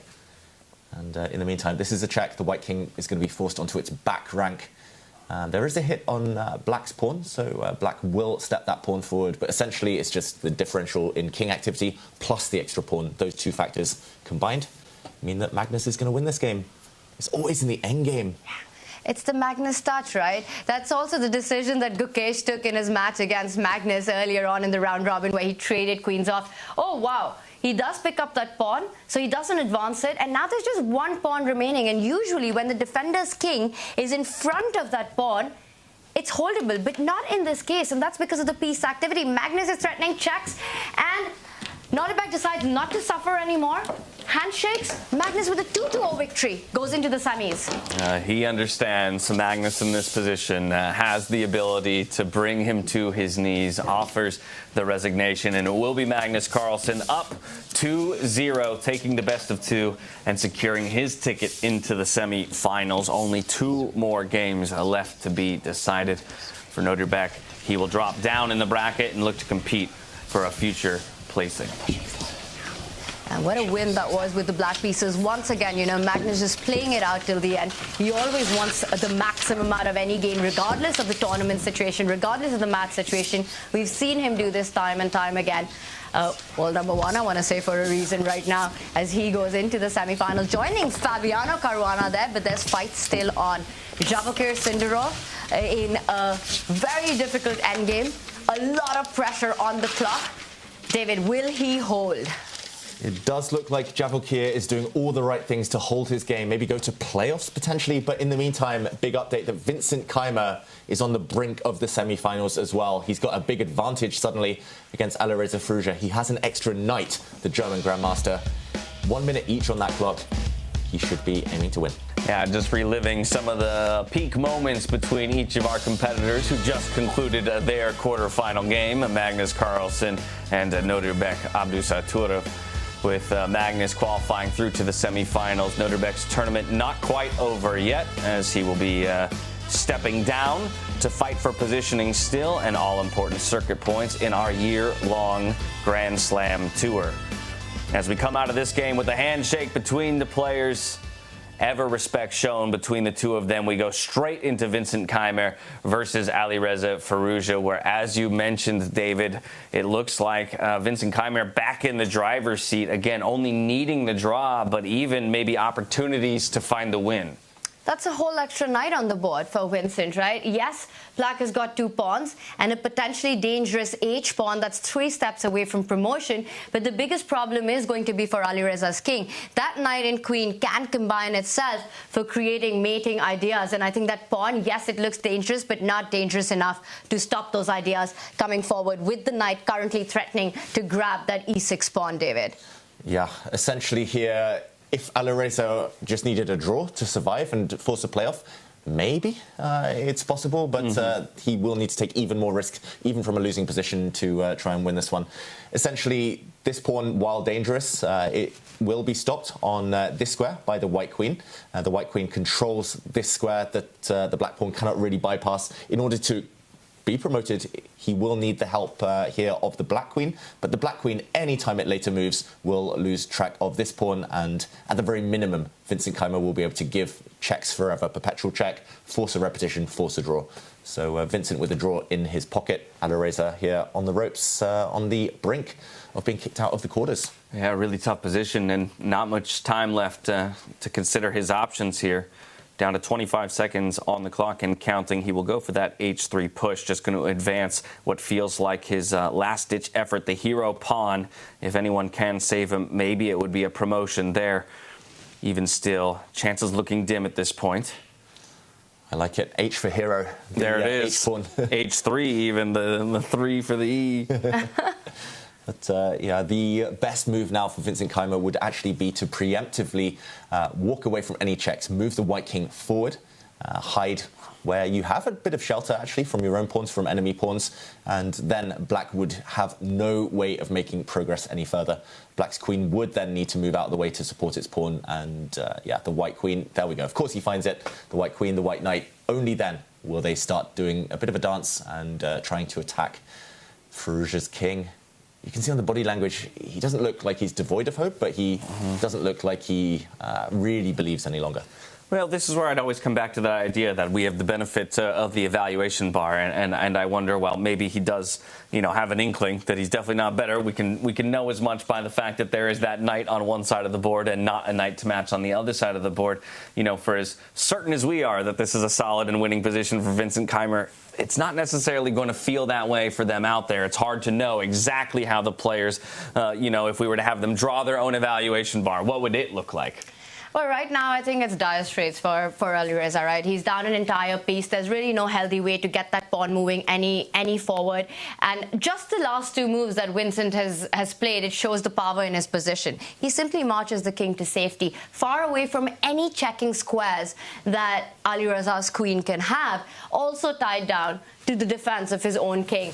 And I think at this moment, you're kind of coming to terms with, well, how the match has gone. And in this comeback game for Alireza, he did everything right. Just a few moves ago, he was the one who was in the power play. He was the one in the driver's seat putting on the attack. It's all fallen apart. And let's not forget, this was Alireza's calling. He chose Vincent as an opponent. You're kind of just going back to all live decisions that happened 2 days ago. True. This was our top seed coming out of the round robin here with all of the options available to him in his choice of opponents. And perhaps in this moment, wishing he could have that one back and leap for somebody else, but it will not be the case. That's chess, basically, in a nutshell. You choose your own fate often, you choose your own adventure, but you have to live with the consequences. And right now, no bad consequences here for Vincent Keymer that I can see. He's now used his knight and his queen, the white kind of duo there, to prevent the hero pawn from ever marching forward. And if your one kind of trump card has been eliminated from this one, it means you yourself are likely to be eliminated. Alireza Firouzja, at some point, the white king will start marching in, or maybe even snacking on the black pawns, and he'll create some own, some pass pawns of his own. Looks over.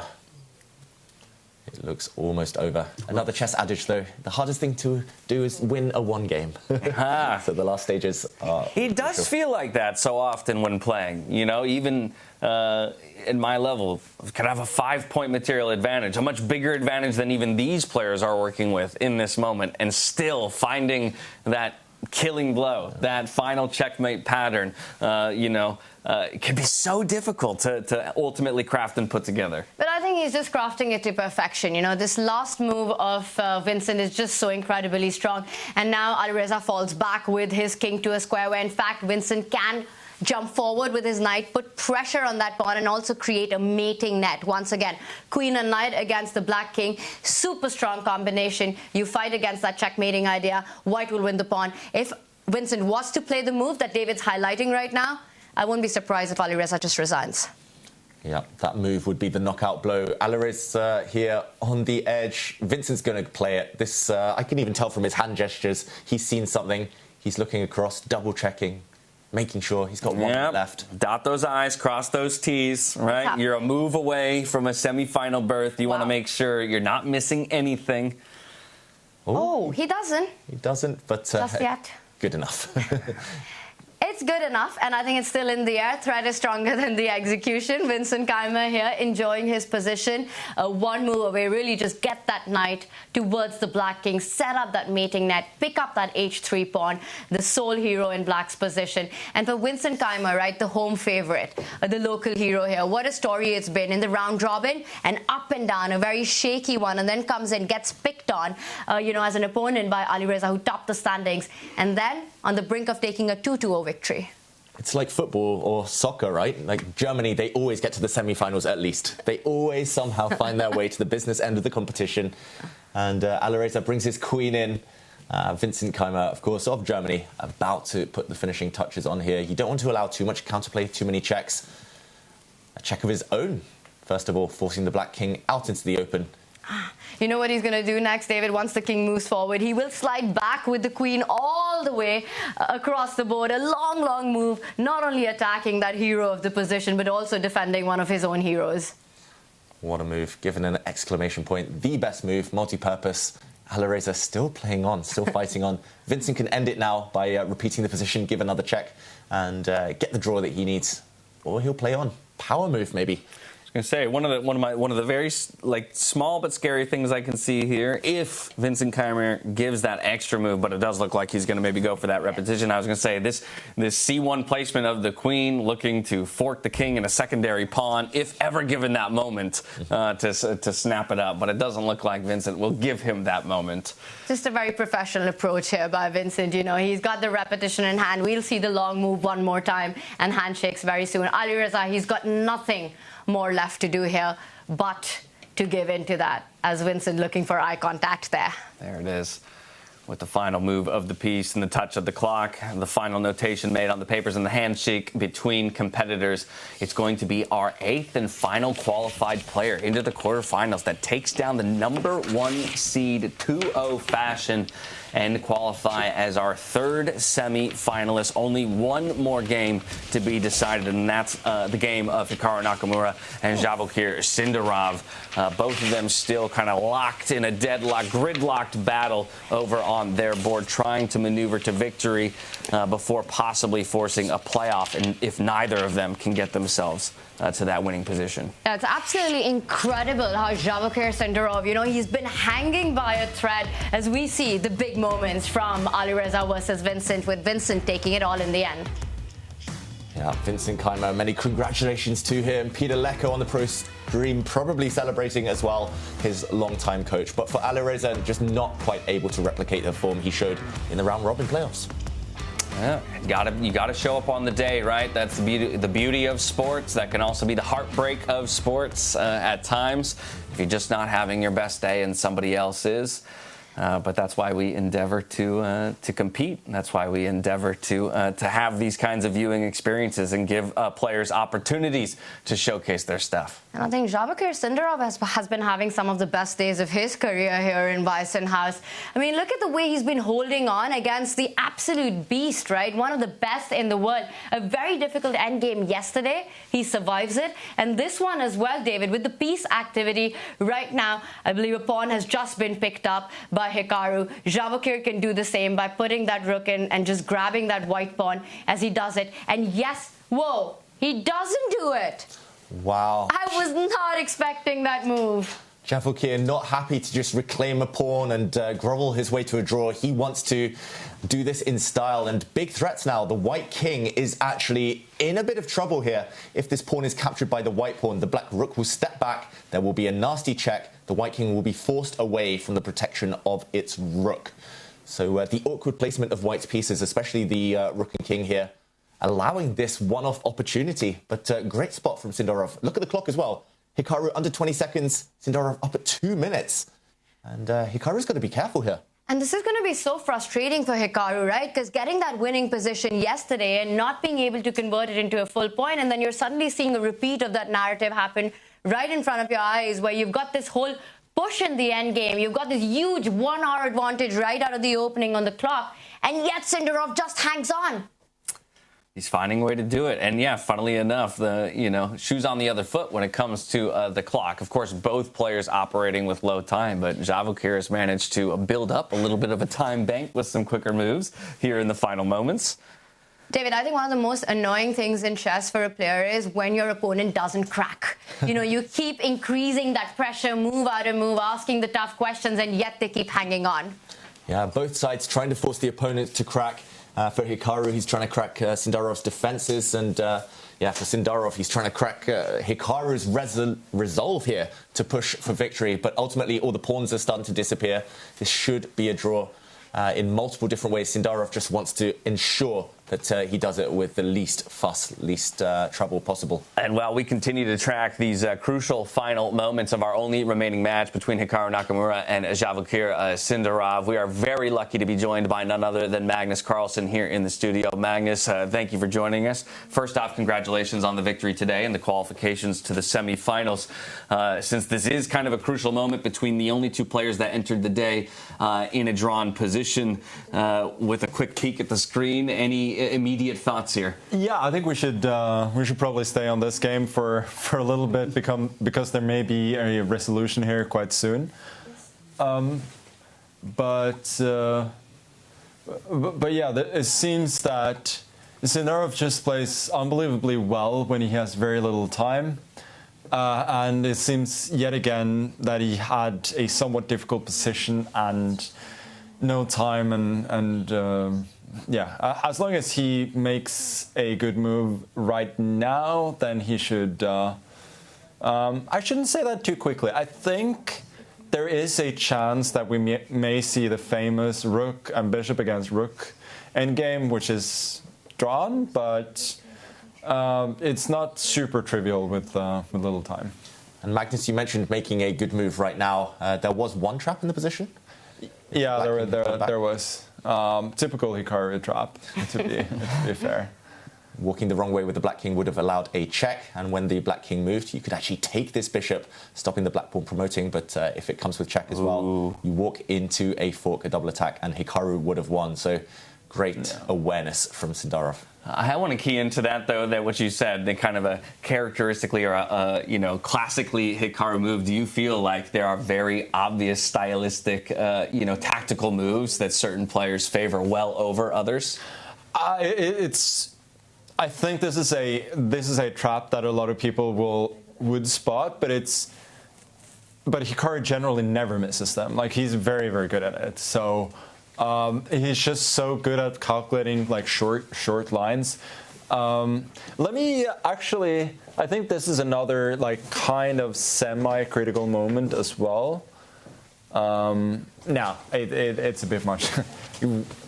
I think this is just very, very drawish, to be honest. Well, I mean, we're happy to explore ideas with you if you want to explore them. We just had David exit the studio because he's going to go conduct an interview of his own. We got so many moving pieces here at Freestyle Chess. Tanya's going to take over the analysis board for us as well as we continue to see if Hikaru can find any answers here. But of course, Javokhir Sindarov, the one with the onus to make the move.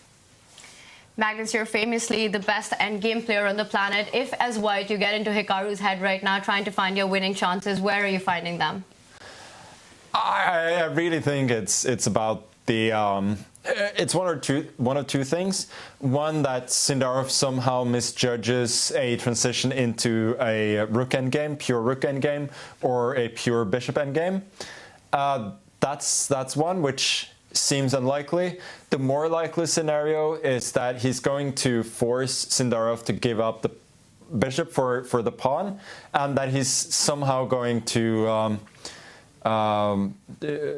snake his way to a win in a rook versus rook and bishop versus rook situation. And maybe this is where I'll actually take the opportunity to take a step back and reflect on just a couple of days ago, where most of us exited the round robin kind of with an expectation of how the pairings would be selected, and there was a bit of a surprise in Javokhir Sindarov selecting Hikaru Nakamura, where I think the two of you almost felt like you were destined to meet each other in the quarterfinals.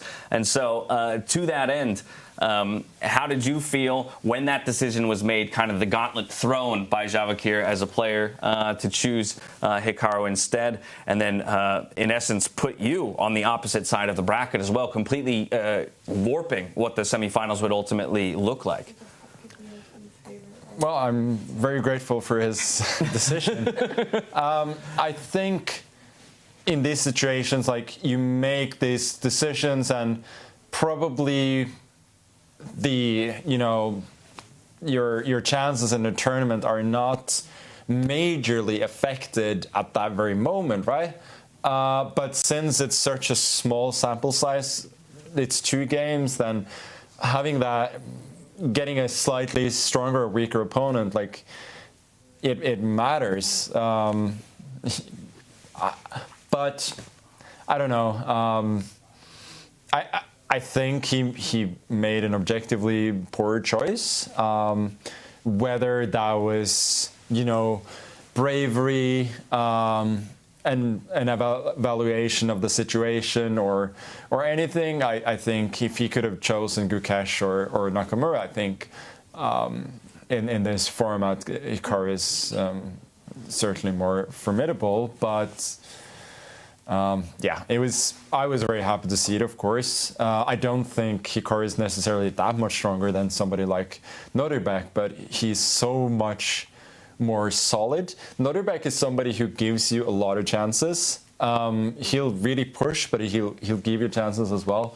And it's easier for me when I know that I'm always going to get a fight, that I don't have to really go looking for it. And it's been a mystery for all of us trying to rationalize that decision by Sindarov.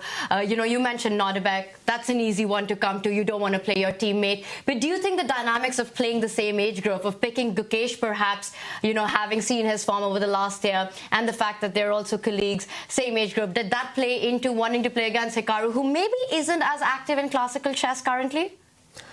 Maybe. I think they...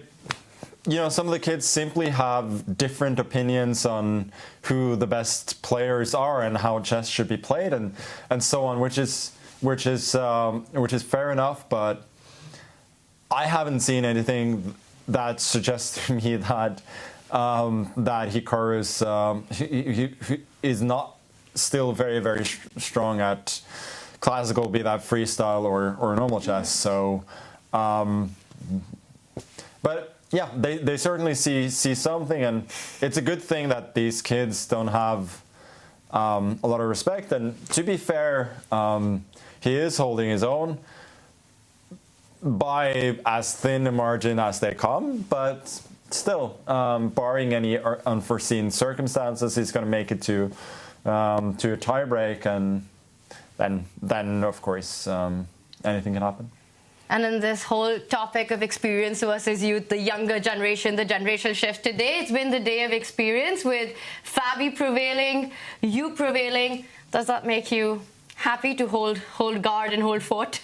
Yeah, of course. It makes me very happy to beat the kids. And honestly, that was one of the reasons why I continued to play on today, even though I could have... I could have continued in the tournament with a draw. I thought, well, I'm gonna try and beat the kids while I can.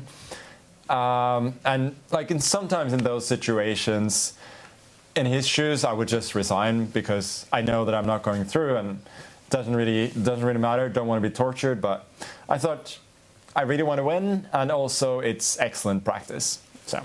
Now, as we continue to watch a number of the moves play out here, I do want to zoom out holistically and kind of take a look and think about freestyle chess on the macro level. Obviously, the world introduced to it here at Weissenhaus last year in 2024, where you took the victory. Now, 1 year later, 2025, we come back into this beautiful resort. For yourself, I know you have high expectations and high aspirations for this format. Has it lived up to that so far? Surpassed by any means? Yeah, I think we've seen some fantastic chess so far. Every single game is going to be a unique event, really. And I don't know. I don't know about the others, but I'm enjoying it a lot. I hope people are at home are doing that too, because it really. Like the amount of information sort of you have to go through just in the first, let's say, 10 moves. Like when we played 10 moves here, it feels as though we played 20 moves in a normal classical game. So it's really something very different. Well, I just wanted to jump into the position because some moves have happened, Magnus, and we see the white king getting closer to that black rook, trying to dislodge it from that g file. Do you think this is heading closer towards that rook and bishop versus rook endgame? So there are two things. First, I think at the moment we're still probably not going to get it. But the thing is that Sindarov is not resigning himself to a rook and bishop. He's trying to hold without going for that. And sometimes, if you're, by the way, now I think probably King D6 is a very strong move that should probably seal the draw. Why is this necessary? I just want to bring the king across. Once white king starts advancing, then you're really getting into the theory where, you're really getting into areas where you really want to get that, sacrifice the bishop for the pawn. Now I think Sindarov is going to get his way and not have to play rook and bishop against bishop, because I think psychologically when you're trying to avoid it, then it's more difficult to defend automatically. Other players, they may not even care, just sacrifice the bishop for the pawn at the earliest opportunity and have full confidence in their ability to defend. Sindarov seems to feel justifiably that he can defend more actively, and it seems that his approach is going to work. For instance, I see nothing wrong now with activating the king further. If the white pawn advances, then you can start checking the white king, and as long as the white king is passive, then there is no way white is ever making progress. So King D6 finds its way onto the board. Then here's maybe an opportunity for me to ask you about the preparation phases. Once learning of the starting positions, we've seen a number of different approaches by different players. Some choosing entirely to opt into the group discussions. You yourself at times opting to sit at a board yourself. We've seen Gukesh do the same. Do you feel like there is a best approach for yourself necessarily, or are you still kind of in that experimental phase of figuring out how do you attack a starting position? I think you're right on. I'm still trying to figure it out. I do feel to some extent that when it comes to the classical format, I I'm probably leaning more towards just thinking about it on my own. I feel like in Rapid you have, or at least the fast Rapid we're playing here, you have so little time that it's actually like it's more useful to bounce off ideas. Honestly, when you have all these players discussing for 10 minutes and then coming up with the same opening move that is far from obvious, to me that's a little bit surprising. Not that it probably matters that much what you play on the first move, but it wasn't clear to me that there was only one move, and then when you're all discussing the same position, maybe you end up with like a little bit of an echo chamber, where you sometimes like go deep into lines that are not quite forced. We have to thank you for making use of the confessional booth today to kind of make that very point, right? A bit of surprise that all of the players with white opted for the same initial starting move after those discussions. Yeah, that was a bit surprising. Of course, I was way off on my other point, saying that the position in my game was looking quite symmetrical, and I think at the very moment I said that in the confession booth, my opponent made a move that broke the symmetry. Yeah. But I don't think it was very good. That was the problem. But yeah, we were honed in on that. That was that C4 pawn push, right? Yeah. That was the pawn push that. Honestly, it was interesting, but I think neither probably practically or maybe also objectively, I don't think it was a great choice. But it was it's a typical sort of way of breaking the trend a little bit in these games.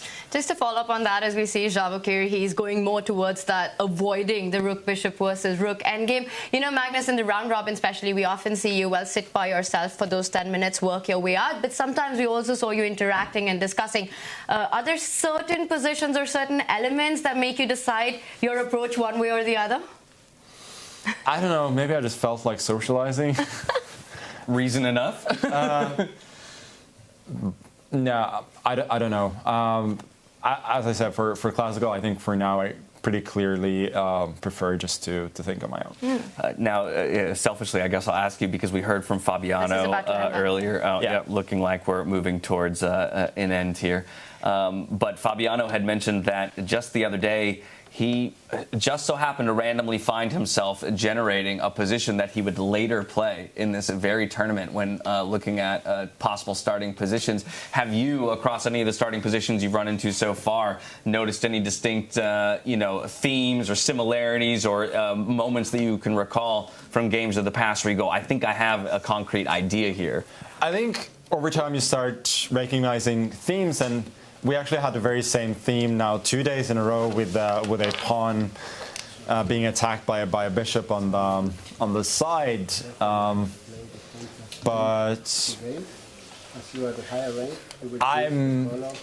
I will admit that if I have played the same position twice at some point, I haven't actually noticed, because honestly, like a lot of positions, they're kind of similar. You feel like, oh, I've seen a certain theme, with the queen and the bishop in the corner attacking something, with the king, with the rooks on each side. But with so many positions, there's usually something that's a bit of a difference, but maybe sometimes there isn't that.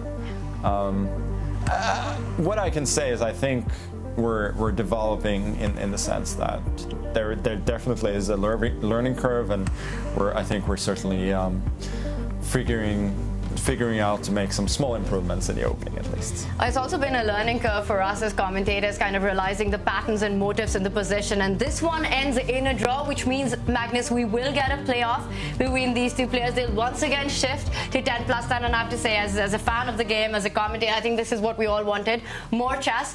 And I'm going to put you on a spot here. What are your predictions as this goes into the tiebreaker? Who does that favor more?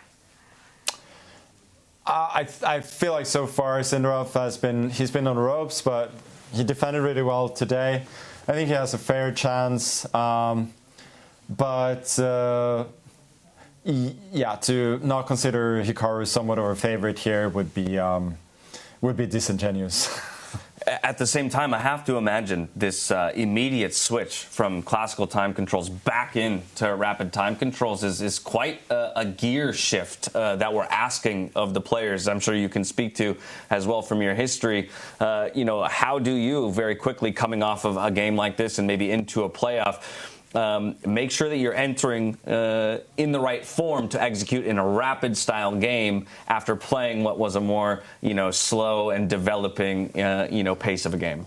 What can I say? It's not easy. And I think it's kind of a little bit easier after a draw. Like if you've either won or lost the last game going into a tiebreak, there probably have been a lot more emotions in that previous game. So now, if I was them, I'd just try and use whatever break they have to get some food, some drinks, and then just try and clear your mind. And I think we will see players probably struggle a little bit at the start to adapt to the speed, but it does help, of course, that we played rapid a couple of days ago. Well, speaking of the break that they might well go make use of, I think it's time for us to give you a break at the end of a very long day. Once again, congratulations on your semifinals berth. Thank you so much for joining us, lending your insights as well to the conversation, and we'll let you go enjoy everything that the Weissenhaus Resort has to offer. Thank you so much. I'm looking forward to the tie breaks. Appreciate you, my friend. Thanks. And so as Magnus finds his way out of the studio, Tanya, it's up to us to kind of wax and wane on what will be the final results of the day. All 4 other matches that we took a look at today ended in decisive fashion in one way or another. So it's just a spotlight on these two, Hikaru Nakamura and Javokhir Sindarov. 1-1 stands the scoreline right there, second line on your screens. And what a close fight that's turning out to be, right? In a format, in freestyle chess, when draw is the least likely outcome, it just shows how closely contested this battle is. This battle of, generations, so to speak, but also really interesting storyline of Javokhir actually picking up, as Magnus himself said, an absolute beast and perhaps the stronger player here, taking that chance and just really proving his choice there, holding his own. 2 draws, goes down to the wire. I mean, these two are going to play 2 more games. And right again, you said, right, this is sort of a glass factory we're in. We can actually see Javokhir just outside. He's pacing up and down. He's getting into the zone of what's coming up. The day is not over for the Uzbeki youngster. Maybe taking advantage of the cool, frigid air we have here, making sure you're energized. Wake yourself back up. Let's not forget, you're going to have to dive into 10 plus 10 chess here in just a moment. But as we took a look at the results of the day, we should see how that overall affects the bigger picture of the tournament as a whole, because 3 of our semifinal contenders have been decided over there on the left-hand side of your screen. Of course, we are still waiting to see who will join Fabiano over there on the right-hand side of your screen between Sindarov and Hikaru Nakamura. The losers of the matches today not done with their chess play just yet. They will drop down, play each other, and then look for placing 5th, 7th, as you can see there in our tree.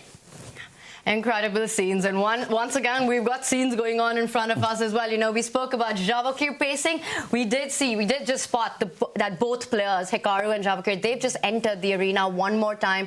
We saw the arbiters earlier on sort of telling them what the rules will be, what time the game starts. They don't get much of a rest, We spoke about this gear shifting from classical back to a 10 plus 10. Yes, they had that round robin, but that almost seems like years ago right now. With the kind of chess that we've seen, with the little turnaround time, who will be up to the task? Energy will be at play, confidence level, believing in yourself. This is going to be an epic battle right now. Well, speaking of being up for the task, if you at home are wondering how you can be up for the task in any Freestyle Friday events maybe to come in the future, we encourage you to check out the Freestyle Masterclass. We're going to take, or rather get a quick word from Nicholas Huschenbeth on that Freestyle Masterclass now. Are you curious to play freestyle chess but don't know how to? No opening theory, no memorized moves, just pure strategic creativity. But how do you navigate 960 possible starting positions with confidence? That's exactly what I'll teach you in my Freestyle Chess Masterclass.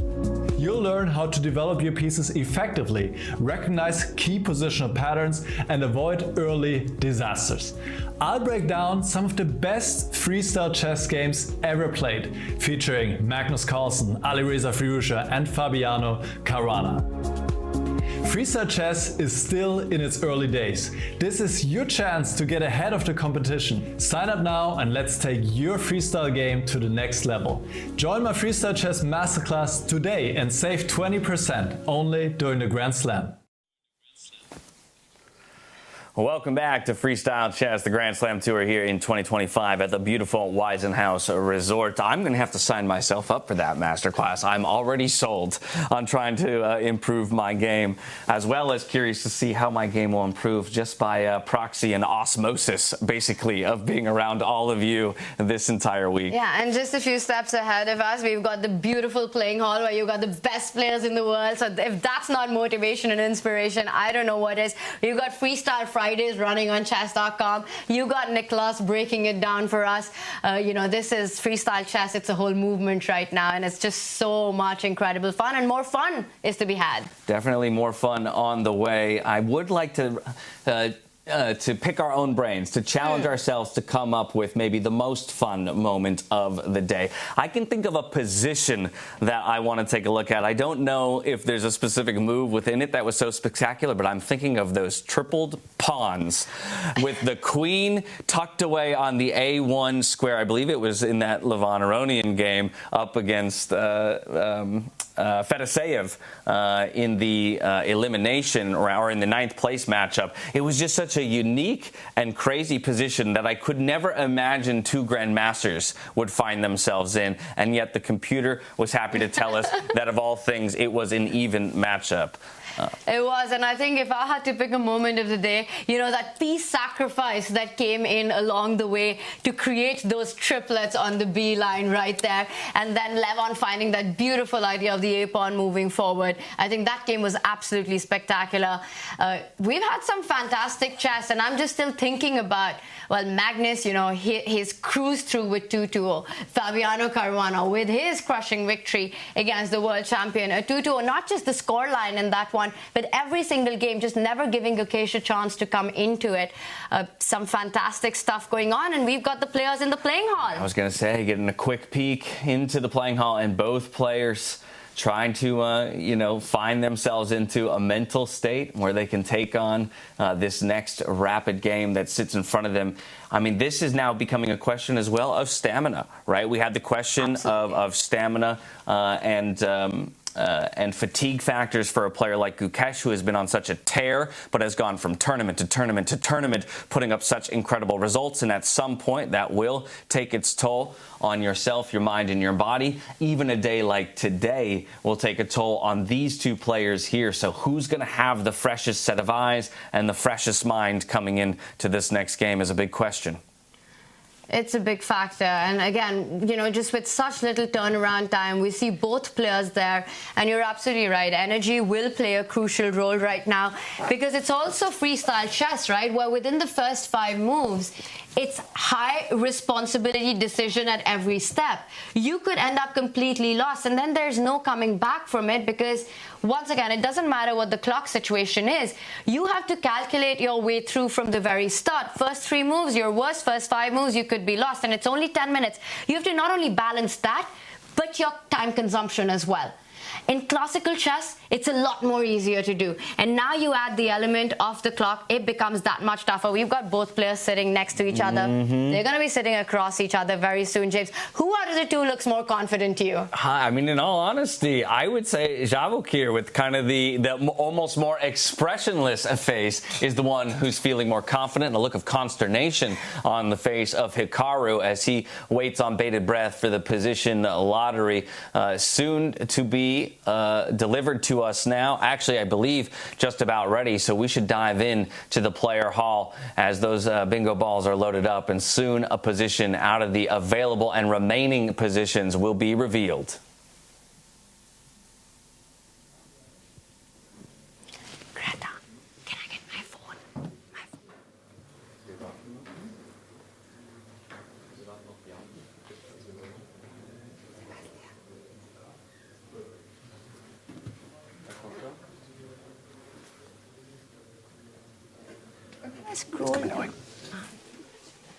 All right, so still waiting for the position lottery to be drawn. I think both players as well, eager as ever to get their first look at it.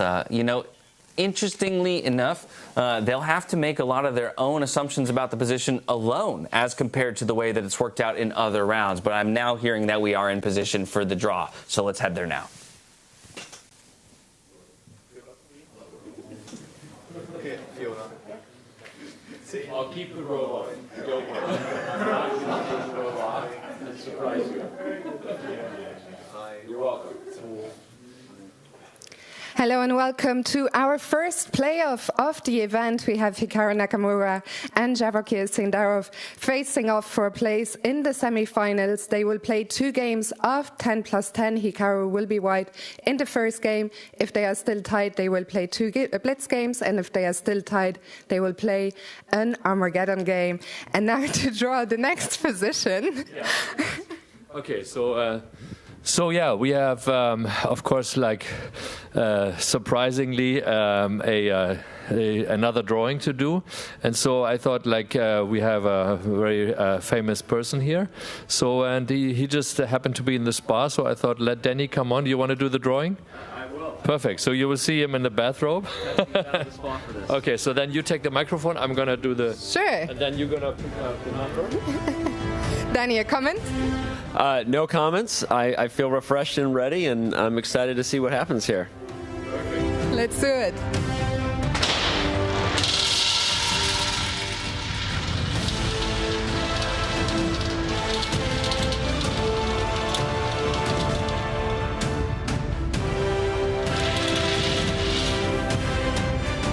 We have position 942. Thank you, Danny. Hikaru, you can prepare at your board if you want. Hikaru, if you want, you can prepare at your board, and Javokhir, this board is for you. Or if you prefer, you can keep the original boards, I guess. To our spectators, enjoy. To the players, good luck.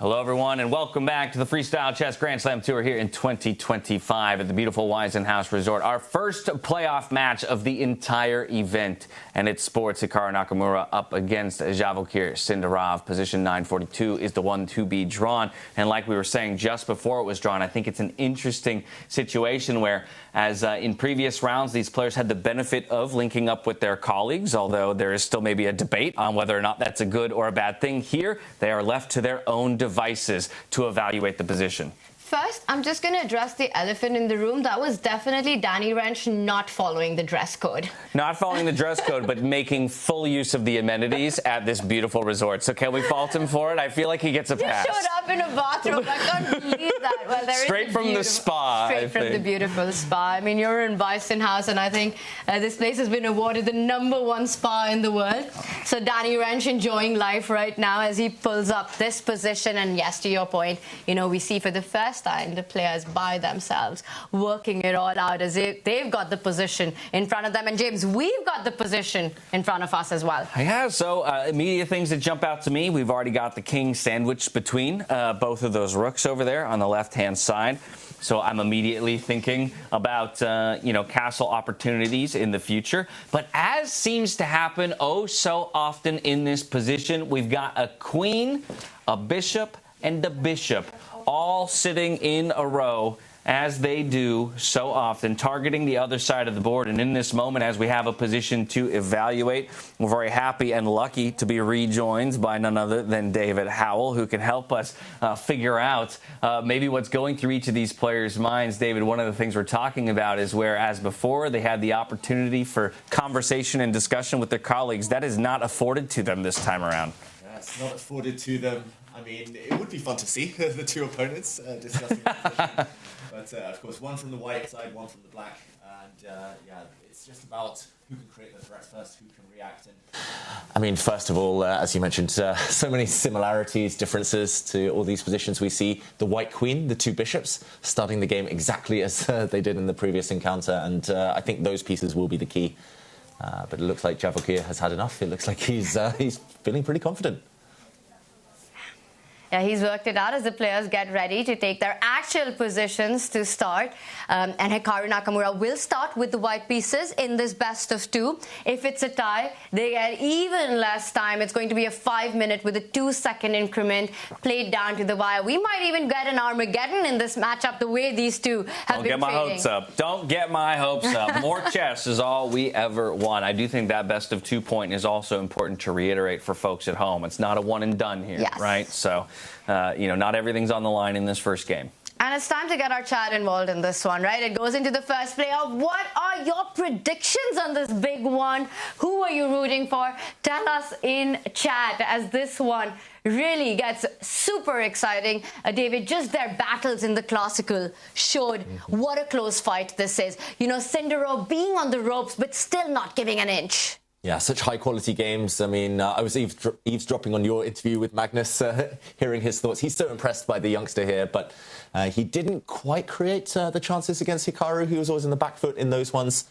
The quicker time format, I think, will suit him, though. Sindarov, it also suits Hikaru. That's the big clash, the big dilemma. Who can start faster, who can start stronger? To be honest, I think experience usually historically has had the edge in these kind of nervy moments. Hikaru's been here before hundreds of times with his life on the line, must-win situations where it's one-on-one, head-to-head. But then again, every young player has a breakthrough moment, right? This could be it for Sindarov. Yeah, Javokhir looking for his breakthrough moments. And once again, we're lucky enough to be joined by Jan-Henrik Buettner here. Yeah. We've got our first playoff match, my friend. I think all of us were hoping for it, and in the end, we do get it. What do you make of the youngster stepping up against Hikaru Nakamura to try and get it done? Yes, I mean, this guy, he has amazed me from the beginning, as I said in our last interview, that I already had him in vision, and I'm really happy that he's making it through. But for me, I must say, it's so hard because I love all these guys. It's like, Vincent, of course I love that he went. Alireza, I would have loved if he won. So the point is that for me at this, the whole tournament is like all difficult. But in the end, that's sports. So we can't have just 8 first places. But that'd be an interesting circuit. That's amazing. And I mainly take care of other stuff. Have you seen Danny? We did. Yeah. We had the privilege of interviewing him. So the backstory is basically that I got a call. Say, okay, we'll do the drawing. Do you want to do the drawing? And I said, yeah, I can do it. It's like boring. And then Danny just came out of the spa because I gave him my iPad because he watched in a hot tub outside. This is what I did also when we have time. Because the great thing is like the best way to watch it is at home. With you guys, not here. Like in the hall, it's like you look and you have no idea what the position is. Is it good? Is it bad? You have no comment, whatever. So. Watch it there. So we did that, and also for our production show a little bit. We did that yesterday a little bit. And so Danny was, and he said, yeah, we're going to go to the spa. I think with Fabiano after his win, they went to the spa, and I said, yeah, you should. So I give you my iPad. So then when I was walking over here, he came from the spa in his bathrobe, and he just wanted to give his. I said, you know what, Jenny? So come on. So you'll be our beauty queen kind of drawing. And also I want to tell like the fans and everybody like. We are here for you. We do everything you want, right? So it's like maybe we add a category. Wouldn't it be great if, right? So it's like think wouldn't it be great if Danny Ranch from chess.com just does the drawing in his bathrobe? Maybe you can do a competition. It's like wouldn't it be great? To do whatever. Wouldn't it be great? Something, and then we'll see whether we can make it happen because we want to be exciting. The last thing we want to be is boring.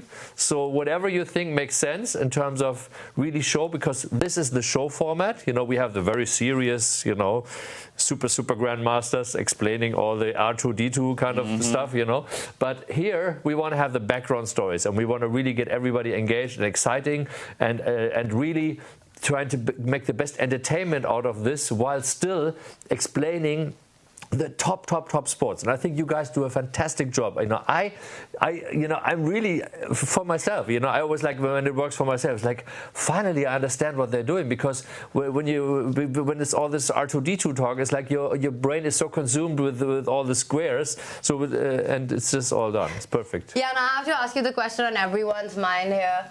Are jeans and bathrobes allowed in freestyle chess? Oh yeah, it's basically mandatory, So it's like, So I was always thinking also when, for example, in Germany we have this incredible stiff, thing. Sometimes also in other golf courses, but in Germany you're not allowed with jeans on the golf course, for example, right? So and I one of the things why I never got into golf also was because I always, I like to wear jeans, whatever. So I was thinking if I ever would, do a golf course, which I never will do, I would think it's a jeans-only golf course. How about that, right? So you're only allowed, and then, you don't have jeans. We have a store. You can buy some jeans here in our store. Kind of just. I always like to turn things around. Show up wearing slacks. Yeah, and so now I have you guys on board. We want to have all of you at home on board. Turn things around, make it spectacular. What would it make for you more exciting to watch it, right? So we are entering the wouldn't it be great if, kind of. I think that's a hugely important sentiment to make sure is driven home for the viewers that, this is being made for you. And so continue to deliver us that incredible feedback. Let us know what you want to see, and we will endeavor to make it a reality for you. Away we go into the game itself here. I'm just going to sit here too, because then I don't watch, so I have the live stream. I have the benefit of just seeing you live, and I know what's going on, right? Yes, of course. Yes, you're more than welcome to sit here. I can also sit on this couch, and then you can have other guests. Make yourself comfortable. I'm just making a little my home couch here, right? So it's like this is our chill community stream. Well, the players are ready to go right now. They are facing each other. Hikaru Nakamura starts with the white pieces. 10 minutes and only 10 seconds is bonus time in this one. David, James and I were discussing how much of a factor energy shifting gears would be in this one. Big pressure, big stakes. Big pressure, big stakes. It's a big man of the moment, Hikaru Nakamura. He tends to thrive in these crucial moments where his experience shines through, his trickiness shines through, his cunningness. But then again, he is playing a real firebrand in Javokhir Sindarov. The clocks will begin any moment. It's the handshake. We are off. And there we go, an immediate first move. But how fickle these first moves can be right here in freestyle chess. We've seen it time and time again. The opportunities for blunders early on, but it's going to be that F4 push here for Hikaru to open things up. And again, just a quick point on this. We've spoken so much about symmetry. What Javokhir wants to do is play copycat, mirror that move, but then it will be Hikaru who gets that first central break-in, who will be able to break that pawn symmetry. We're moving that pawn in front of the queen 2 steps forward, and often that's the way to seize that slight opening advantage in freestyle chess.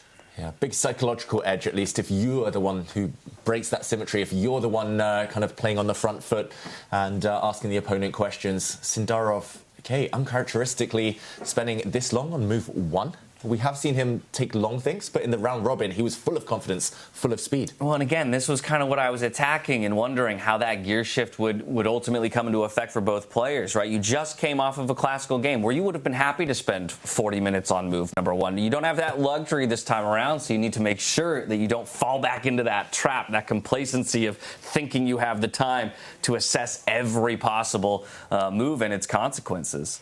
And I just thought that, Levon's the one with all the cool shirts. Just notice Hikaru's got a pretty cool one on as well today. I don't know, chat, maybe you can tell us who's got the better fashion game out of Levon and Hikaru. He also looks extremely chilled as Sindarov keeps taking time on the very first move. Someone needs to shake him. Someone needs to wake him up. This is rapid chess suddenly. He hasn't moved in 1.5 minutes, Sindarov. That's a huge ratio there of his time. He just needs to trust himself. Just get into this game, survive. The heart rates are already pretty high, and we haven't even reached move 2 yet. Yeah, the only logical excuse at this point I can come up with the amount of time is that maybe this was not the predicted first move of Hikaru.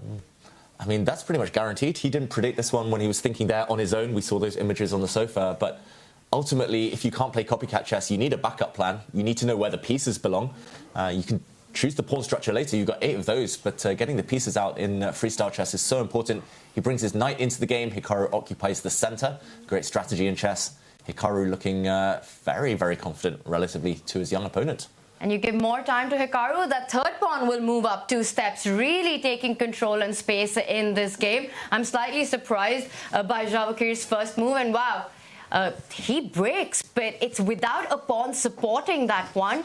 David, that would allow a piece to the center of the board, making it vulnerable to future attacks. All right, so now pieces are flying there. Yeah, striking back in the center, a trade of pawns. The queen is out now, and a knight to match the knight on the other side. Haben wir das auch hinter uns?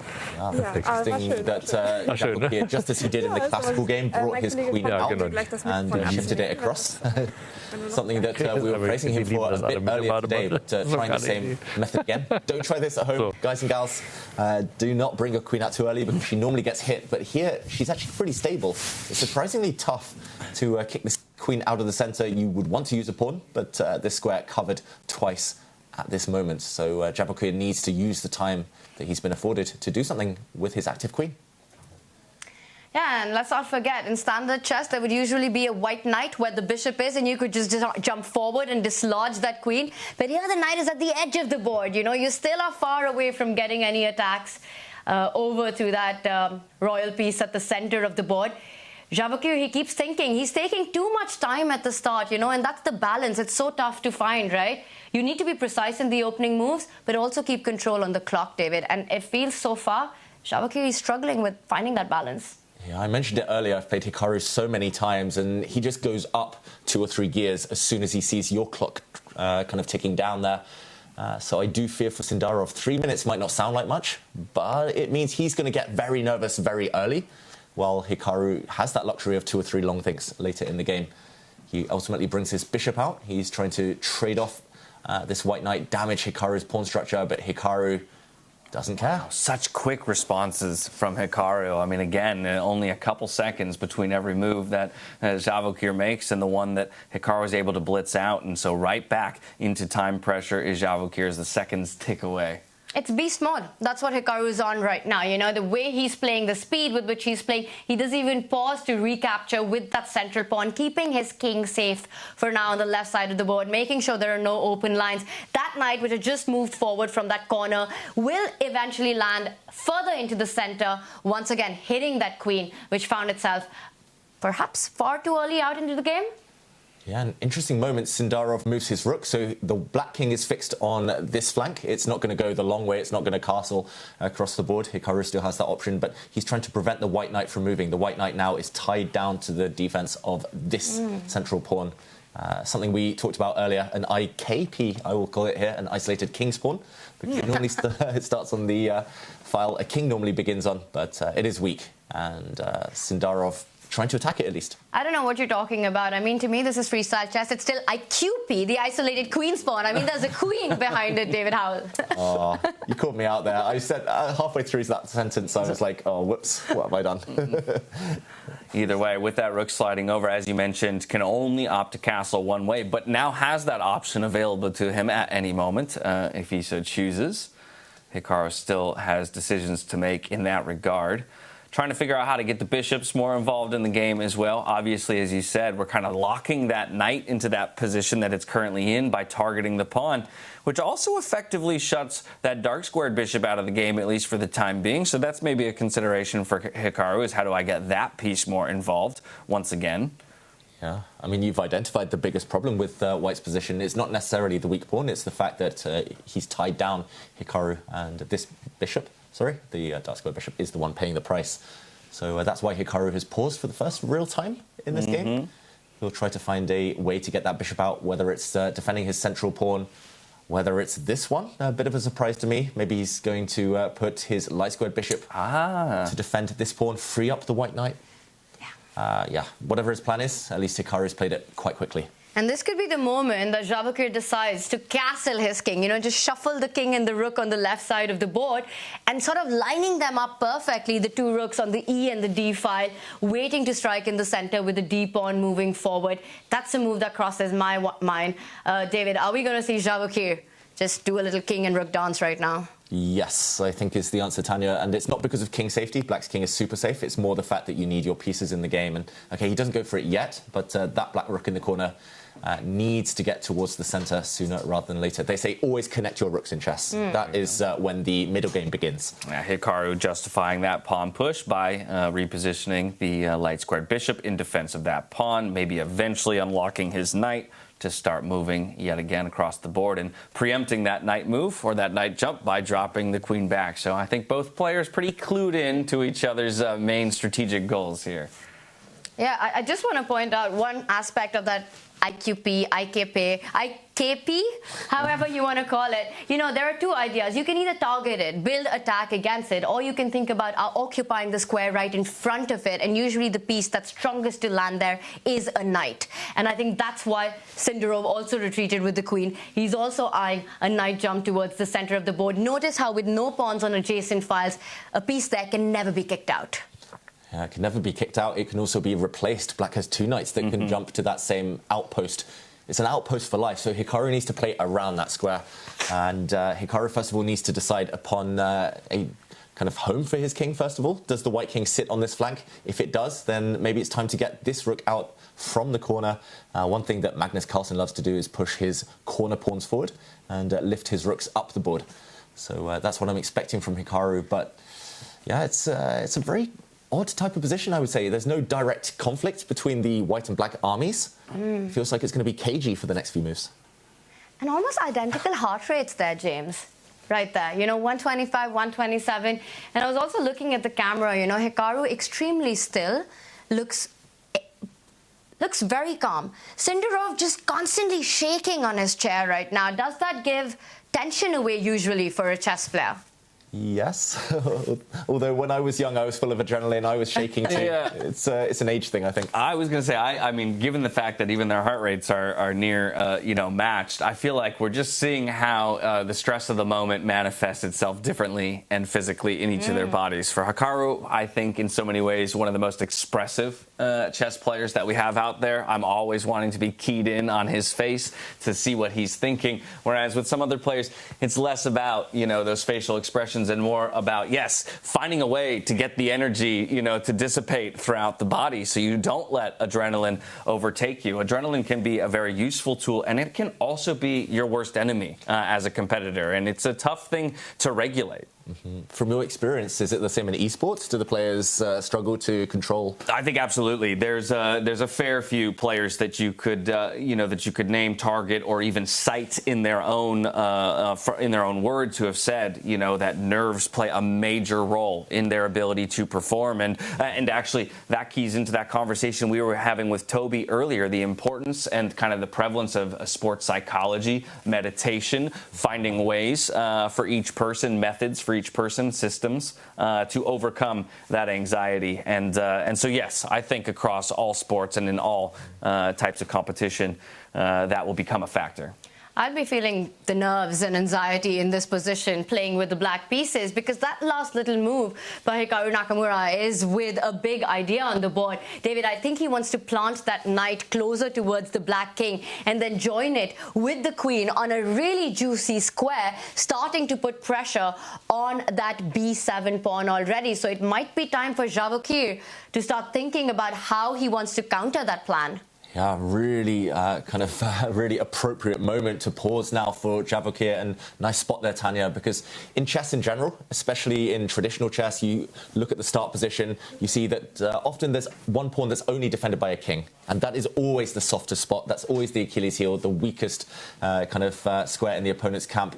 Here, he's so scared of that Javokhir that he might be about to trade off that white knight, but that would connect white's pawn structure. Bishop takes knight would allow white to build what I call the big bathtub. I'll just put that on the board. This looks like a bathtub here, the pawn structure, and it really, Danny Rent shout out there, but it really is nice. Where's the David Howell glossary of chess terms? I need this book. Fans, chat, let me know. I'll write it. You ask for it, I will write it. Yeah, hunting for the big bathtub.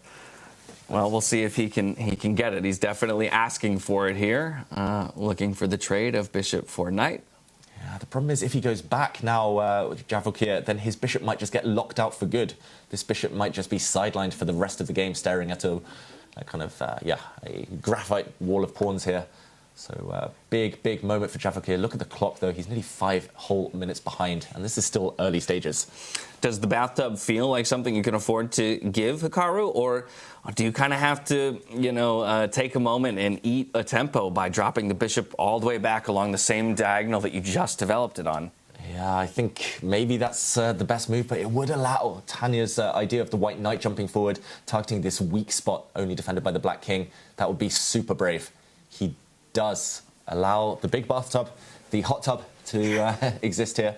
And white's pawns, they might be far advanced, so the white king looks a bit vulnerable, but they control so many squares. Knights need squares, and the black knights struggling now for outposts that they will not get kicked away from. And the flexibility of that bathtub, right, to move forward, and it won't be a bathtub anymore, but it'll be a beautiful center once the D pawn steps one step ahead as well. The B and the A pawn combining to move forward. But David, it comes at a bit of a cost, like you're pointing out, weak pawns that perhaps can also become targets.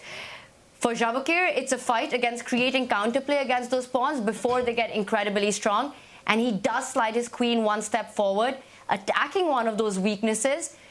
Hikaru, he's got to protect it. Is he going to use his own king, getting closer to that pawn? King is a piece in an endgame. For Hikaru, it might be a piece in the middle game. I mean, from my eyes, I like it too, just because now my rooks are, allowed to slide along that first rank anywhere they please, connecting them nicely while also defending that pawn. It looks like Hikaru agrees, and he will go for it. Yeah, that was a checkmate threat, we should mention, and again, re-establish the checkmate threat to the white king already under fire. I think it's the epaulette checkmate, as we sometimes call it, with 2 rooks actually boxing in their own king, and your king has no escape squares. But the threat renewed, you can defend this in 3 different ways. Actually, that's the same for nearly all threats in chess. You can block the threat, you can push a pawn forward for white, you can defend the threat by using your rook. Here, you don't want the other one, you don't want to run away. Pushing the pawn forward would allow the black queen to swoop in anyway and deliver the kiss of death. Big moment for Hikaru. Again, I see the evaluation bar. It gives a huge advantage to Hikaru in the position, but I have to say, from a human perspective, it does not look that bad for Sindarov right now. The material balance, you've got 7 pawns versus 7 pawns. Your majors are still pretty active. They're at the center of the board. The knights are kind of creating these threats and ideas. David, is the evaluation bar not, well, at least from a human perspective, not where it should be? Yes, I agree. I think it's the long-term factor, the eval bar here. White has the bishops, which are just better than knights long-term. The board is relatively open. And it's the fact that white can push pawns. I think if white can stem the momentum, stop the threats, then it will turn and it will be very clear why white has the advantage. But as you say, for this next 1 or 2 moves, I would say, Tanya, if Hikaru isn't finding the right path, then things could turn. Then we'll see everything slide and change. Look at those knights. They're dancing. But he keeps finding the right way forward, right? To me, once again, James, it feels the bar is misleading, but Hikaru showing the way. The knight's coming closer towards the white king. Also, watch out for that D pawn, which is a bit tender. Can you have the time and the guts to push that pawn and maybe allow the knights to jump further into the white king camp and deliver forks across the C4 square? I don't see a reason why you don't push that D pawn. Hikaru's just calculating right now. This is the move he wants to play. Again, the top players start calculating by always looking at the move they want, kicking the knight away. He's worried about a check here, a fork, and this is a sacrifice temporarily. But when the black knight replaces its fellow here, this is again a fork, and you now step into a potential discover check. This still looks very good for white because, for example, the knight jumping out the way with a check, hitting the white queen. This can be blocked by a white pawn, but Hikaru does not allow this. It's a rapid game. He's so practical. He doesn't want to allow any tricks just in case he blunders. So he shifts his king across instead. Note how the king cannot be checked or forked by any knights now. A good tip for everyone at home. Just be practical. Do not calculate. Do not go too deep into the future unless you really have to. Repositioning the king there. Of course, we do have these knights fairly well positioned, but now it feels like he's preparing to use those pawns, kick them out of the way, and maybe find a way to get his bishops to be a little bit more actively involved in the game itself, as they're, especially that light squared bishop, still staring into the butt of one of his own pawns. Yeah, and you mentioned that bishop, James. Black would love to blow open the centre here, maybe push his pawn forward, but watch out here. Whoops, the white bishop would land, and there would be a nasty skewer on the queen and king. So There are some big threats here. Hikaru, look at the camera. Super chilled right now. And look at the clock. That's more than a 4-minute advantage right now already for Hikaru. You know, once again, not always trying to find the best move in the position, but just taking these practical decisions, which poses the biggest problems for his opponent, is what makes him so incredibly strong when you've got little time on the clock. And Javokhir, he sidesteps that skewer idea that you were pointing out, so really wanting to find more space, more open lines for a rook, hoping to get in one of those breaks, but I believe his knights are going to start getting chased off the board right now with one of the pawns moving forward.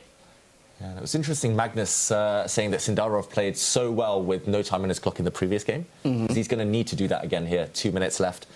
That's when he suddenly kind of leveled up Sindarov. It's like he woke up by the urgency of the clock situation. Well, go ahead.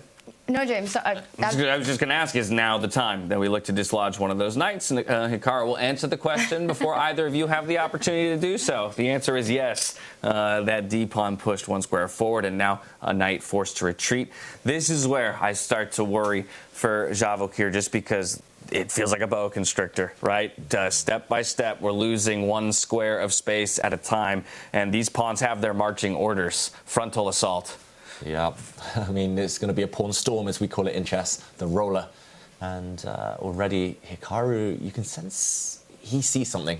He knows exactly what he wants to do. This knight on the rim looking pretty dim, pretty grim. And there's a German phrase for that. I can't quite remember it, but a nice rhyme about knights on the edge of the board. Springer am Rand. Yeah, this knight looking pretty bad right now. That's the next target. It's getting tough, and space is getting less for Javokhir, right? Apart from the clock as well. And Hikaru, I think, is trying to figure out which pawn to move next, how to build on his advantage, because this narrative of having the push, of having the edge, has pretty much happened in every single game in this matchup. But he hasn't been yet able to break through Sindarov's defenses. So he knows that he still has to be precise to get that lead if he can. He's done everything right, but the job is far from over. And I'm going to point out as well, we're talking about the knight. That black queen at the center of the board is also a bit vulnerable to all the threats from the pawns coming forward, the two bishops on the board as well. Looking good, but maybe it's a case of too many tempting moves for Hikaru. I mean, he could improve this rook. I don't like loose pieces. Loose pieces often drop off. There are tricks against this white rook. So maybe he'll look to improve that one in the near future. First, he might start kicking back the black queen. This rook for white not doing anything. Hikaru has so many kind of things on the agenda that it's causing him to burn time. Suddenly things are leveling out now.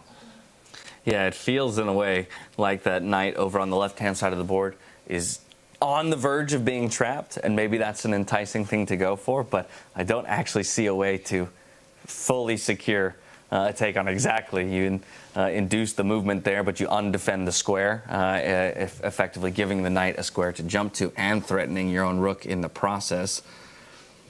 So maybe that's not the way we want to go. And suddenly it's 3 minutes versus 2 minutes. Yeah, the one frozen. It's just a minute advantage now, and it's, the clock advantage is pretty much dwindled away. Hikaru reaches out for a move, and his decision is to chase the black queen away. Need to find a good square, because you really want to plant it at that central e5 spot. But then you once again make it vulnerable to threats against that white bishop jumping forward to a really nice square on d4. Instead, we see a decision of just retreating. Notice how all Javokhir's pieces first came forward, but slowly, one by one, are being forced to go back. Hitting that rook right now on the other side of the board, coming in with a threat, but does white just simply push the pawn? Yeah. Is offense the best defense here? Is the knight dead now? The knight is almost dead, so here Hikaru's plan is most certainly to try and trap this knight. It has nowhere safe to jump to, but note how there is a pin on this diagonal, so you have one move. You have one move to save it. I think the idea is to jump the other knight into the center. You're trying now to hop into a newly loose square, and no time simply to grab this knight, because your rook would drop off the board. He's keeping things together by a thread here. Javokhir Sindarov, it's just about hanging together. Hikaru feels that he's got something stronger, but how to trap this knight? If he doesn't trap this knight, we should mention, if we go back to the game, then, okay, he retreats. Then suddenly the other black knight has a nice post in the middle of the board. Okay, two knights versus two bishops. The eternal dilemma. Which piece do you prefer, James? I mean, I actually prefer the knight, But I think that's because, again, at my level, it's the trickier piece. And so people fall victim to it more often, if you know what I mean. I think it could be easier to kind of understand the threats that a bishop poses. Knight a little bit harder at times to evaluate all of its different possible movements and, squares of control. Yeah, fully agree. That said, I understand that goes against conventional wisdom as the game progresses, that as more pieces fall off the board, typically the bishops might perform a little bit better. I think that is an awesome move by Sindarov. He realizes he can't just stay still in this position and let Hikaru come to him with all the pawns moving forward. The knight, as you guys are pointing out, on the edge of the board. Now forcing a decision, forcing Hikaru's hand. He trades off one of the strong pieces. The bishop pair is off. Black has managed to create counterplay. I think momentum has shifted. Watch out for that c-pawn moving one step forward, creating more holes in White's position. To me, this looks like over the last few moves, it's completely a different game. Totally a different game now. This knight is not trapped. The black pawn can simply push forward. The black knight has an escape hatch here. Meanwhile, the white bishop, now it's no longer part of a pair. It is suffering. This bishop only controls light squares. It's got no targets on light squares. It's staring at a wall of its own pawns. It's what we call not a good knight right now. It's just a knight. It's a knight that's alive versus a very, very bad bishop. And I want to again draw your attention to that central e5 square. The queen has just vacated it for another piece to land over it. Once again, Hikaru's pawn formation, there's no way to get control back of it. He pushed that d pawn one step too far ahead. The rook landing on e5 at the right time. The f pawn moving forward, breaking apart this center that Hikaru has created.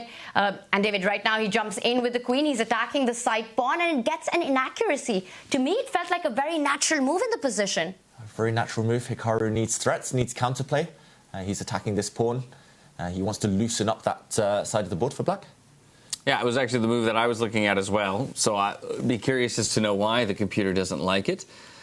Ooh, okay. This move played a pawn sacrifice from Javokhir. He could also have gone for an attack against the white king by pushing his pawn forward and trying to create some squares for the black knight to jump into. Maybe that was even stronger, but still looking like this is turning.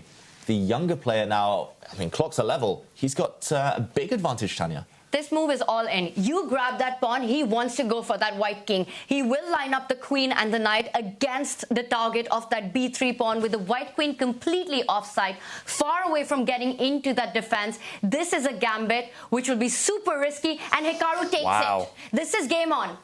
And Javokhir immediately goes for the threat against the b3 pawn.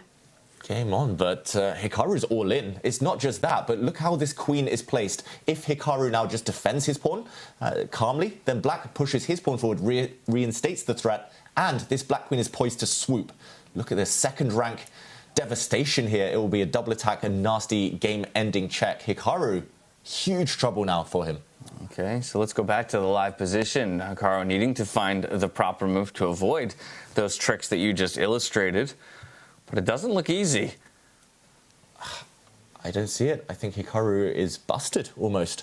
Wow. How quickly this game turned. How does he survive? A queen and knight, the dream attacking combo, Tanya. And the pawn joining the party, opening up the diagonal for the queen to further infiltrate from the other side of the board. Yes, you can use your rook, David, to defend that pawn. But what happens next? And look at this Hikaru, he's trying to run away with his king, but I don't think that king's going to find any safety. Grab that pawn with a check. Well, Hikaru with a shake of his head. He knows this has gone all wrong. Yeah, feels like at this point you could either swoop that pawn up with a check of your own. Yes, the king might be on the run, but now your position's falling. All of your pawns are disconnected from each other. Some of them are very committed to your opponent's side of the board. Your most powerful piece is sitting on the opposite corner, nowhere to be found in defense of the king right now. Yeah, she's off on holiday in Australia somewhere, but this event taking place in Germany, of course. He needs his queen back in the action, back centralized sometime soon. But Hikaru, he's running away. This strategy did kind of help Vincent Keymer in a game we saw earlier today. So running away with the king here, pretty much guaranteed Hikaru needs to get out of the firing line. Okay, he does run, but the black knight is coming. This looks terrible for white, Tanya. And now Hikaru with less time on the clock than Javokhir. That's the turnaround that the position's been, and he does try to run away with that king, and the knight that you were pointing out can get into that central point at d4. What a monstrous knight it will be there, and it comes in with a tempo, and I think we're seeing Javokhir play this plan out. Can Javokhir get this win in with a minute on the clock? But based on the way he's played throughout the rapid portions of the tournament so far, I would have high confidence in his ability to do so. And, even probably supported by the fact that Magnus himself impressed by Javokhir's play on low time. Still, though, I have to get it done, right? It's one to know that each of these players is capable of doing it, and it's another to see them actually execute it in the moment. And quick count shows that white is a pawn down. White has 5 pawns, black has 6. But it's not just that, it's the piece placement, the piece activity. Clearly white's kind of lacking coordination here. The white queen especially offside. That black rook now defending a pawn that was threatened. And, of course, the white king vulnerable. All of these small things adding up. It looks almost hopeless. Hikaru needs a miracle. The white bishop as well, still just absolutely hating life right now on that G2 square, feeling relatively ineffective for the majority of the game. The definition of a bad bishop. And while the white... Go ahead. While the white king will find itself safe right now, Hikaru's down a pawn. And he's trying to, again, create a mess on the board, trying to create some tricks on the board. But that comes at a cost of another pawn right now. He wants to deflect that black rook so the queen that's holidaying in Australia can at least come to Singapore, slightly closer to Germany right now, picking up the G-pawn. Yeah, but how long is the layover in Singapore? That's the question, because we got to get that queen all the way over to Germany in the end. Okay, the pawn will be vacuumed up, staring down the E-file towards Hikaru's rook of his own. So maybe looking for a trade here. Yeah, and our previous camera was even shaking just because Javokhir was shaking so much. And look at the adrenaline pumping through that teenager, the 19-year-old. And now, C4, that pawn is dynamite. It's marching forward 3 squares from touchdown. And the knight assists that square. That's the key point, right? White cannot control the queening, the promotion square. So you're really essentially 2 moves away from winning. C3, C2 as the arrows are pointing out here. And once again, queen on one side, the rook on the other, no coordination. This is the first time in this match that Javokhir Sindarov has gotten a winning position against Hikaru Nakamura. And this one, I don't think he messes up. Yeah, Hikaru's eyes darting across the board, looking for some kind of glimmer of hope, but it just doesn't exist. The layover is too long for the white queen. He just cannot get back in the game. Shake of the head there. Yeah, searching. 14 seconds on the clock. Does make a move under time pressure. A quick response as well there from Javokhir, and now the queen slides over. But some tricks being set up here by Hikaru. He's trying, he's trying to create some chaos on the board, offering a queen trade. Javokhir just needs to calm himself down. He's got 47 seconds to work this out. Does he take? Does he reinforce the defense on the queen? He does that. He just moves away from victory. And did you see that? Hikaru reacts on camera. He reacts. He actually gives up his queen, Hikaru. His queen was attacked. He tries to counterattack. Still some tricks in the air, but it does look like Javokhir can calmly grab the white queen with his rook. There are also some nasty knight checks. White's king not entirely safe either. Every move pretty much winning. He just needs to calm his nerves and pick one of them. And he's doing just that. And that is such professionalism, right? Not rushing through these moments because he knows just a move or two he needs to be accurate. David, but there are traps and still tricks in the position. If black was to pick up that queen, he decides not to, comes in with a check. And now he does pick up that queen, completely winning. Can he put the finishing touches? And he finds it. All righty, so there you have it. Yeah, wraps up that pawn that was threatening a promotion. So now it's queen against bishop and rook, and still a very threatening board state here for Javokhir Sindarov against Hikaru Nakamura. Hikaru going to go for something, maybe a last-ditch effort here on the H-file, launching a pawn forward, trying to play maybe a distraction technique, if anything. Come focus on this for now. Yeah, the hero pawn. It needs to be a hero, that H-pawn, in order to save Hikaru. But that quick flurry, I mean, Javokhir saw it all instantly. He calculated like 3-4 moves in advance. We saw the queen disappear, the pawn disappear, and now it's just what we call the cleaning up job. He just needs to get one pawn through past white's pieces, and this game will be over, first pinning that white rook. He's getting close, but Hikaru's really tenacious. He's known as the best defender in the world. And if he holds this, he'll believe that he can hold anything. He can survive anything. The chances are so low right now, right? But he is going to fight as the other pawn joins the party and starts assisting the C-pawn. Hikaru trying to block those 2 passes with his own king and bishop. but it is going to be futile, I believe, with a few checks coming in right now. Javokhir can slide his queen over and win the bishop if he wants to. He's calculating his way through that H-hero pawn, too far off right now to save this one for Hikaru. Yeah, many tempting moves for Javokhir. A lot of time on the clock. He plays a very strong one, pushes his pawn forward. This pawn is poisoned. You cannot take it because the black queen would then give a check and pick up the loose white rook. Handshake. Hikaru resigns. There you have it. The youngster takes game number 1 in the first of our playoff best of 2 in the rapid portion 10-10. Javokhir Sindarov going to feel very good about it. Hikaru probably left wondering what went wrong and where it all went wrong from that solid position that he had in the middle game. Yeah, I think Hikaru was just provoked into stretching his position a bit too much, pushed too far forward, but couldn't back it up. He committed, and ultimately, he just lost momentum for 1 or 2 moves, and there was no way back. Javokhir's punishment was so swift, so impressive there.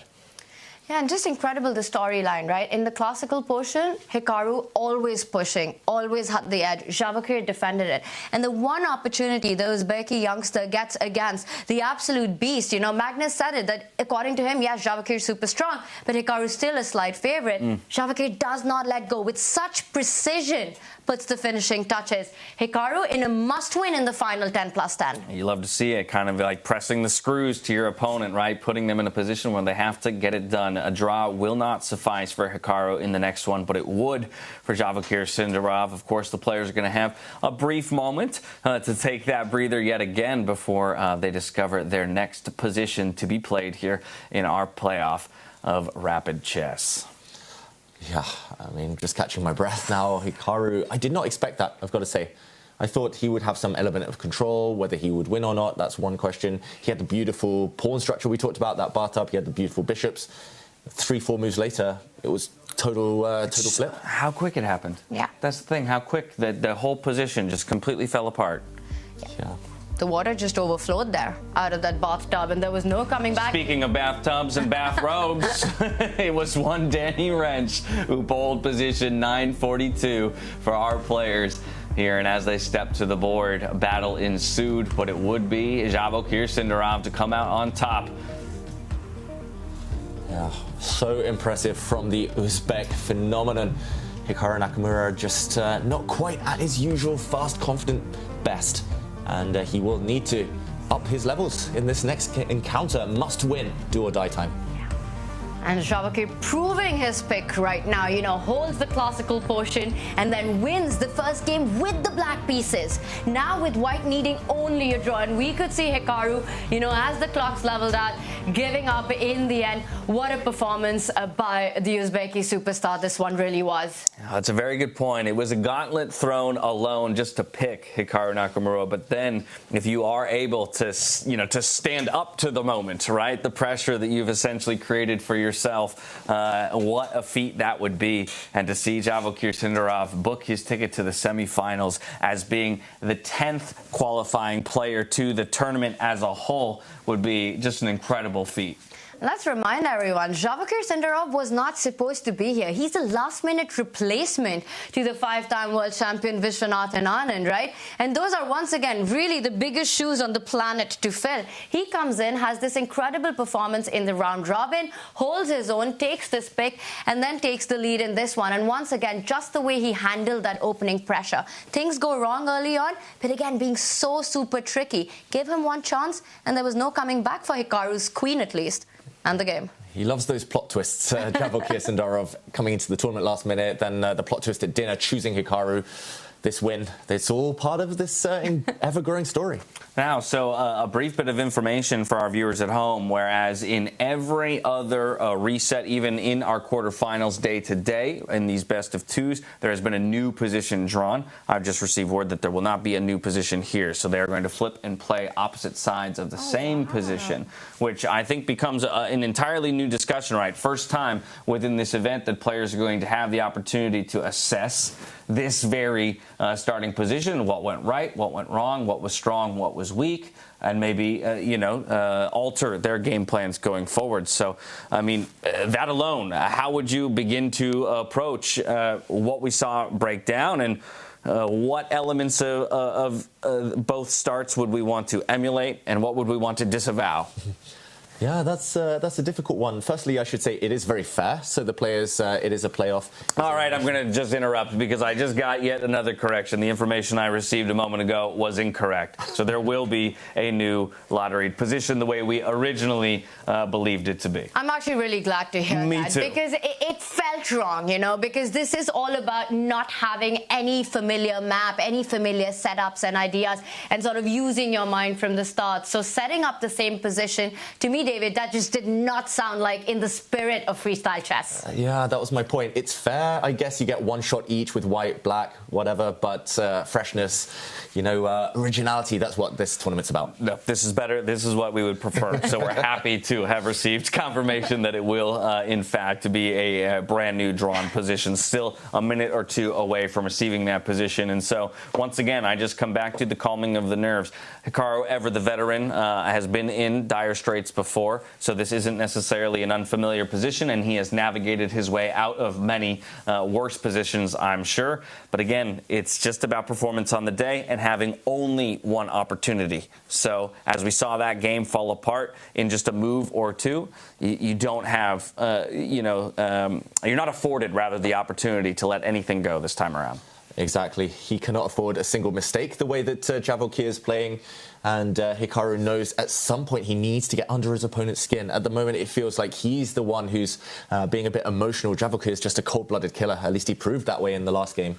And yeah, Hikaru just needs something. He needs to get back to his best, but also needs that psychological edge that he has against most players his own generation. Against the younger guys, though, it's tough. And at this point, I'm wondering who we're going to see step onto stage in a bathrobe to draw the next position. I think that's the big question. Oh, it's probably in the spa right now, enjoying the tie breaks. You know, you said it, James. One opportunity for Hikaru. He's got to be feeling it. Knees are weak, arms are heavy right now for him, but he has to. But did he have any spaghetti for lunch? That's the big question. It's been a long day. Well, the palms have to be sweaty right now, though. Oh, my palms are sweaty. I mean, if theirs aren't, then I don't know. Maybe they should go see a doctor, because I'm nervous for these players. Yeah, I'm nervous too. I mean, we saw how much Hikaru wanted it. He's achieved nearly everything in chess, but he still wants it that much. So yeah, we saw the heart rates as well. Yeah, 150. That's where it touched, where in those last few moments. And the whole game, you know, just the effect it had, it was over 100. It really gives you an insight. You know, Hikaru looking so chill, leaning back. Yeah. Not so chill after all. Yeah, 150 heart rate. What's that, zone 3, zone 4? I mean, like, we're actually working out at that point. We're deep in the middle of an aerobic workout at that point. But we are about to find out our final position for the rapid portion of this playoff between Hikaru and Javokhir Sindarov. Into the player hall we go. Sindarov won game 1, which means Hikaru Nakamura is now in a must-win situation. We are going to draw a new position. I have next to me Tournament Director Sebastian Siebrecht. And I would like to call to the stage Morny. Please give her a round of applause. Let's go.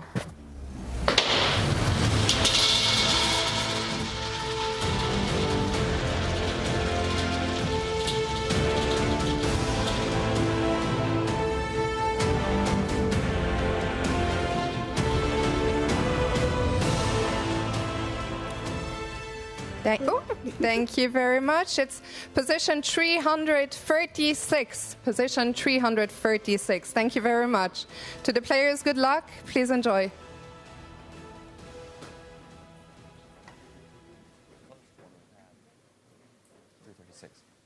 That might be similar.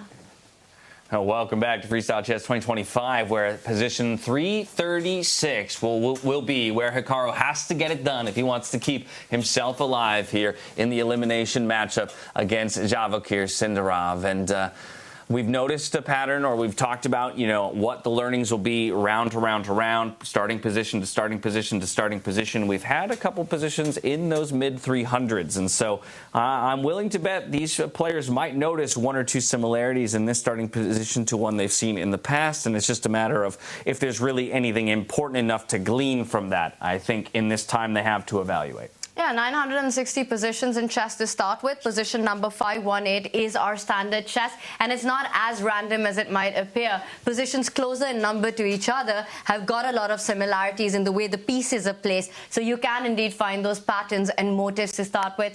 What I've been really enjoying, David, about freestyle chess is that the more we watched it, the more we've seen these opening ideas. You know, despite it being so fresh and raw, similar patterns do seem to emerge, you know. When you've got the queen in the corner, look for a way to open it up. When you've got king next to the rook, you can look for an early castle. Try to break that symmetry. So ideas have started forming in freestyle chess.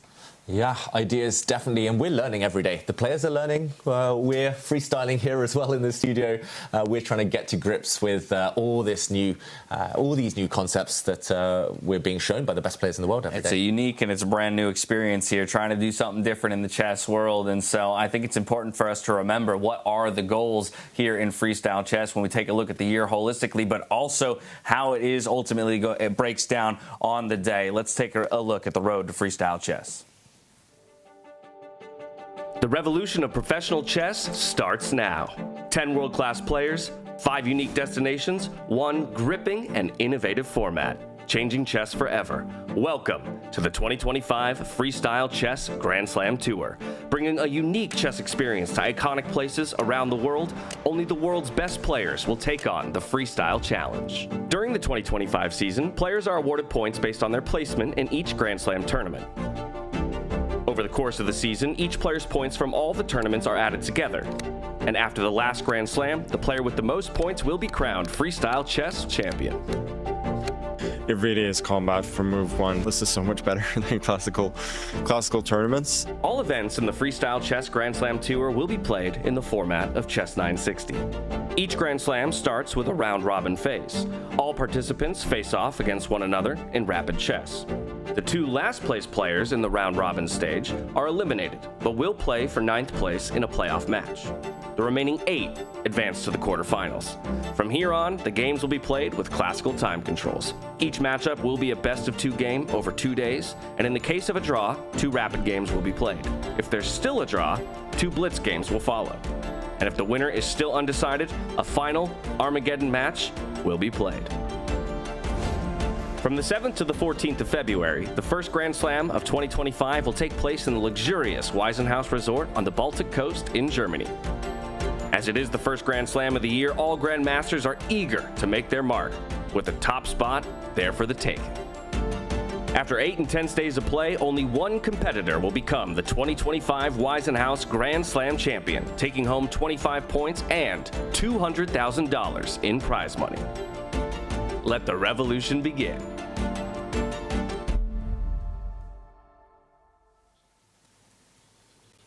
Welcome back, everybody. 3 of our 4 semi-finalists have been decided. Only one left to be determined, and it's that man on your screens right there, Javokhir Sindarov, who sits on the edge, on the precipice of pushing himself into that semi-final position, needing a draw or better here in this next game up against Hikaru Nakamura in the rapid portion of our playoff. Position 336 was the position drawn. We have it up on your screens here, and I think that similarity that we were talking about we might notice from other earlier positions is, of course, those 2 bishops tucked away on the corner of your screen there, targeting directly across to an undefended pawn sitting in front of knights. Yeah, a very, very imbalanced position is promised. Kings in the center this time as well could mean opposite side castling. Both sides will have kind of easier paths towards the flanks for their kings. We see Javokhir make a lot of moves actually on his board. That's because he can force the issue. He could pretty much predict Hikaru's moves due to the fact that immediate threats can be made. And that is indeed the first move that he's looking at, right? Opening up the diagonal of that bishop to, in fact, target the pawn. And I think we spoke about this earlier, right? In standard chess, you don't have the luxury to get an attack on the very first move. In freestyle chess, sometimes you do. You look for those undefended pawns. The first move that Sindarov has in mind is to move that pawn in front of the knight on the left side of the board 2 steps forward, opening up that bishop, attacking that undefended 8-7 pawn. He's looking at Hikaru's idea of further defending it by bringing out his own knight into the position. But look at the way Sindarov's changed his strategy. Game 1, he kept the pieces as they were when he was trying to analyze the position, right? He wasn't making as many moves in the board. Now he's trying to work his path out. You can see the pressure. He realizes what's at stake in this one. He wants to work this out. He knows he got into a lot of trouble out of the opening in the first game. He doesn't want a repeat of that. Yeah, got into a lot of trouble and also invested a lot of his time in those early moves, right? And managed to even wiggle his way out of some time trouble in the end. But definitely as well, having to control the white pieces means the onus is on him to dictate how the game will start. So definitely maybe a little bit more consideration for I'm the one who needs to come up with a plan versus being more purely reactive to my opponent. Yeah, we've actually seen the black side score quite heavily. Exactly. Throughout the first few days of this event, because you can react. There's some pressure off you. You are not the one dictating the battleground.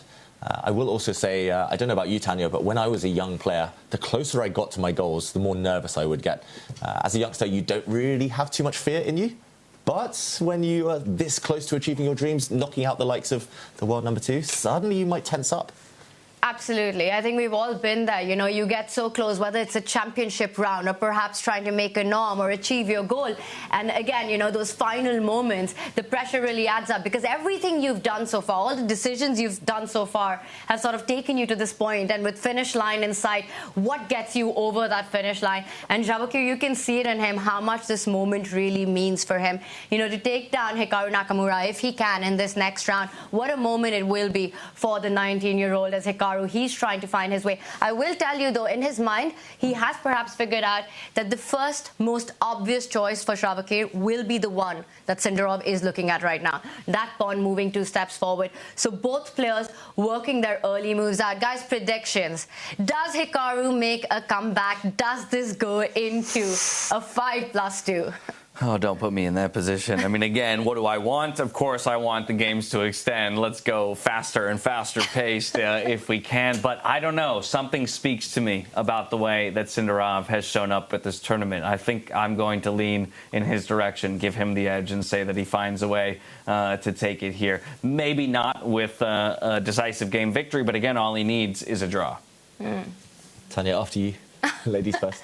That was very convenient of you, David. Yeah, I think I've been so impressed with Sindarov. Once again, would love to see, rooting for the chess here, would love to see this go down to the wire. I love an Armageddon to decide, so I'd love it if it goes all the way.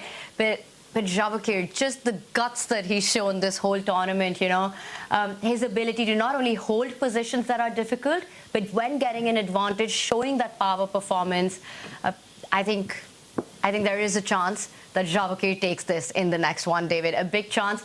But I will say, one man with the back against his wall, who's come back so many times, a big stage player, it's this guy, Hikaru. Yeah, he knows how the pieces move. He's been here before, Hikaru. So hold on, did you make a prediction? I made the same one as you. Okay. I just want to get you solidly on record. Is that you're in my camp? Okay. And what about you, David? You forced my hand here, guys. It's Hikaru. Okay. It's a comeback. All righty. All right, we'll see if that will be. What does our community think, James? I think it's time to get them, you know. Everyone loves Hikaru. The community strongly feels about him. The #1 streamer in the world. Does he make a comeback in this one with the black pieces? A must-win game for Hikaru Nakamura to stay in the fight for the semifinals. And it is go time as the players are finding their way to that chat. And be sure to let us know in chat if you have an inkling which direction this matchup is going to go. And I think it's so kismet that you bring up that question to chat now, because we have the answer to the question that you posed earlier today about which player chat views as the most fashionable in the chess world. And I'm willing to bet this isn't going to come as too much of a surprise to anybody that it is Alireza Firouzja who takes it with 41% of the vote. And actually, Magnus may be a sleeper pick as #2 in chat's eyes. Wasn't expecting that one. By the way, the move we were expecting, on the other hand, has been played. And once again, look at the speed with which Hikaru responds, right? Immediately stops that defense. And Hikaru Nakamura, the world #3 player, He knows what he has to do. He has his task cut up in front of him. And how many times we've seen him bounce back from his difficult situations. But for Javokhir, what a performer he's been. Needs only a draw to book a spot into the semi-finals. Yeah, what a story. Within a hair's breadth from that semi-final berth. And while Hikaru does defend against that attacking bishop, I must admit, David, he does it in a way I didn't expect. That knight kind of locked into its starting square for the time being, opting for the pawn push forward instead to defend the previously undefended pawn. Yeah, and we'll do a quick action replay, but I do feel this is Hikaru already playing the match situation, not necessarily playing the moves he believes are best. And let's just backtrack. This is only move 2. He did indeed start by pushing this pawn forward in order to unleash the white light squared bishop, which does attack a pawn, as you both mentioned there. And the move Javokhir was predicting was for the black knight to come out to block this diagonal. And here Javokhir was looking at this move, pushing another pawn, trying to kick the knight away even further. I just want to mention, I checked with the computer, and Javokhir's position after 5 moves, he'd predicted the first 5 moves, the best first 5 moves for white and for black. Wow. He had seen it all and evaluated it all correctly. Instead, Hikaru, trying to surprise his young opponent, perhaps playing this move, pushing his pawn. Obviously, not the best here because the black knight in the corner is trapped, given a question mark as well by the all-seeing silicon overlords. But that is irrelevant. It's about human understanding. Pawn to g4. The white queen now about to come out. And after Hikaru launches the counter-strike on white's pawn, we see a block.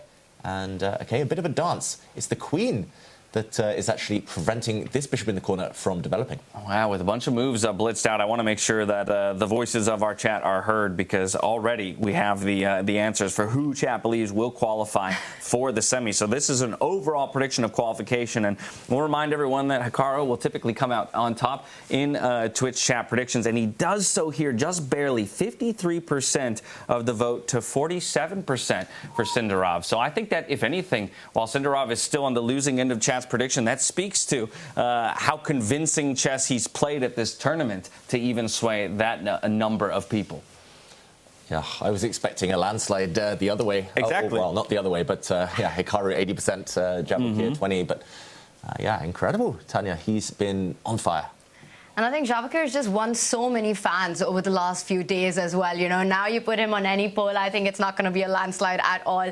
The guy has won hearts. He's won so many games as well with fantastic, fantastic chess. And now this approach, David, to your point, it's so unconventional, right, to bring that queen out, line itself against the bishop. And again, I think Hikaru just wants to create a sort of a very dynamic, unclear position as quickly as possible. And we see Javokhir, he's bringing out his knight, targeting an undefended pawn on c5 right now. I will point out, though, that white can move that other bishop and then open itself to perhaps advancing that b pawn and targeting that queen that to me looks like it's made itself extremely vulnerable. That knight, which has just been placed on the square that Javokhir's put it, not only attacks the pawn but also takes away a key developing square from Hikaru's bishop to land at the center of the board, that e5 square, so that when that dark squared bishop at the corner for white opens up, it comes in with that much more power. Yeah, brilliant move there from Sindarov. I just wanted to say, with this start position, I do feel white gets a big advantage. Some of the 960 possible positions are better than others for the white side. So I think it's a really kind of promising position for white, but it does kind of guarantee that all the pieces will be on the board long term. That's good for Hikaru. It's going to be a very fighting, unorthodox type of position. So that kind of gives long-term chances. So he just needs to survive this next stage, Hikaru. Yeah, I think many people might wince at the accuracy numbers that they're seeing at the bottom of their screens. But one, that speaks to the difficulty of evaluating freestyle chess positions. And number two, I think speaks to the difficulty of the position that Hikaru is in, right? As you mentioned, probably also recognizing that white is advantaged in this position overall. And again, he has to play for a victory. So almost doubly so, sometimes you're going to have to take what might feel like unnecessary risk, inoptimal play by the engine's standards, but that might be still your only path to victory in the end. Yeah, it's the deep, dark forest we sometimes talk about in chess. You have to just confuse your opponent sometimes, and that means not playing the most obvious move, playing the best moves. And Hikaru normally is the master at that, just weighing in the risk-reward ratio. But yeah, big threats already against him, this pawn hanging, and soon the white bishop attacking the black queen is going to force some concessions. So, Tanya, you kind of laid out what seemed like very concrete ideas for Javokhir Sindarov in the next few moves, right? Looking to, get that, develop that light square bishop, allow the connection of the rook to the dark squared bishop, and eventually a b-pawn push. With all that in mind, then, if Hikaru is in a similar line of thinking to you, how do we begin to craft a response? Where are the answers to the strategy that feels somewhat certain? Well, Hikaru needs to take 3 minutes to answer that question. You know how difficult that really is. Because also to point out, his first few moves have really caged up that knight at the edge of the board. Notice how that h8 knight really doesn't have any jumping spots to come towards the center. So he's kind of walked into this position trying to take quick decisions, trying to put pressure on the clock. But as we've seen, is the nature of freestyle chess, it sort of backfires, right? You now have to burn your own clock to figure out how do I develop pieces. There isn't any harmony, and I'm trying to understand. One thematic idea is to always look for breaks, right? When you're struggling with piece development, when you're struggling with a way to get them out, you want to look for counter ideas. The d-pawn moving 2 steps forward. But currently, the first big question is you have to protect the pawn that's being threatened. So one way, natural way to do it would be, for me, David, push that b-pawn 1 step ahead, defend that pawn, also along the way open up the bishop to come into the game. And I hope you won't ask me the follow-up. What do you do once white moves that bishop out of the way and starts threatening the big advance of the b-pawn? Yeah, let's just put that on the board. The white bishop moving, defending this bishop with the white rook now. Huge threat on the board. If black does nothing, then pawn to b4 would be a double attack, hitting the black queen and winning a pawn in the process.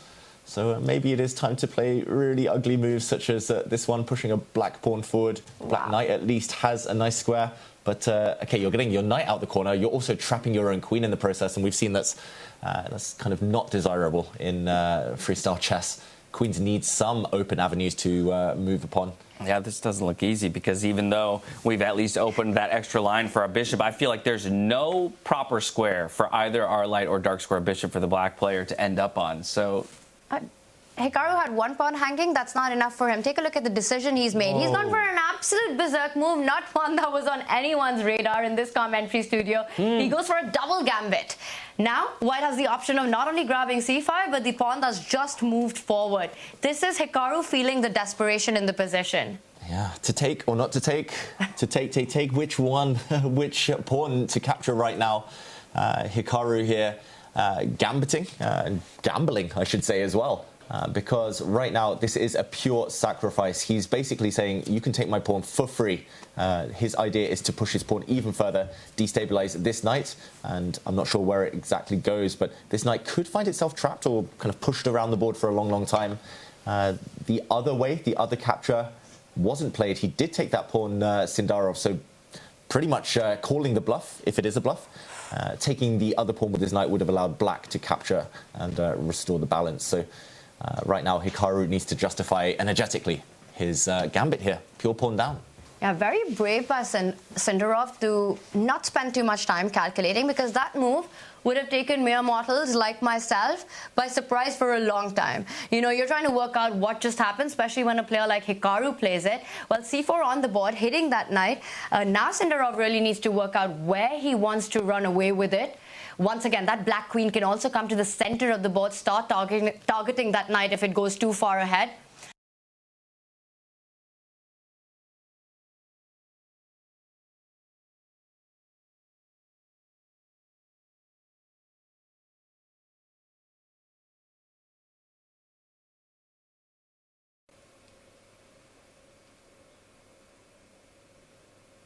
Leap forward with his knight. This is very aggressive play by both, I've got to say. What are the chances that the knight goes further into Hikaru's camp? You know, there's a square on the left side of the board, hitting the bishop, getting ultra adventurous, galloping away with that horse. I mean, that wasn't on my radar. That's so rare to see only a knight move, pretty much. It's only knight moves from Sindarov. They do say knights before bishops, an old idiom, but this is crazy. Horses need exercise. Take them for a run. I mean, it's a question. Do I start trying to bully that knight? I mean, as you mentioned, I presume then we're looking for the pawn just to threaten it, try and chuck it to the side of the board and reduce its relevancy. I've got a fun idea to show. You know, we love showing the checkmates. And now that that knight move is not out of my head, David, check this out. Now, one of the things that we've been talking about is lining the bishop with the queen for Hikaru, right, at the center of the board. It also comes with a threat on that b2 pawn right now, if we get our analysis board up. And that idea of the white knight moving forward, I want to point out the black king isn't feeling very safe. That knight could eventually give some big checks, and has he played it? No, he does develop with that knight forward. But David, knight a6 and that c7 square was what was on my mind. Yeah, there would have been nasty checks if the black bishop, the black dark square bishop ever moves away. Maybe we'll still see it, Tanya, and maybe the white knight will still go to the edge of the board. This move given a question mark for Hikaru, showing it's not the best, but I mean, who knows what's best in this situation? It's so random, it's so messy, and it's so early. I think this is great news for Hikaru fans. The more random it is, the better his chances might be.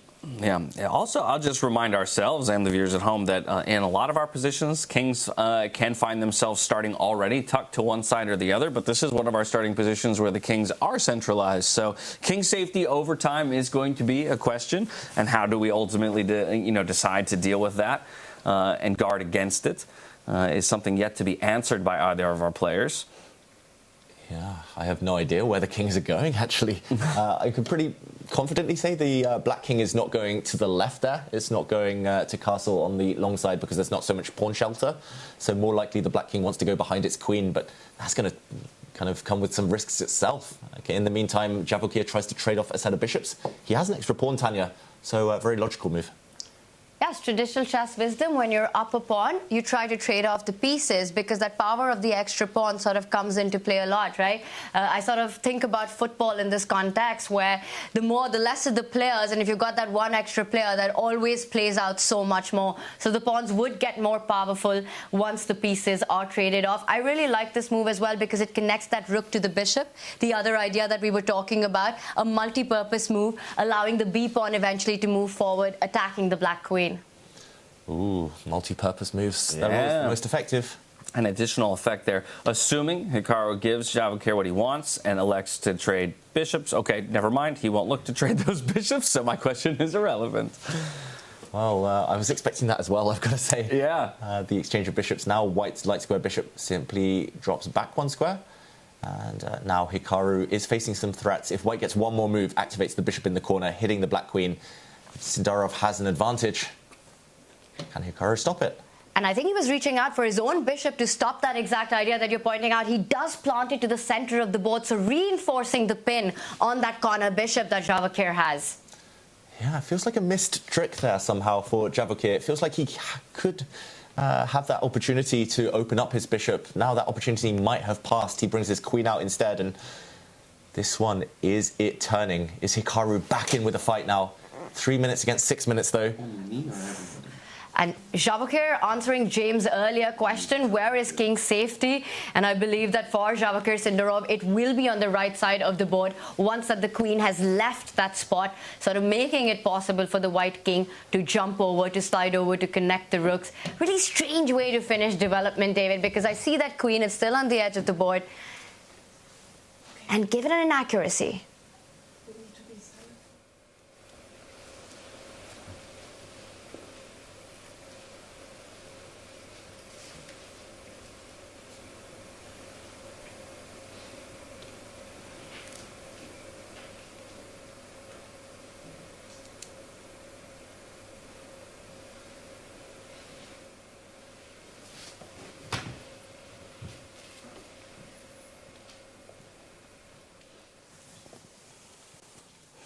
A tense moment on the board. We were wondering where king's safety would come from.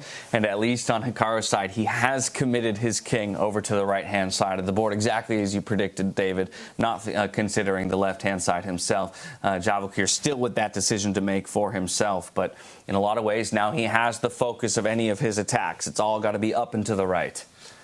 Up and to the right. But first, he needs to find a way to unravel the rest of his pieces, Javokhir. Feels like he's lost the thread a bit. Some lack of coordination for the white pieces. There's a bunch grouped on the right flank there for white, but there's also a slightly wayward knight of his own that's in enemy lines and potentially about to be trapped, Tanya. I'm also going to point out that last move by Hikaru, very brave, because you line up your king and queen against an already placed white rook on the G line. You know, I'm looking at all these ideas of eventually someday that white knight getting out of the way, arriving on a very tactical spot, getting that combination to work, and that might be something that Hikaru has to keep in mind. The arrows that David's drawing, you know, if the rook opens up, the queen and the king are in the worst possible position for Hikaru right now. And I think this is what's going through Javokhir's mind as well. How does he make these tactics work? I think I'm wondering, with all that in mind, then how do I get out of the way of my own pawns on the right-hand side, right? If I want to try and ultimately attack those positions and maybe dislodge some of the defenders, it feels like maybe my H or my F pawn have to get involved alongside my G pawn. But currently, blockaded by my own pieces, kind of sat neatly in a row there on the third rank. Yeah, you're 100% right. Like, attacking so much easier if you can throw the infantry forward first, the pawns first, the foot soldiers go, you open some lines, and then the pieces pour into the gaps, just like any old battle. But here it's all about the piece play. Whoa. He lines it up, Tanya. I love this move because this is what he's setting up. He's defended that rook, and now Javokhir's idea is to get into crazy tactics with that knight jumping forward. Maybe we can back up, or perhaps you could just show it with arrows, because Hikaru, with that last move, has moved away his queen from a very deadly and dangerous threat. Yeah, and he could still play it, just to show the idea, this is the live position, I'm just going to put some moves on the board while Javokhir Sindarov thinks. But the white knight could jump forward. This is a clearance sacrifice, because if the knight is captured, whoops, suddenly the black king finds itself really embarrassed on an open line. Of course, it's not forced to capture. This is not obligatory for Hikaru Nakamura, but you do sense the danger. You do see that suddenly the white pieces perfectly opening up, perfectly lined up for a potential attack. He should go for it soon, Tanya. We're going to see it. We're going to see a knight jump in this game, coming in as a sacrifice. Sindarov needs only a draw, but I love the way he's playing the most aggressive and principled way in this. Not thinking about that king's safety, not thinking about defending that b2 pawn, which we should highlight, has been under attack with the black queen and bishop lined up, but giving Hikaru no time, in fact, to grab it. And I think I'm just constantly amazed at the speed in which the focus on the board can shift from one side to the other. Again, the first 5-6 moves all focused towards the left-hand side of the board, right? We've got these knights, pawns, everything pushed, and then just like that, a castle decision is made by Hikaru, and Javokhir completely reroutes all of the aggression to the right-hand side. And he does it, it's on the board! Wow, he drops his knight into Hikaru's position. Watch out, Hikaru, there are some checks threatened. The black king under heavy fire, and that knight, ooh, is it poisoned, or does he have to capture? That is the big question for Hikaru Nakamura. To your point there, James, the centre is so open right now that play is going to switch. It's like a pendulum from side to side. It's very rare in traditional chess for the centre to be this open, this flexible, pieces to be this versatile this early into the game. Is Hikaru committed to taking the bait here and gobbling up that knight, or are there other resources that he has in the face of this move? He might have to. Also note that the black queen doesn't have so many squares, so could get hit. Hikaru does take the knight. We'll see the proof behind that sacrifice now. He has to throw his own knight in the way. The only way to block the open G line there. That was a deadly check. Hikaru trying to give the piece back. But is the threat stronger than the execution? Should white take the piece yet? Oh, he's reaching out for it. I'd be surprised because he can wait. There's an eternal pin, right? Unless you sidestep with your king, the knight can be captured at any point. But I did see Javokhir. It felt like he was going for the immediate recapture. And how will he find a way? He wants that piece so badly, and he will go for it. But now the G-file's been blocked, right? So he has to find more inroads into the position towards the black king. Do you have time to just go for sliding the rook up to G4 and then over to the H file? Ooh, that one is very tasty and very spicy. Scary-looking move. The corner square is covered. The black queen can, always slide back into the corner to try and trade off. No checks in the near future, but I love the idea there, James. Instead, he blocks the center, and this comes with some tricks, some tactics. Why can black not capture that pawn? That is the big question. That pawn is attacked twice by black pieces. The black bishop, black queen. It's only defended once by the white rook. Javokhir here, stirring up some strange tactics. And Hikaru's as shocked as all of us are in the studio right now. Why is he giving up this key pawn? Yeah. What has he figured out? Because if that comes at a cost of nothing, he's not only regaining material, but you've got this perfect harmony. Black's king is also ultra safe. Can always step one step forward and bring the rook to the open line, targeting the white queen as well. Javokhir, what has he set up, Hikaru, as he tries to figure it out? Yeah, Hikaru looks confused. I think he doesn't see why he shouldn't take this pawn. I think he's going to take this pawn, but he can just keep the status quo, can just retreat his bishop. I'm not sure which one is best here. Being greedy isn't his trademark, Hikaru. He likes to just stabilize positions and work things long term. So I'm not sure whether he's going to call this bluff. I want to take it. Let's take it. What happens after that? I think there are some tricks. White will try and lure away the black queen from the protection of its bishop in the center. White would have ideas such as launching the knight into the center of the board, a sacrifice, a second sacrifice. If it's captured, there'll be tricks against the black king. Wow. It's like a 7-8 move deep variation that Javokhir's conjured up here. So I don't know if we'll show it. Hikaru might allow it to play out on the board. Incredible. And this could be very well the move that Hikaru missed. He does call the bluff. He takes it and immediately Javokhir jumps in with the knight. What a beast Javokhir is. What a move. What a find by him. And wow, Hikaru just slides the bishop back. Both rooks hanging. Instantly slides back. He didn't take the knight because actually there would have been incredible pressure against the black king. Once the black queen was lured away, White would have actually given up more material. White would have given up a rook for the bishop in the center, and then the other white rook would have launched some deadly checks. But instead, yeah, he's giving up one of his rooks for a knight, an exchange sacrifice, we call that in chess. It's a small material investment, but in return, black has two big central pawns and still keeps the defenses intact. But a fork on the board and a fork in the road. You've got to decide which of these two rooks to take. It might, to me, it feels like 6 in one hand, half dozen in the other. But I'm not sure that in actuality it would be the same one way or the other. Well, one way to make a decision is you try to understand what happens after you grab the rook. If you take the rook, which is at the center of the board, that invites Hikaru's other rook to also assist the d pawn advance. But if you take the rook next to the black king, James, then you're kind of forcing Hikaru into making a less ideal position for his own pieces. And that perhaps might be the better of the two rooks to pick up. So you have to see ahead. But to your point, this is the moment. He needs to make a decision because that knight now is indeed hanging. He does take the rook next to the black king. Yeah, now the black king will have to walk to a slightly more vulnerable square, or the black rook will have to worsen itself. So I think that fork in the road, he made the right choice. But again, difficult decisions. Here, Javokhir is technically material up. He has the rook for knight, but his bishop, the white dark squared bishop in the corner, is by far the worst piece. I don't see it getting out anytime soon. Whoa, queen's jumping in. Whoa, setting up some nasty threats potentially. And it could be your idea, James. Rook lift, line it up on the H line is one of the plans, but also that harry the H pawn here. You know, you're playing against Hikaru. You want your H pawn up against him. Can march forward and start targeting the black king and sort of H4, H5 ideas coming up next. Javokhir setting it up.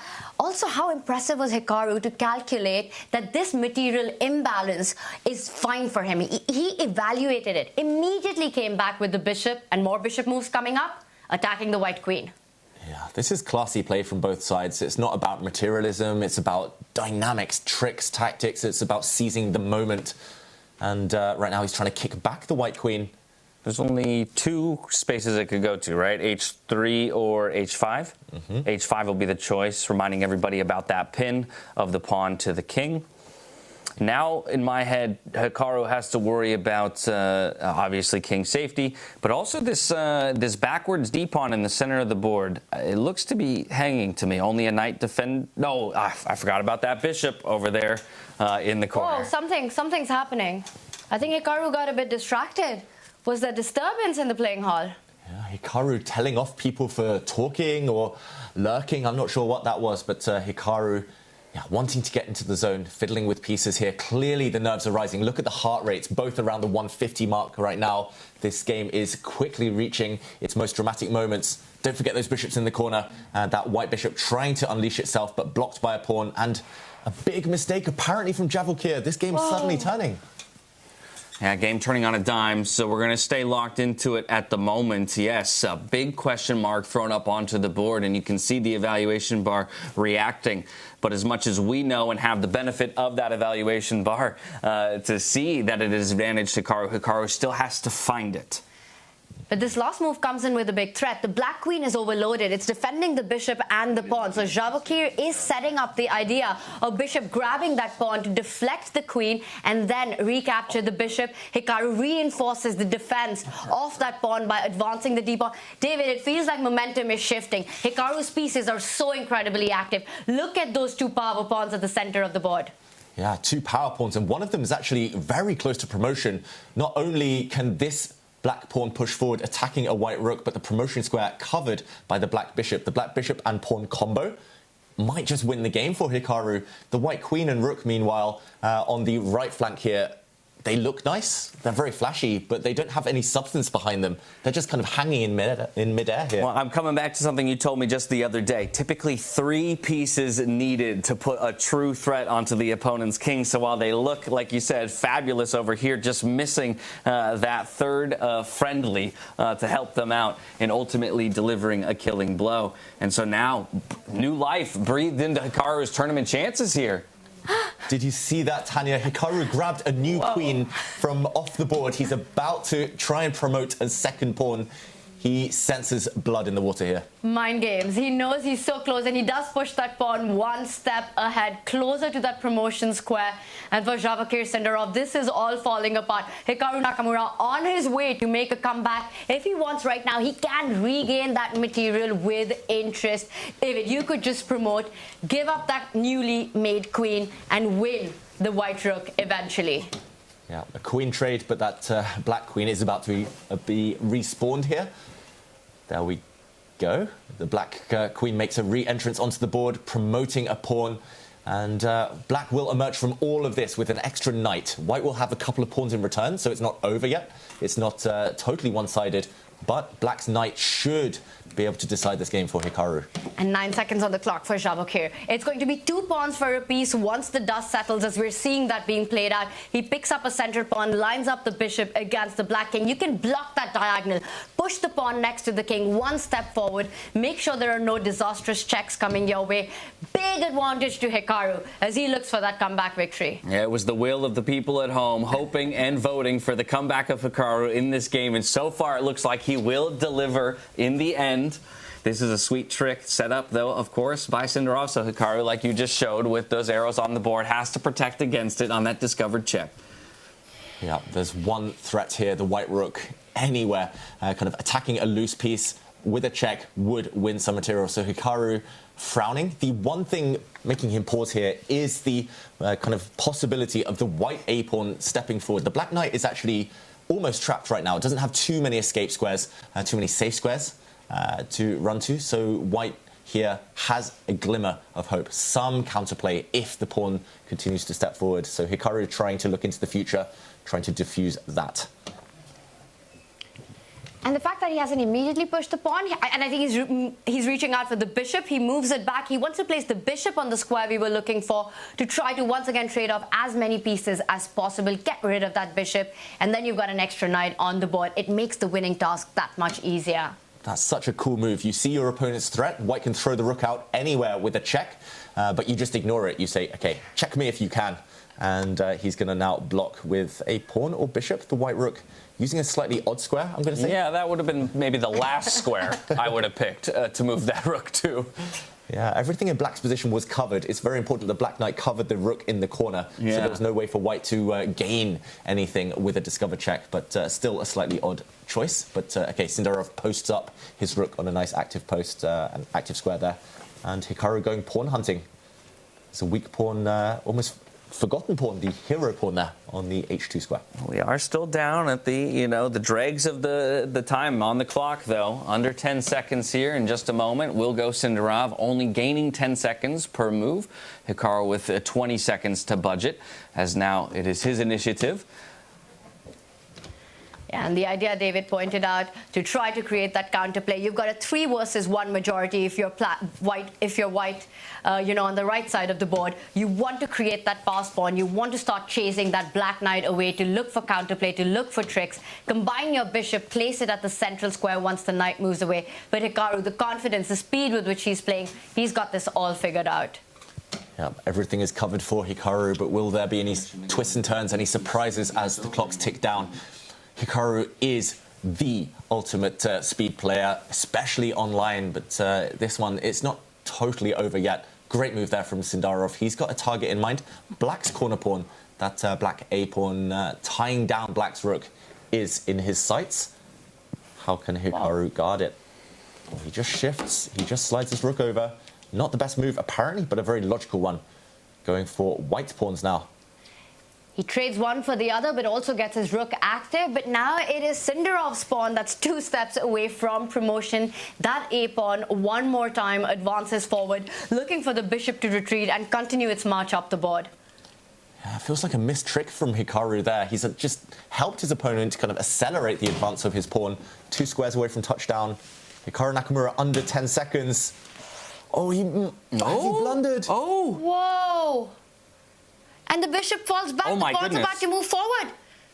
Hikaru is suddenly worse. He's almost losing. White now will save his bishop, give a check to the black king, and then the pawn is so powerful, it might cost black his rook. That's the one winning move in the situation, and Sindarov finds it in that moment. Big advantage towards Sindarov, the 19-year-old, looking to punch his ticket to the semifinals. Look at Hikaru smiling, laughing. He's blown it, and he knows it. And how do you fight it? How do you even stay in the game? Sindarov wants to give a check and promote that pawn. He can't believe it. The win was in his hands. He had done everything right to make a comeback, and it's all gone. He lets it slip away, but on the other side, Javokhir, he's snatching victory from the jaws of defeat as well to put it through, to end the tournament run of Hikaru here in our knockout stages. And it will be Javokhir Sindarov who takes it in 2-0 fashion in our playoff. What a beautiful display of chess by the youngster. What a turn of fate there. It looked like we were destined for more playoff action. Hikaru on the brink of victory, but a series of mistakes and it spiraled out of control. Congratulations to Sindarov, but so unexpected at the end there.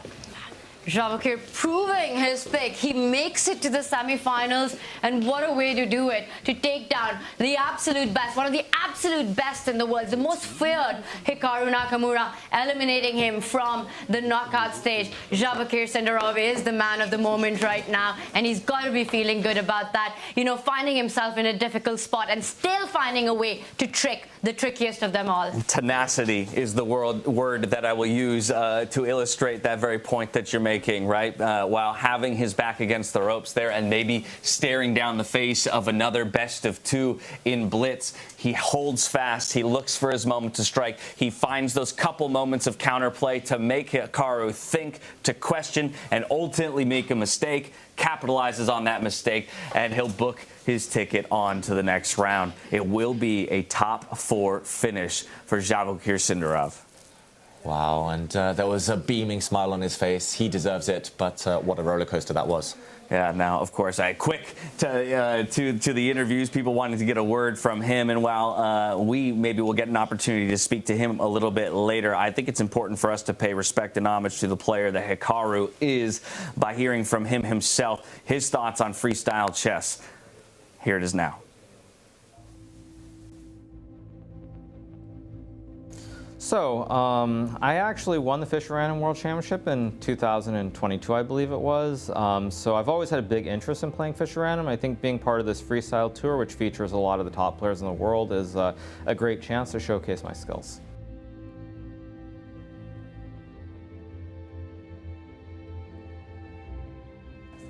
Yeah, so I think in freestyle chess, there are a lot of similar things to classical chess, developing your pieces, playing for the center, but I think the intuition on where certain pieces belong, especially in the first 2 or 3 moves, is very critical. The strategy you come up with is going to be unique, and I mean, generally, I think that's what decides the game, the first 2 or 3 moves, and specifically where you put the knights.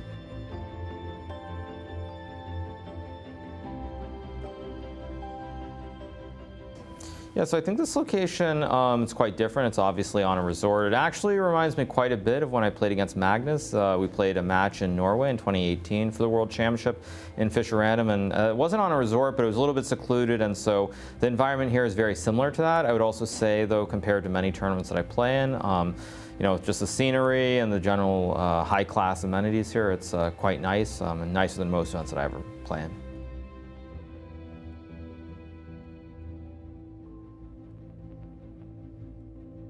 So when I'm playing chess and I'm at the board, these days at least, the biggest motivation is simply to play well and be competitive. I know pretty much nobody believes me when I say this, but it's not really about ambition at this point. It's simply trying to prove that I'm still competitive. And so I just want to prove that I can play with everybody.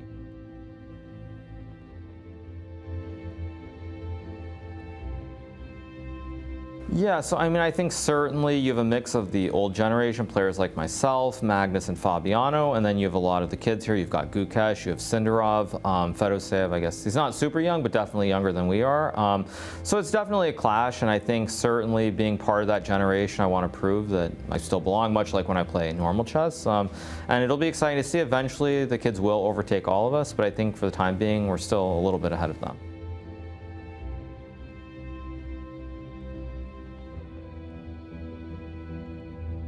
I think in this game mode, it definitely favors the players who have the most experience. I think specifically Magnus and myself have the most experience. Fabiano's not quite at that same level in terms of experience, but he's also quite strong at this variant. So I think all three of us have significantly more experience, and I think it's going to show at least early on. Now, there are many games to be played, and I think, you know, if players like Gukesh adapt to it, there's a chance they will catch up with us. But at least at the start, I think we do have an advantage.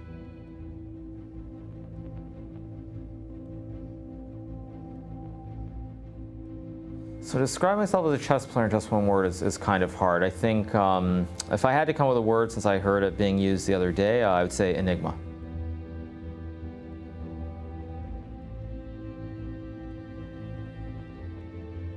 I'm trying to think over the years versus recently, because there's an obvious one in recent times. You know, I think maybe it's not about a motto, but I think just play to win, for lack of a better way of putting it. That was always my goal when I was younger. And I mean, I don't want to say the recent one because everybody already knows it, so let's leave it at that.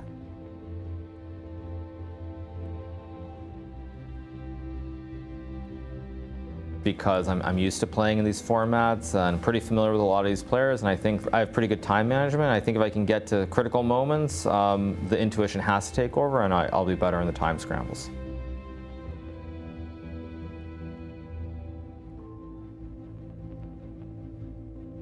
I mean, there's so many ways I could take that question. I could be like, you know, I'm going to beat them all and be like that. I could also say, you know, I think you just want to play good games. And I think for me, probably the biggest thing is if the games are interesting, I'll be happy regardless of the result.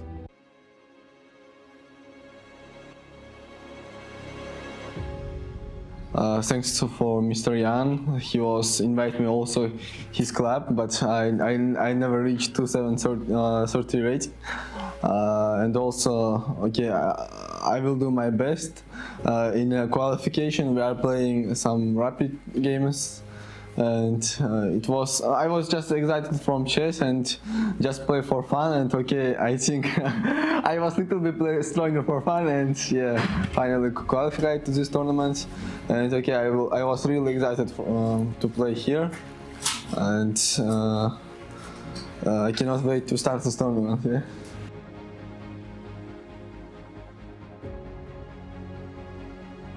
In classical chess, in general, everyone was prepared a lot. So, but here, okay, you was playing in every game another position, and I think you was playing without prepper and just with your mind, and this is one of the best things in freestyle chess.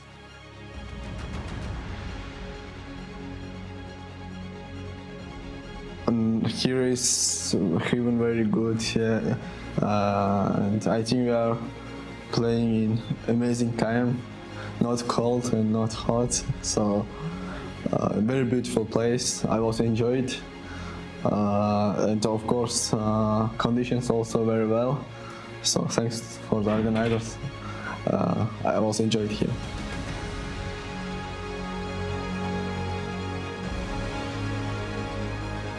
I think for everyone it was like become world champion. Yeah, for me also to become world champion.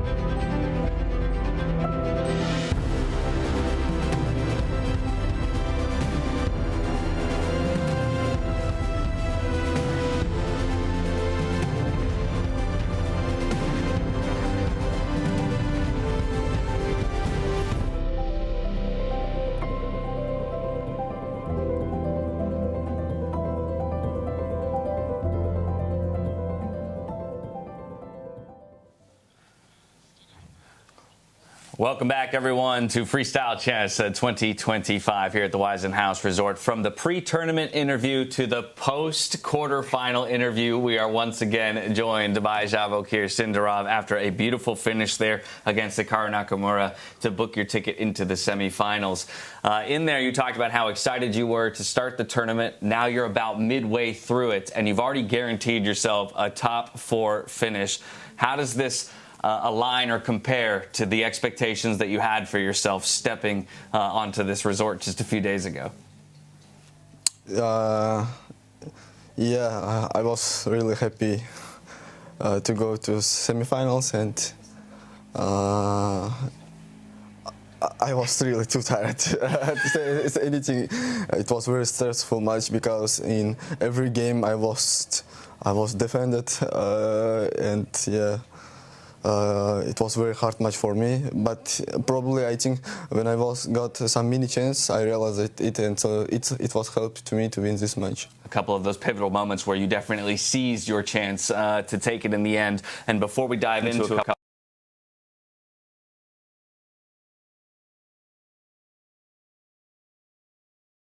a bit of the world in your selection of Hikaru just the other evening as your opponent, and it did go all the way to a playoffs.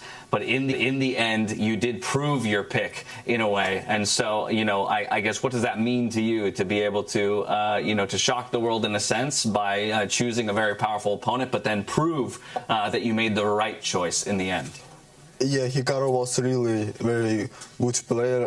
Yeah, he was crashed me first game. Yeah, I was too lucky to save this game. But yeah, he was play every game was fantastic in my opinion. But just in last game, yeah, I think I was got after the opening very good position. But it was very hard to understand in a rapid control. So he do everything to win. But yeah, I was too lucky to save this game. After, yeah, I cannot say anything about my games, and so, yeah, it was too hard match for me. They say you make your own luck on the chess board, Javokhir. It was such a close match, right? Even in your classical portion, two very fought draws. And then we've got this tiebreak where you take the first win, and it almost felt like Hikaru was about to bounce back in the second game. What do you think you did better than Hikaru Nakamura, who's one of the absolute best players in the world today? No, of course I'm not better. I'm just lucky. But yeah, but I was played also I think very well, and to realize all my mini chances which he didn't see. But in general, in classical match, second game, I think I was played very well, and yeah, I was defended this position I think excellent. So.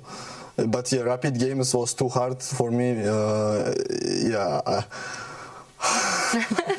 You're happy right now. I'm happy. I just cannot say anything. I was too tired.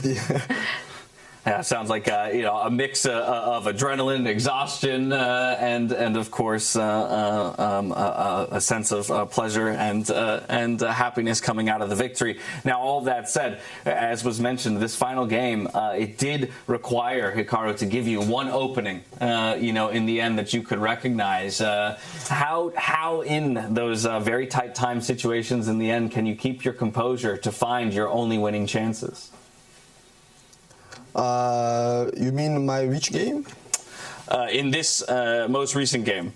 In a couple of moments, Hikaru looked like he had definitely had the advantage, but gave you just one or two openings, like you talked about, that you were able to find and realize with low. Yeah, last game, of course, I was got after the opening winning position. Yeah, when I played Bishop D4, I saw the idea I can, if he plays Rook B8, I can take Bishop D4, and yeah, my pawn was going very fast. Yeah, I saw this idea, and I think I was waiting his move really, this Rook B8, but yeah, probably in a low time, it's very hard to play for Blake, because I have some mini ideas always. Yeah, it's very hard. Yeah, and yeah, here of course I think it's draw. I don't know which move he need to play. Maybe he just need to give his knight and play 2 against 3. Yeah, but I think I will defend it. No, yeah. Sorry, I was too tired. The exhaustion setting in, I think, is reasonable. What's more? What are you feeling more, the joy or the relief that this is over and you go into the semi-finals? Yeah, semi-final match I think also will be very hard, because yeah, I will play against Fabiano, who was winning 2-0, and yeah, in my opinion he was one of the best player in freestyle chess, because when we are analyzed before the game, I told it, yeah, he's fantastic. Yeah, he's fantastic player. He showed some ideas. Just for me, it was some opening in this freestyle chess. Yeah, and yeah, I will be very happy to play against him. And yeah, let's see what will happen. Yeah. We're all very excited to see that matchup. But speaking of preparation and analyzing starting positions, whereas in every opportunity before this playoff match, you get to go sit with your colleagues and have that discussion. In the playoff portion, just you and Hikaru, you're forced to do that all on your own, sitting there just evaluating the starting position for yourself. How is that shift in not being able to bounce ideas off of your colleagues? Yeah, I think with Fabiano we are find a lot of good ideas, but yeah, okay. Levon also understand very good. Yeah, it's very interesting to analyze before the game 10 minutes. Yeah, and I think it was very helpful. It helps to everyone, most for white in my opinion, because it's in freestyle chess a little bit easier to play with white.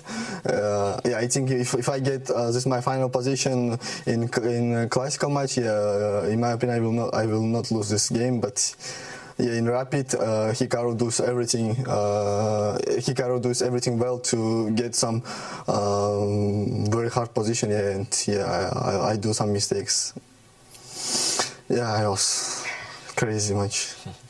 What do you feel, if anything, is going to be most important for you in terms of challenging Fabiano now as your next opponent? You talk about the strength of a player that he is. How do you feel you match up against him in your styles and strengths and weaknesses? Yeah, Fabiano was play very well in the opening, I think. Yeah, but if I get in after the opening a good position, I think I will have all of my chance. But yeah, with Black it will be very hard to against him take some good position, because yeah, I think I saw his today game. He was crushed in 20 moves.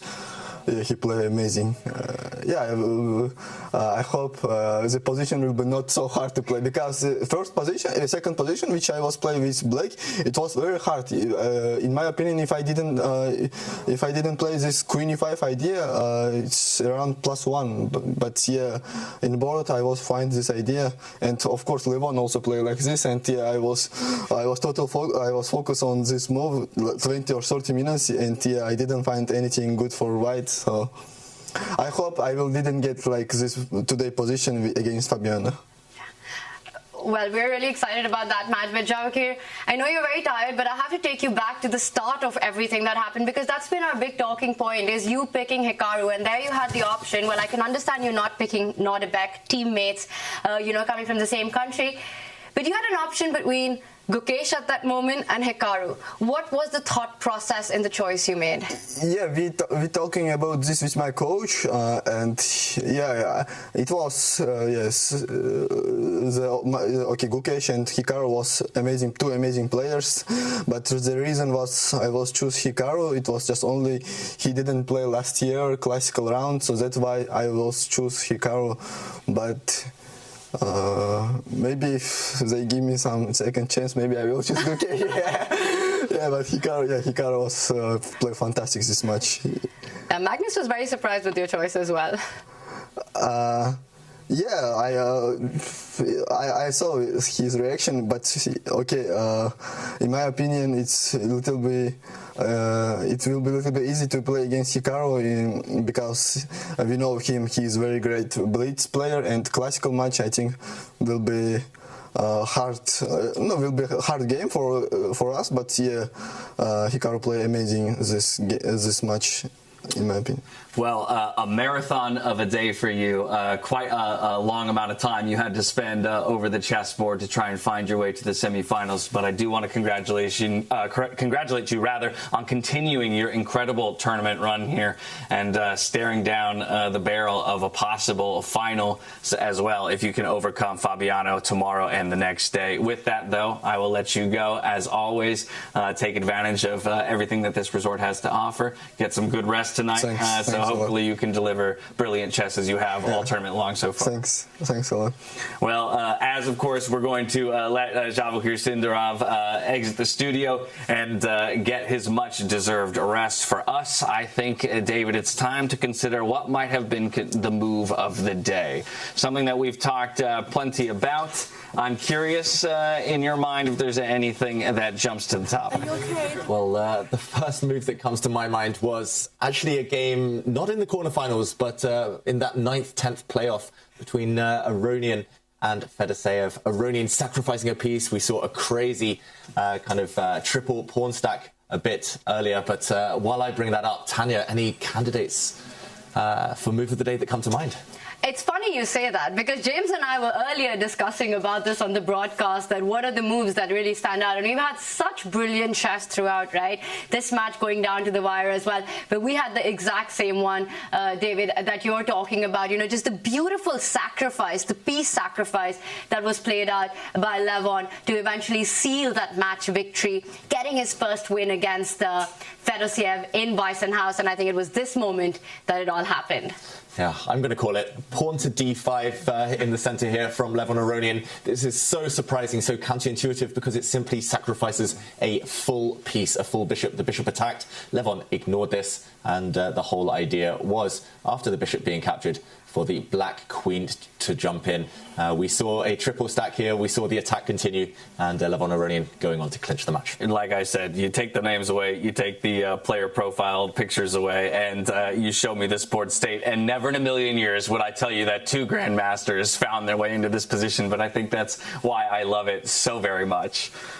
Yeah, beautiful move, counterintuitive, artistic, all of the things that Levon Aronian embodies. Every single word you said is exactly a reflection of Lev's style. And Fedoseev as well, right? Big fish, as he's known on in chess.com, is always ready to take on that fight.